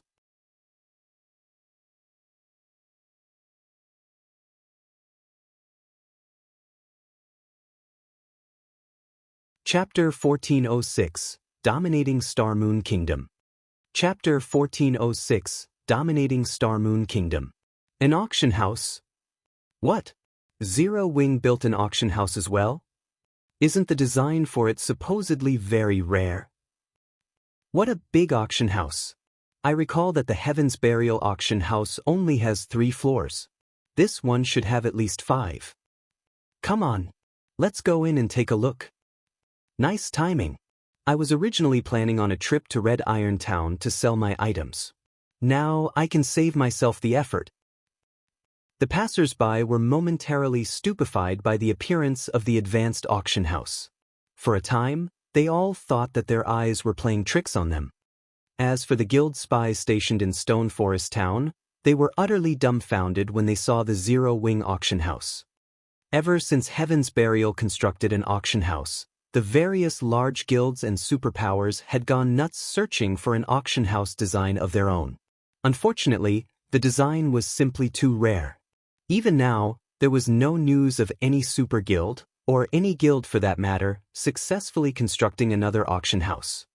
Shortly after the appearance of the Zero Wing auction house, the nearby players rushed into the building. As soon as everyone entered the auction house, they were stupefied. The reason for their reaction was the space inside the building being much larger than what they had seen from the outside. The size of the first-floor hall alone could already rival that of a sports arena. The various decorations adorning the hall also made them feel like they had just entered a palace. The Zero Wing auction house was much more luxurious than even the auction houses in most NPC cities and was only slightly inferior when compared to the auction house in Star Moon City. Moreover, the Zero Wing auction house had a total of 7 floors.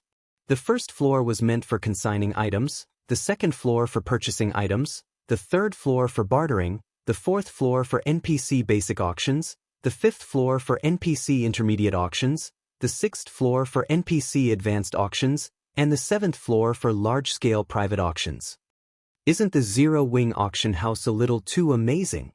There's actually a bartering function available as well. That's nothing. There are even NPC-hosted auctions here. The basic auctions are held once every 3 days, the intermediate auctions are weekly, and the advanced auctions are every 15 days. This is simply insane. I've been to the Heaven's Burial auction house before, and it is far inferior to the Zero Wing auction house. The requirements for participation in the NPC auctions are very stringent, though. Just the basic auction alone requires a minimum transaction amount of 150 gold at the Zero Wing auction house every week. Even expert players like ourselves would have difficulty meeting this requirement, let alone the 800 gold per 15 days and 5,000 gold per month requirements for the intermediate and advanced auctions. Zero Wing is simply too ruthless. I don't think that these requirements are high at all. Powerful adventurer teams should have no problem trading that much. If an entire adventurer team puts in the effort, it should be possible to sell 5,000 gold's worth of items within a month. These requirements are impossible only for individual players. In any case, it is pointless for individual players to participate in the advanced auction since they're too poor to afford anything there, to begin with. After entering the Zero Wing auction house, everyone could not help but discuss the establishment with gusto. To independent players, bartering was undoubtedly their preferred method of carrying out transactions. The same was true for players belonging to the various adventurer teams. Very quickly, news regarding the Zero Wing auction house spread throughout the entire Star Moon Kingdom. What? Zero Wing actually has such an amazing auction house? This is wonderful. I have a few items I wish to barter. With this, I won't have to worry about getting taken advantage of by the various large guilds. The Heaven's Burial auction house simply isn't on the same level as the Zero Wing auction house. Hopefully, the Zero Wing auction house's processing fees aren't too expensive.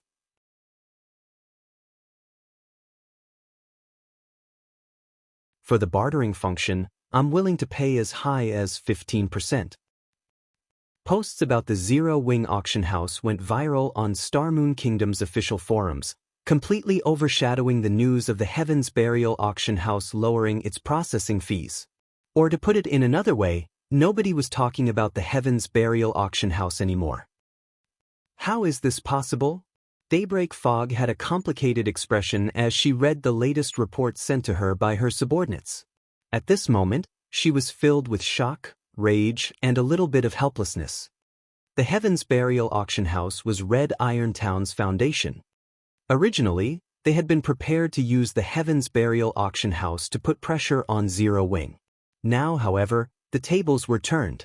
With the appearance of the Zero Wing auction house, all their previous efforts had instantly gone to waste. Shortly after news of the Zero Wing auction house started spreading, Red Iron Town's player population quickly decreased by 20%. Moreover, this number was still climbing steadily. One could not help but admit that the bartering function was simply too attractive to the majority of players. Meanwhile, after the Zero Wing auction house's existence became public, Melancholic Smile followed Shifeng's request, releasing an announcement that the Zero Wing auction house would charge only a 1% processing fee on all transactions. In addition, players who became a member of the auction house would have the processing fee for their first 5 items sold each day waived. Soon after, this announcement triggered another uproar on the official forums. Has Zero Wing lost its mind? It's only charging such a small processing fee despite having such a great auction house? Is Zero Wing not afraid of making a loss? Such ruthlessness. Originally, I thought that Heaven's Burial was already plenty ruthless. Turns out, Zero Wing is even more ruthless. With this, the Heaven's Burial auction house is definitely a goner. Is Zero Wing planning on dominating Star Moon Kingdom's auction houses? At this moment, Whether it was the independent players, adventurer teams, or large guilds, they all could not help but gasp when they saw Zero Wing's announcement. Now, not only did Stone Forest Town have a teleport channel with Evernight City, but it also boasted an auction house with a built-in bartering function. Moreover, the auction house was charging only a 1% processing fee on all transactions. To players who frequently sold their items at auction houses, the Zero Wing auction house was practically heaven. With such benefits available, players from the various NPC cities of Starmoon Kingdom would definitely surge to Stone Forest Town. At this rate, Zero Wing would truly dominate Starmoon Kingdom.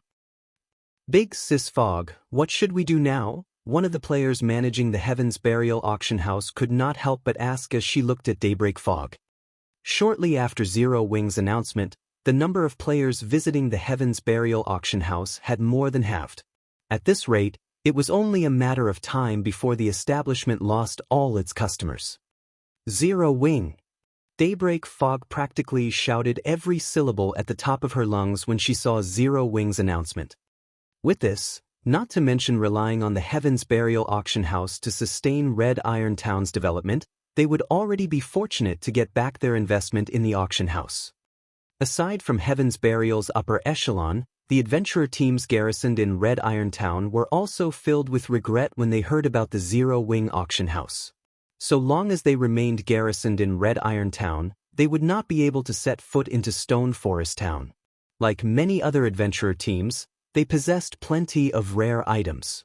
Meanwhile, it would be a colossal waste to simply convert these rare items into coins. However, they also did not normally have an opportunity to barter for other items, unless they were prepared to get taken advantage of. Yet now, despite such a good opportunity having presented itself to them, they had crushed it with their own two hands. Meanwhile, due to the appearance of the Zero Wing auction house, Stone Forest Town's player population had suddenly increased by over 50%. Currently, the streets were packed with players.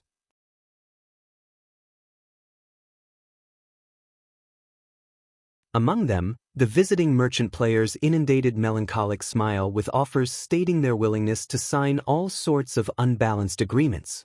Right now, she was already having trouble keeping up with the incoming calls and messages, much less do anything else. Guild leader, I've just received the latest statistics. Currently, over 3,000 players have become a member of the Zero Wing auction house. Moreover, this number is still rising rapidly. The transactions made at the auction house have also far exceeded our initial expectations. Just the processing fees we've collected thus far have already exceeded 200 gold. A big smile appeared on Melancholic Smile's face as she read through the report. Despite the Zero Wing auction house opening for business just recently, the results were already so overwhelming. At this point, it was already safe to say that the Zero Wing auction house would definitely surpass the Candlelight Trading Firm and Battle Arena in future income generation. Guild leader, it's about time. Can we hold the auction now?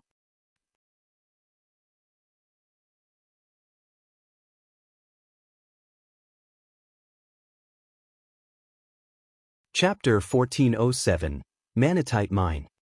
Chapter 1407, Manatite Mine. Upon hearing Melancholic Smile's reminder, Shifeng nodded in agreement. He, too, felt that now was a good time to hold the auction for Stone Forest Town's private houses and shops. Although the Zero Wing auction house was currently raking in money at a frightening pace, it would not be enough money to cover the various maintenance and construction costs of Zero Wing's future city. Moreover, Zero Wing's guild branch over at the Black Dragon Empire and Immortal Light over at the Apocalypse Empire both required considerable funds.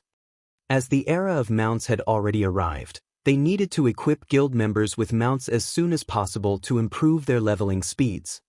Fortunately, Zero Wing had a stable, allowing it to save plenty of money on mounts. Only, with Zero Wing's current funds, the number of mounts it could afford was like a drop in the ocean when compared to the number of members in the guild.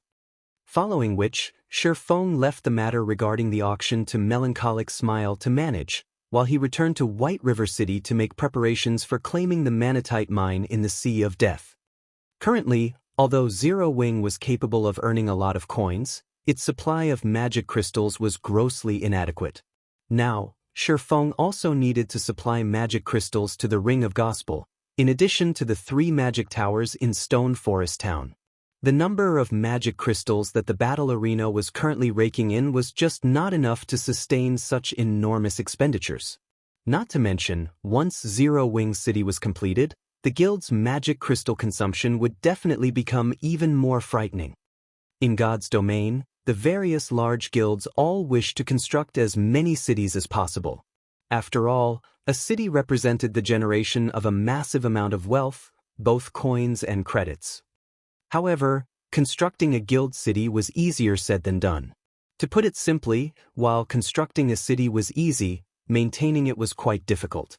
The reason for this was a guild city's consumption of extraordinarily frightening quantities of magic crystals.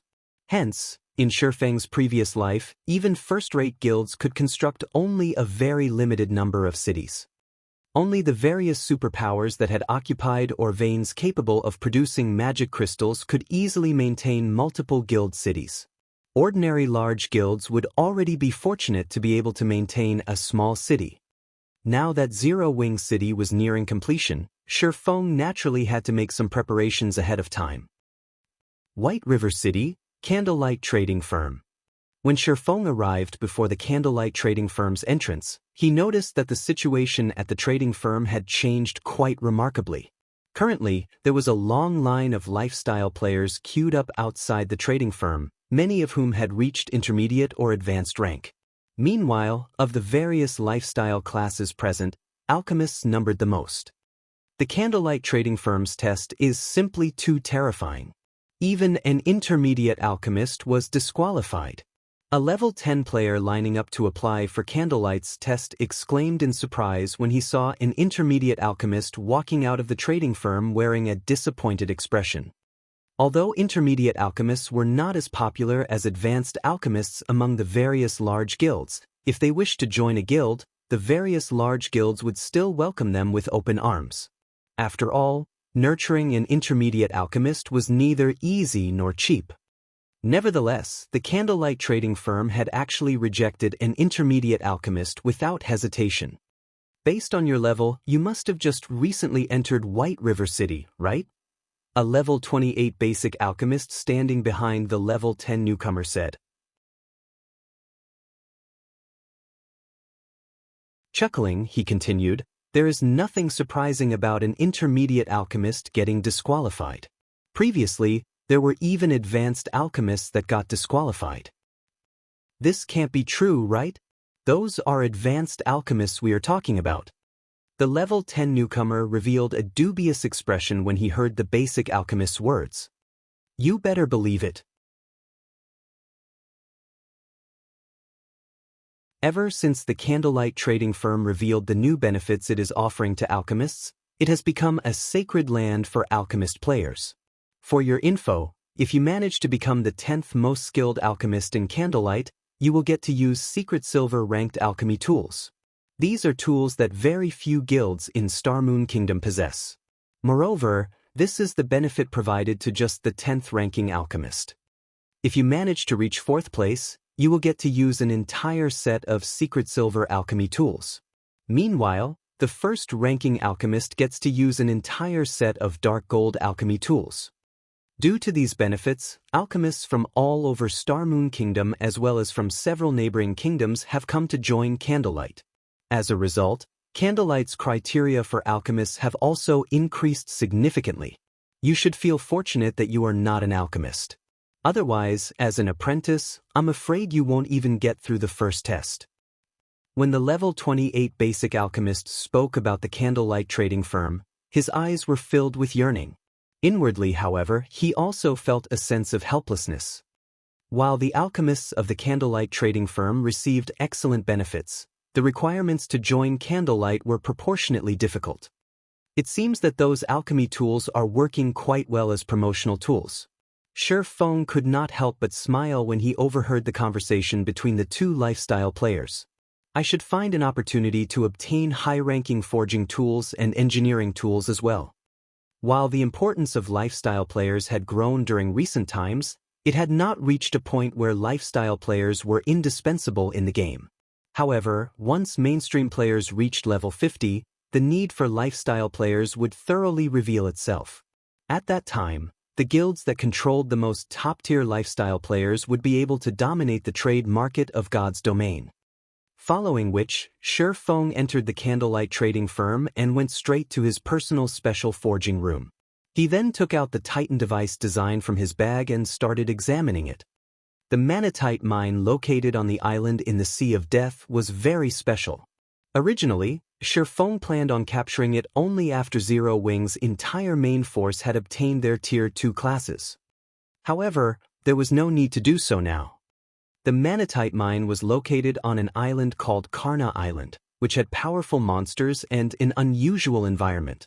Not only was the island covered in the corrosive power of shadows, but the mana density was also abysmally low. Due to this reason, initially, no guild had attempted to capture Karna Island in the past. Nobody could have imagined that such a low mana density environment actually housed a Manatite mine, something the various large guilds had dreamed of obtaining. An environment with extremely low mana density would have a drastic impact on players' combat powers. On Karna Island, players would be fortunate to be able to exert even 20% or 30% of their combat powers. The monsters on Karna Island were already terrifyingly strong, to begin with. With the low mana density environment factored in, even a team of Tier 2 experts would have minimal odds of capturing the island, much less a team of Tier 1 experts. However, the Titan device could be used to counter the problem of low mana density, making it possible for Tier 1 experts to capture the island. An advanced forging design really is complex. No wonder even master forgers did not dare to casually attempt to produce the items recorded on one. Shi Feng could not help but take a deep breath after examining the contents of the design. Originally, the success rate of producing an item recorded on an advanced forging design was already very low. Meanwhile, the complexity of the Titan device's production method was above average even among advanced forging designs, which would depress the production success rate further. Based on Shi Feng's initial estimates, if he tried producing the Titan device as an advanced forger, his success rate would be only around 10%. He would be lucky to succeed once out of 20 tries. Fortunately, he had upgraded Icarus's heart to epic rank, so he could temporarily promote himself into a master forger. Following which, Shi Feng used God's blessing and sacrificed 500 life force to extend God's blessing's duration from 1 hour to 2 hours. After activating God's blessing, Shi Feng did not waste time, taking out the book of forging and the necessary materials, which he had tasked others with preparing for him beforehand. He then began carefully forging the Titan device. Meanwhile, the auction over at Stone Forest Town had officially commenced.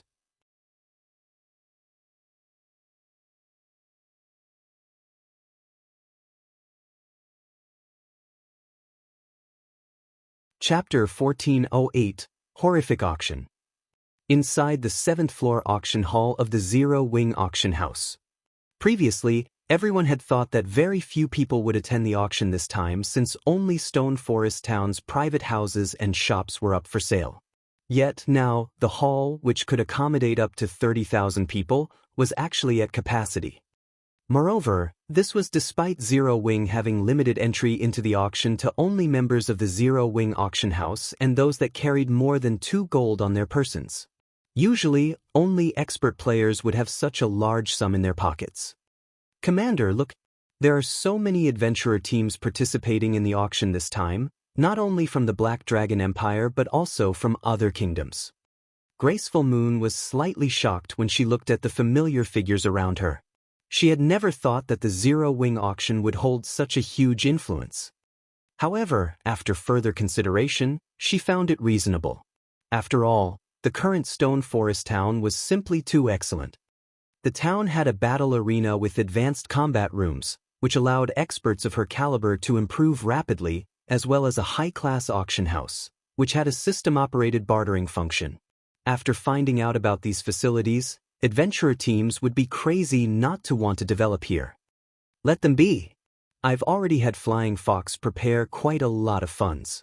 We don't need to fear being outbidden by them, Remnant Cloud said, chuckling as he glanced at several well-known adventurer teams he was familiar with. These adventurer teams all ranked within the top 50 in the Black Dragon Empire. His original plan was to compete for the adventurer houses that were going up for auction at the Candlelight Trading Firm in a few days' time. However, after taking into account the current state of Stone Forest Town, he concluded that Firecloud Fox's financial strength was no match for that of top adventurer teams. Not to mention, Zero Wing was planning to sell only 5 adventurer houses. Hence, he had decided to settle for buying 2 or 3 private houses in Stone Forest Town instead, enough to accommodate their adventurer team's main forces. Meanwhile, in order to surely obtain those private houses, he had mobilized the entirety of Firecloud Fox's forces and raised a total of 5,000 gold. With that kind of money, he could already purchase a relatively large private house in the Black Dragon Empire's capital. Just as everyone in the auction hall was discussing the Zero Wing auction, Melancholic Smile came out from behind the main stage and announced the start of the auction. Since only the private houses and shops of Stone Forest Town were being sold this time, Melancholic Smile did not bother with providing much of an introduction. Instead, she directly displayed the locations of the private houses and stated that the minimum price was 800 gold. She then allowed everyone to start bidding. 850 gold. 900 gold. 1,000 gold. In the blink of an eye, the price of the first private house shot up to 1,200 gold, stupefying the various independent players present. Meanwhile, the adventurer teams that had only several dozen members fell into despair. At this price, one could already purchase a relatively good private house in an ordinary NPC city, yet this amount of money still wasn't enough for a private house in a player town. 1,600 gold. Remnant Cloud shouted, gritting his teeth. However, as soon as Remnant Cloud made his bid, a level 45 female elementalist clad in aquamarine mage robes, who sat a short distance away from him, shouted, 2,400 gold. The FFF adventurer team will be taking this house. The female elementalist's bid immediately attracted everyone's attention, the people inside the hall turning to look at her one after another.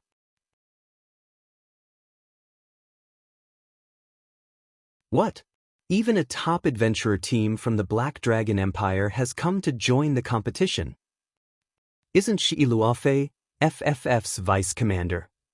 The female elementalist's declaration immediately dispelled many adventurer teams' notions of competing against her. An adventurer team capable of rising to the status of a top adventurer team in the Black Dragon Empire naturally possessed extraordinary strength and wealth.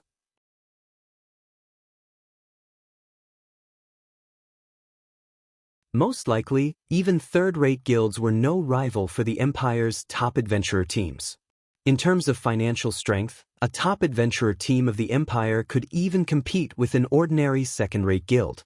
Not to mention, FFF was one of the Black Dragon Empire's top 5 adventurer teams. It was simply impossible for ordinary guilds and well-known adventurer teams to vie with an existence like that. 2,600 gold. At this time, a handsome man wearing silver armor raised the price once more. This first house belongs to the Lonely Drinkers adventurer team. When everyone heard the adventurer team mentioned by this man, they received another shock. Lonely Drinkers was a top adventurer team in the Dark Knight Empire. Although its influence was not comparable to the FFF adventurer teams, in terms of strength, it was not far from rivaling FFF. 3,000 gold. Luofe frowned as she placed a higher bid. 3,200 gold.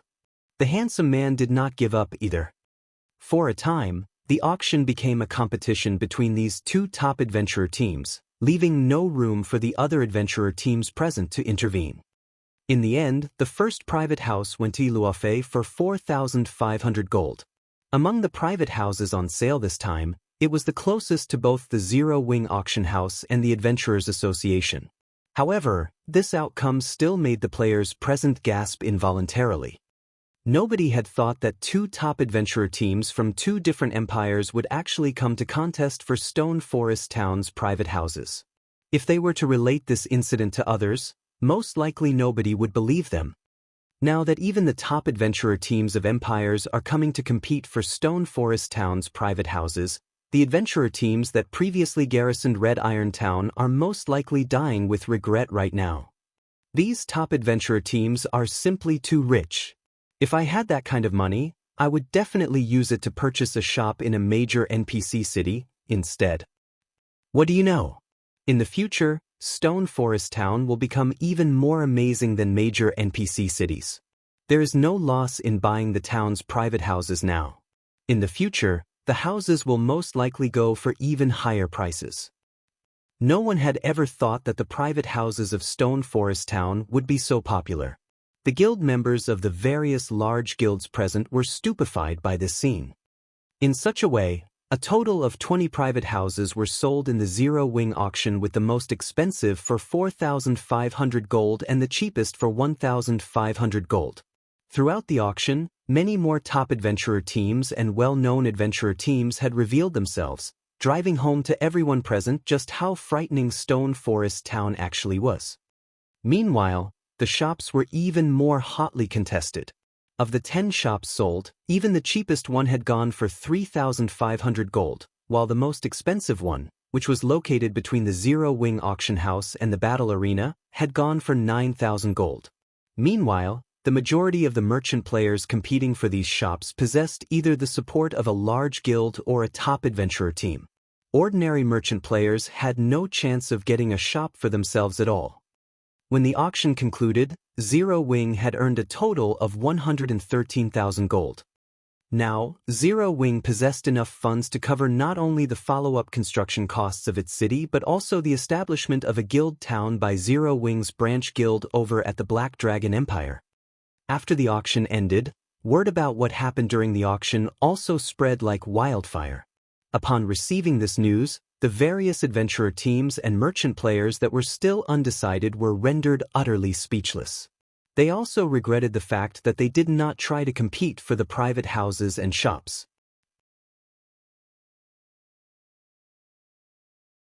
Meanwhile, throughout all this, Shi Feng had been fully focused on forging the Titan device in White River City's candlelight trading firm. After actually attempting to make the Titan device, he had to admit that the difficulty of doing so was exceedingly high. Despite him having been promoted to a master forger, his success rate was only around 25%, though he was fortunate to succeed 2 out of 10 tries during the actual production. Meanwhile, the cost of each attempt was roughly 2 gold. Overall, each Titan device cost 12 gold to produce. Without sufficient funds, even a large guild would not dare to spend so much. After all, the Titan device simply improved the combat state of a player. It did nothing for a player's basic attributes. While Shi Feng was forging a Titan device, the system notified him of an incoming call. When he turned his head to glance at the caller ID, he could not help but be stunned to discover that the person calling him was actually the vice commander of the Midnight Tea Party, Endless Scars.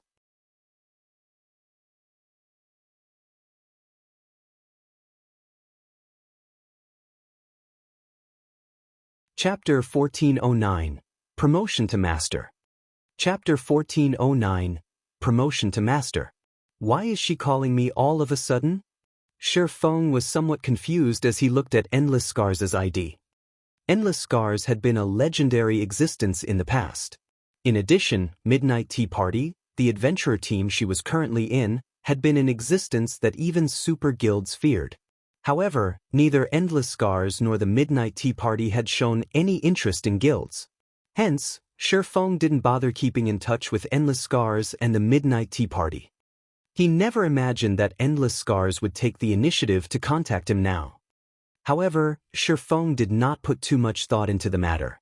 He immediately put down his work and accepted the call. Guild Leader Black Flame, congratulations. I heard that even the various superpowers are feeling envious over the current Stone Forest Town, Endless Scars said sincerely, a faint smile on her face. That's nothing to brag about. Vice Commander Endless is the one who's amazing.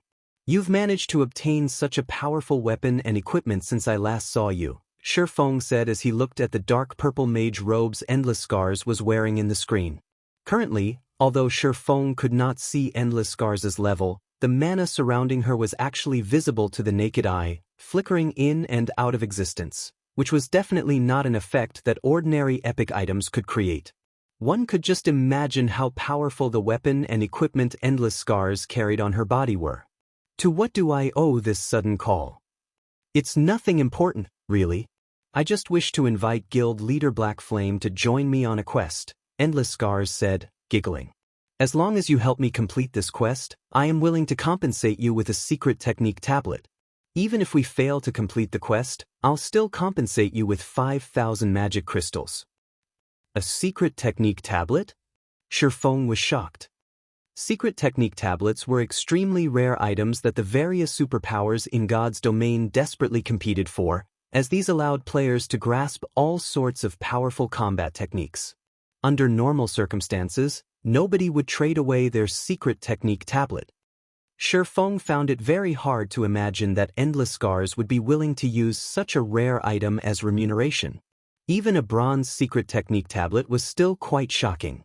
If she used it to employ the help of a super guild's peak experts, said super guild would no doubt agree to the request without hesitation. That's right. However, unless you agree to help me, I cannot tell you the exact information of the secret technique tablet.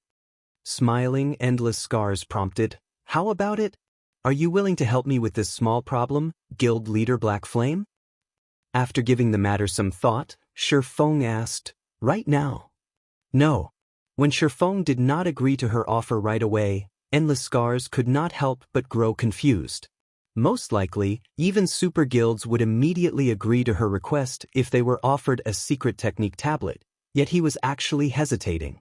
A lot more preparations need to be done before we embark on the quest. It won't be possible to do so within a short period of time. Alright then. Shi Feng currently had many tasks he still needed to deal with. In addition, there was the ranking competition tomorrow over at the Black Dragon Empire. Gentle Snow had already requested his presence at the event. If he went to help out with Endless Scars' quest now, he was almost guaranteed not to make it back in time for the competition. After all, a quest that forced someone like Endless Scars to ask for help, in addition to using a secret technique tablet as payment, would surely not be a simple one.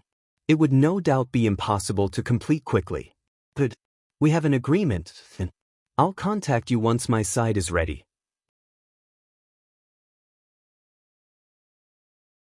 At Shi Feng's reply, a hint of joy appeared in Endless Scars' eyes, her lips curling up slightly.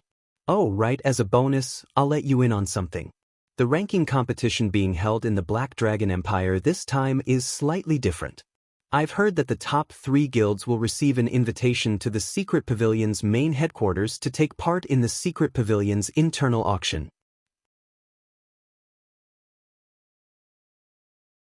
The Secret Pavilion's internal auction?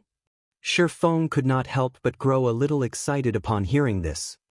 As a transcendental existence in the virtual gaming world, the Secret Pavilion possessed countless rare in-game items. However, this was still only the tip of the iceberg.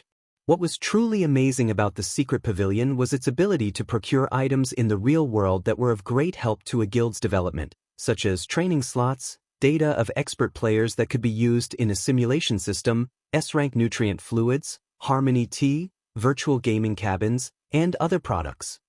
Even first-rate guilds would have a very difficult time procuring these things in large quantities, what more other large guilds. However, the Secret Pavilion only sold these items in its internal auction. Moreover, the auction was not held in the virtual world of God's domain, but in the Secret Pavilion's main headquarters in the real world. In the past, those qualified to participate in the Secret Pavilion's internal auction were first-rate guilds at the very minimum. Guilds of lower status had had no chance of participating in the event whatsoever. Of course, in order to obtain these items, the various large guilds would also have to pay a significant price. The currency used during these internal auctions was not credits but top-tier weapons and equipment as well as precious in-game items that were generally not sold to the public, either that or magic crystals at the bare minimum. Even coins were not accepted. The internal auction was equivalent to using real-world resources to exchange for resources in God's domain. To Zero Wing, this was indeed an excellent opportunity. S-rank nutrient fluids and virtual gaming cabins were generally not things that could be purchased even if one had the money to do so. Yet, these items were paramount to a guild's development. Even if one was reluctant to part with their resources in God's domain, they would still be willing to part with a considerable portion if it meant obtaining these items. To Shifeng, however, this was wonderful news. Currently, he had plenty of resources in God's domain, such as the advanced mana armor kits, magic devices, and various exotic potions, and now the Titan devices. He also possessed advanced speedboats, which were important to the various superpowers at this stage of the game. If push came to shove, he could even use the miniature ballistas, soul water, and soul crystals, items that a superpower like the Secret Pavilion would definitely want to trade. Not to mention, he could also produce all of these items without limit so long as he had the materials. He was more than willing to convert these items into real-world resources. I heard that the Secret Pavilion has put in quite a lot of effort into its internal auction this time. Participation in it offers plenty of benefits for an up-and-coming guild like Zero Wing. It's best if you make some preparations for the auction. Endless Scars gave a reminder before disconnecting the call. There is indeed a need to make some preparations. Shifeng nodded in agreement. The items sold at the Secret Pavilion's internal auction were not cheap. Based on what he had heard, a bottle of S-rank nutrient fluid could go for 3 to 4 million credits worth of rare items, which really wasn't a price that ordinary guilds could afford. If he did not stockpile some resources ahead of time, he might end up being a spectator at the auction. After his call with Endless Scars ended, Shifeng resumed forging Titan devices.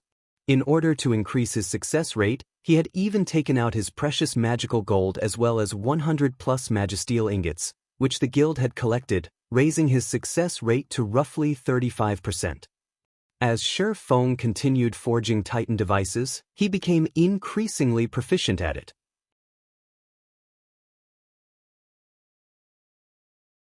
Moreover, when he recalled the scene where Celiora remolded and repaired Thousand Transformations, particularly how she utilized magic arrays to condense materials together, he could not help trying to condense materials using magic arrays himself, especially since he had the 7 Luminaries ring to increase the ambient mana density.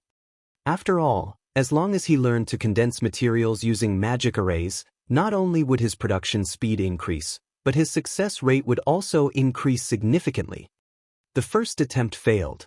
The second attempt failed.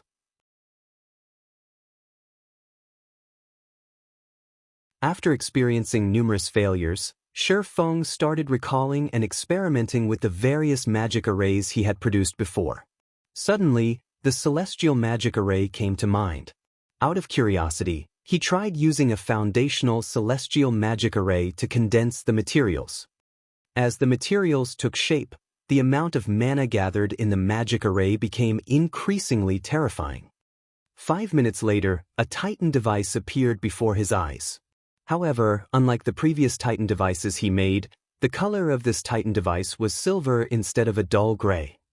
Did it succeed? Shifeng carefully inspected the Titan device's attribute panel.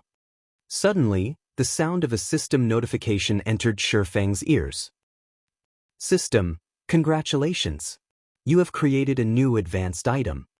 System, congratulations. You have been promoted into a master forger.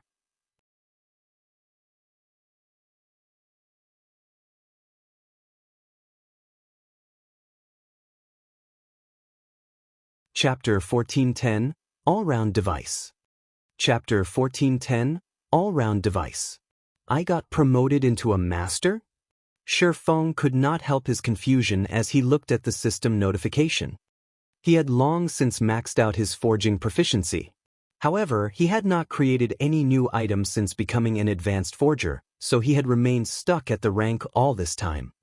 It never occurred to him that creating a new advanced item would directly promote him into a master forger. With this, he would save a lot of time. Now that Shi Feng had truly been promoted into a master forger, he could retrieve the master forger's insignia and further improve his production success rate. He could also start learning foundational forging skills, which were reserved for master forgers.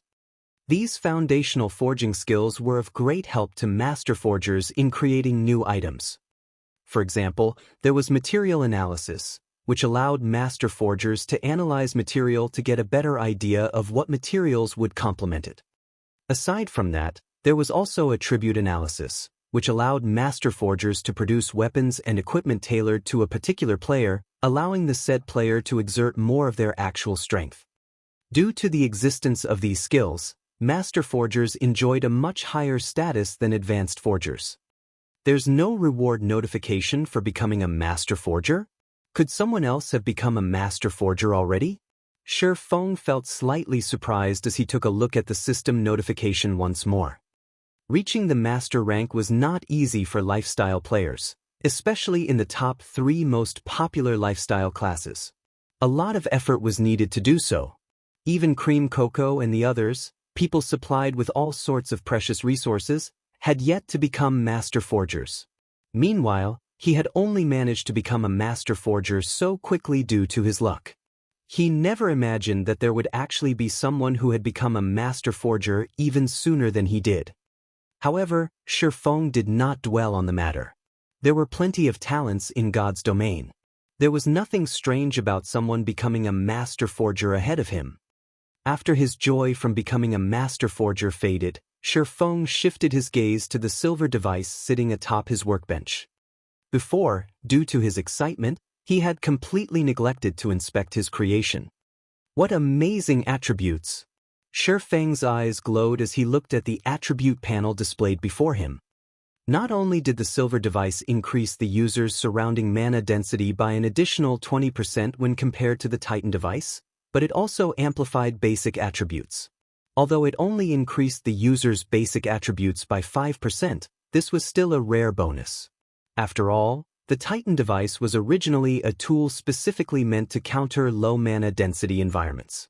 Now that it also increased all of its users' basic attributes by 5%, using it was equivalent to equipping an additional advanced mana armor kit. System, please give the advanced item a name. You may also leave your personal mark on this item. Since it increases both attributes and the environmental mana, let's call it the all-round device. After giving the matter some thought, Shi Feng wrote down the new name for his creation. With this, he could make as many copies of the forging design as he wished. However, he would allow only those who had become master forgers to attempt forging the all-round device. After all, the difficulty of forging his creation was slightly higher than that of the Titan device. It would be a miracle if an advanced forger could attain even a 10% success rate. After becoming a master forger, Shi Feng did not immediately continue forging all-round devices. Instead, he made a trip to the Forging Association to collect his master forger's insignia.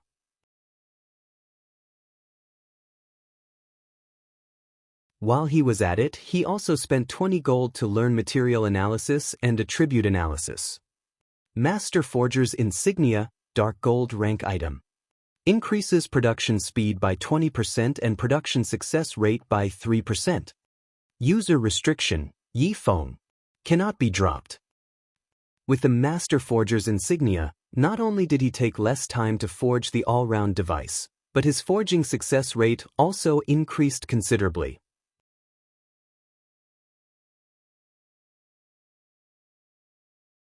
In addition, due to him being the creator, he also received a slight bonus to his production success rate. Now, even without the support from materials like the magical gold, he still achieved a 40% success rate.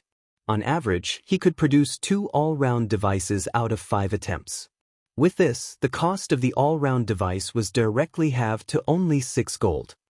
Moreover, the EXP awarded for successfully forging an all-round device was much higher than that for the Titan device. Each success awarded EXP equivalent to a chieftain of the same level. Meanwhile, Shifeng took roughly 15 minutes to successfully produce one all-round device, essentially spending 15 minutes to kill a chieftain of the same level. Although the efficiency was slightly poor, he could keep producing the all-round device as long as he had sufficient materials. This would be equivalent to him continuously killing chieftains of the same level, something rarely possible out in the fields. Overall, Shifeng's experience bar skyrocketed. Following which, Shifeng forged one all-round device after another, passing more than half a day unawares. Meanwhile, he also reached 76% of level 57. As long as he continued forging the all-round device for another day, he would reach level 58. In the eyes of other players, this would definitely be an astonishingly fast leveling speed. Just as Shifeng was about to start forging another all-round device, Gentle Snow suddenly contacted him. Guild leader, the ranking competition is about to start soon. Why aren't you here yet? Don't tell me you've forgotten about it? Gentle Snow asked, a frown on her face. It's starting already? Shifeng automatically checked the time and discovered that he had actually unknowingly spent close to an entire day cooped up inside his special forging room. Alright, I'll head over immediately. His harvest today was considerably good. Due to his increasing proficiency with the forging process, he managed to forge a total of 131 all-round devices and over 100 Titan devices. Not only did he have enough for his trip to Karna Island, but he also had some leftovers he could sell or use as a guild benefit.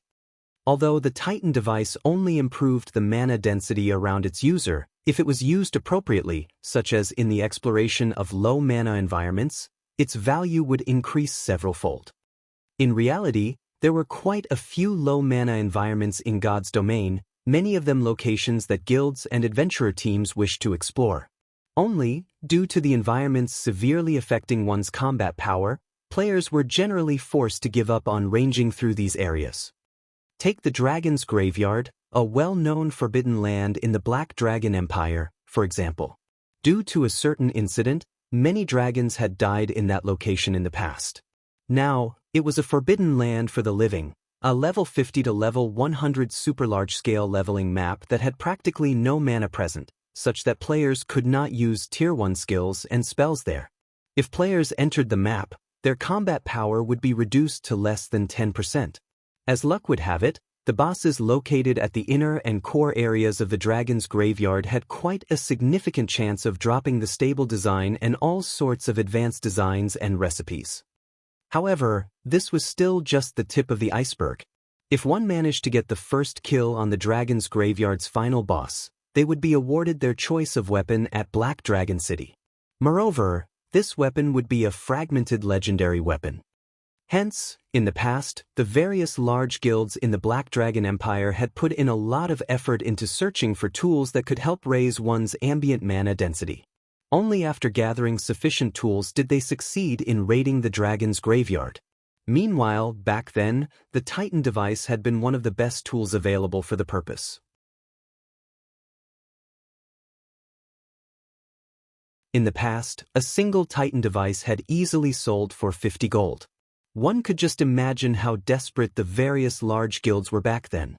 Of course, compared to the value of a fragmented legendary weapon, this price was not worth mentioning whatsoever. Black Dragon Empire, Black Dragon City. As soon as Shifeng appeared inside Black Dragon City's teleportation hall, he was greeted by the sight of a massive crowd of players.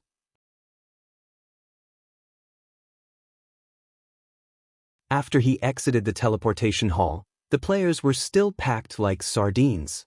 Normally, one could see such a street scene only in small but popular places like Stone Forest Town. Even the imperial capitals of the four great empires were far from comparable to Black Dragon City right now. The streets teemed with not only level 40+ players but even the rarely seen expert players. Players riding mounts were also a dime a dozen at the moment. It was as if every expert player in the Black Dragon Empire had gathered at Black Dragon City. One could just imagine how lively the ranking competition this time was going to be. Following which, Shifeng summoned the evolved demonic flame tiger and made his way towards Black Dragon City's underground arena.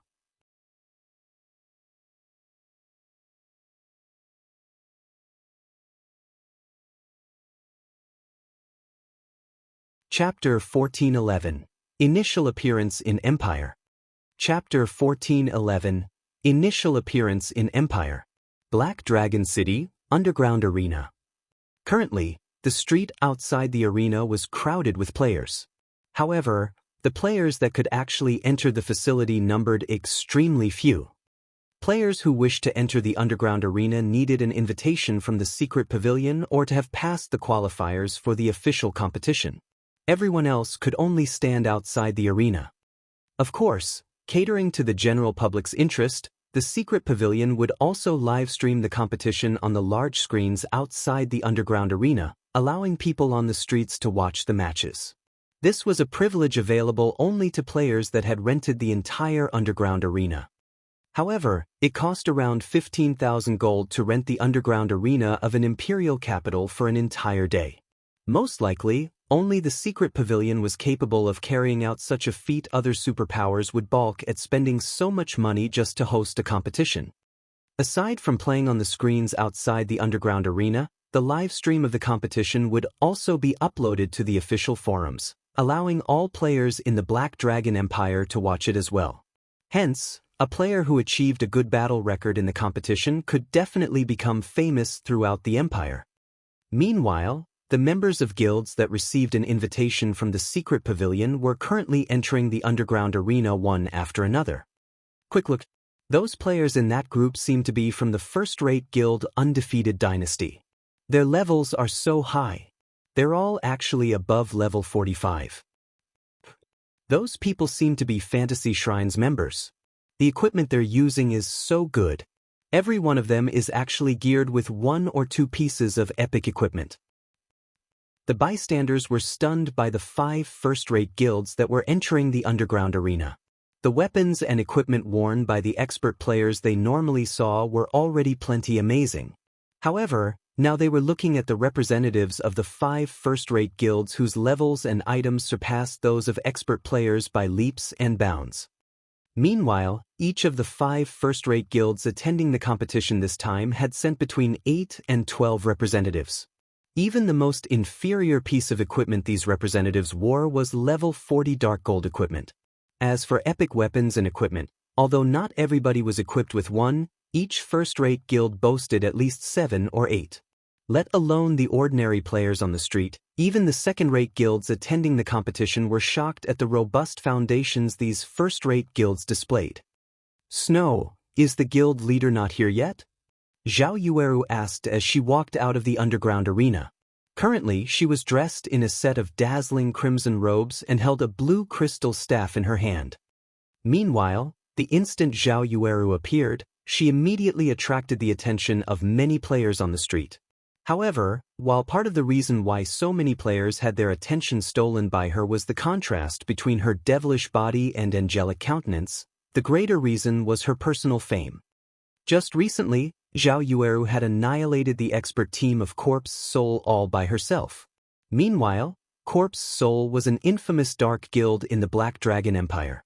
The top-tier experts of the Dark Guild were existences that gave the various large guilds headaches. Many second-rate guilds and even first-rate guilds had to treat the Dark Guild cautiously. Yet, due to one of Corpse Soul's experts provoking Zhao Yueru, the latter had annihilated the entire 20-man team said expert belonged to. Enraged by this situation, Corpse Soul had dispatched several of its top-tier experts to assassinate Zhao Yueru.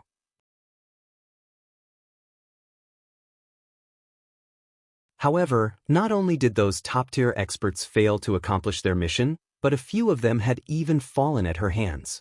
After news of this matter spread, Zhao Yueru's nickname of Flame, which became famous across the entire Black Dragon Empire. "He should be here soon," Gentle Snow said as she looked at the time. Grinning, she said, "Why are you in such a hurry?"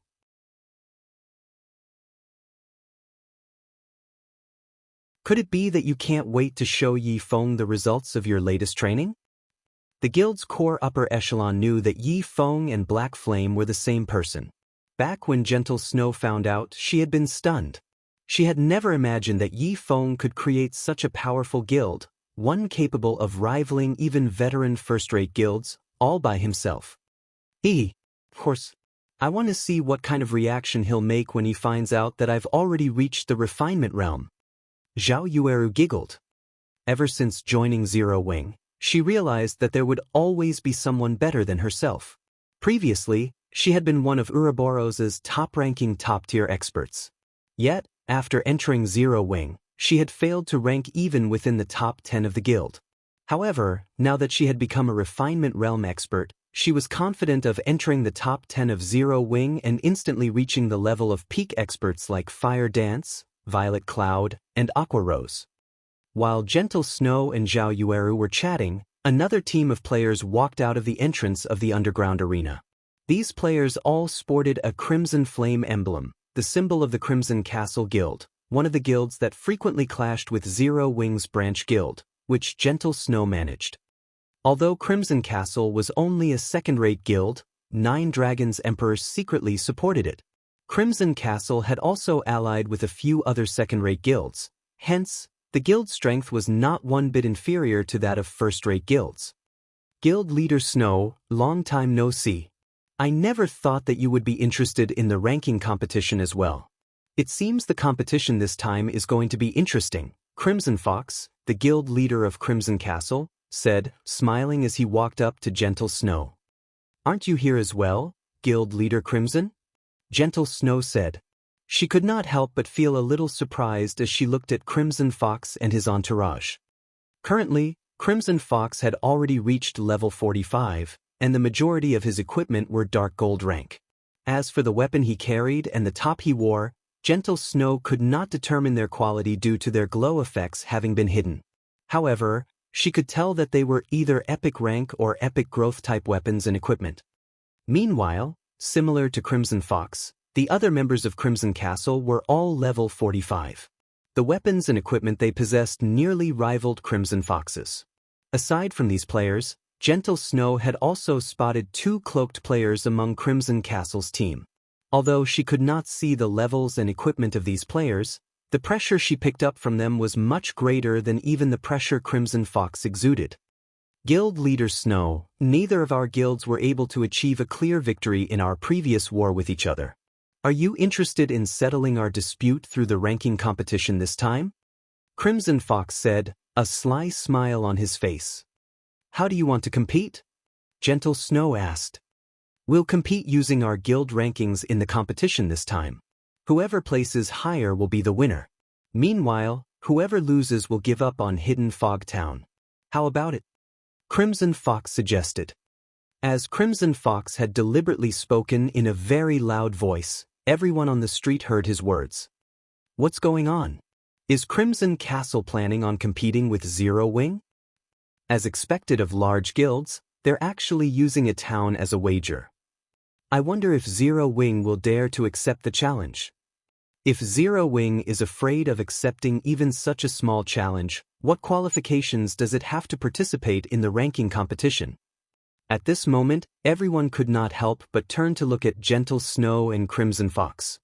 In regard to this situation, Gentle Snow also hesitated to decide.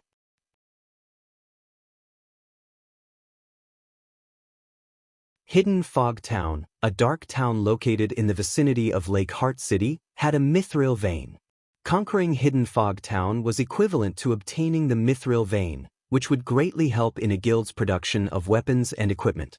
Only, due to Zero Wing and Crimson Castle's inconclusive war over this dark town, neither guild had managed to capture it thus far. While Gentle Snow was hesitating, a deep voice resounded throughout the entire street before the underground arena. Okay, Zero Wing agrees to your conditions.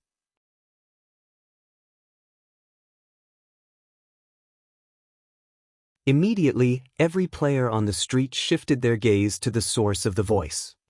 In the next moment, a majestic monster with its paws covered in flames and lightning stalked into the crowd, radiating an indescribably heavy pressure. This monster was none other than the evolved demonic flame tiger. In terms of strength, it surpassed even a lord of the same level. Not to mention elite players, even expert players would have to run for their lives if they encountered the demonic flame tiger as an opponent. Meanwhile, upon seeing the demonic flame tiger, The players standing in its path moved to the side automatically, wearing dumbfounded expressions. What kind of mount is that? How is it giving off such intense pressure? Who is that person? That you're tuning in to the Wang Lin's Journey YouTube channel. Don't forget to subscribe and join us on this journey to catch the most captivating stories.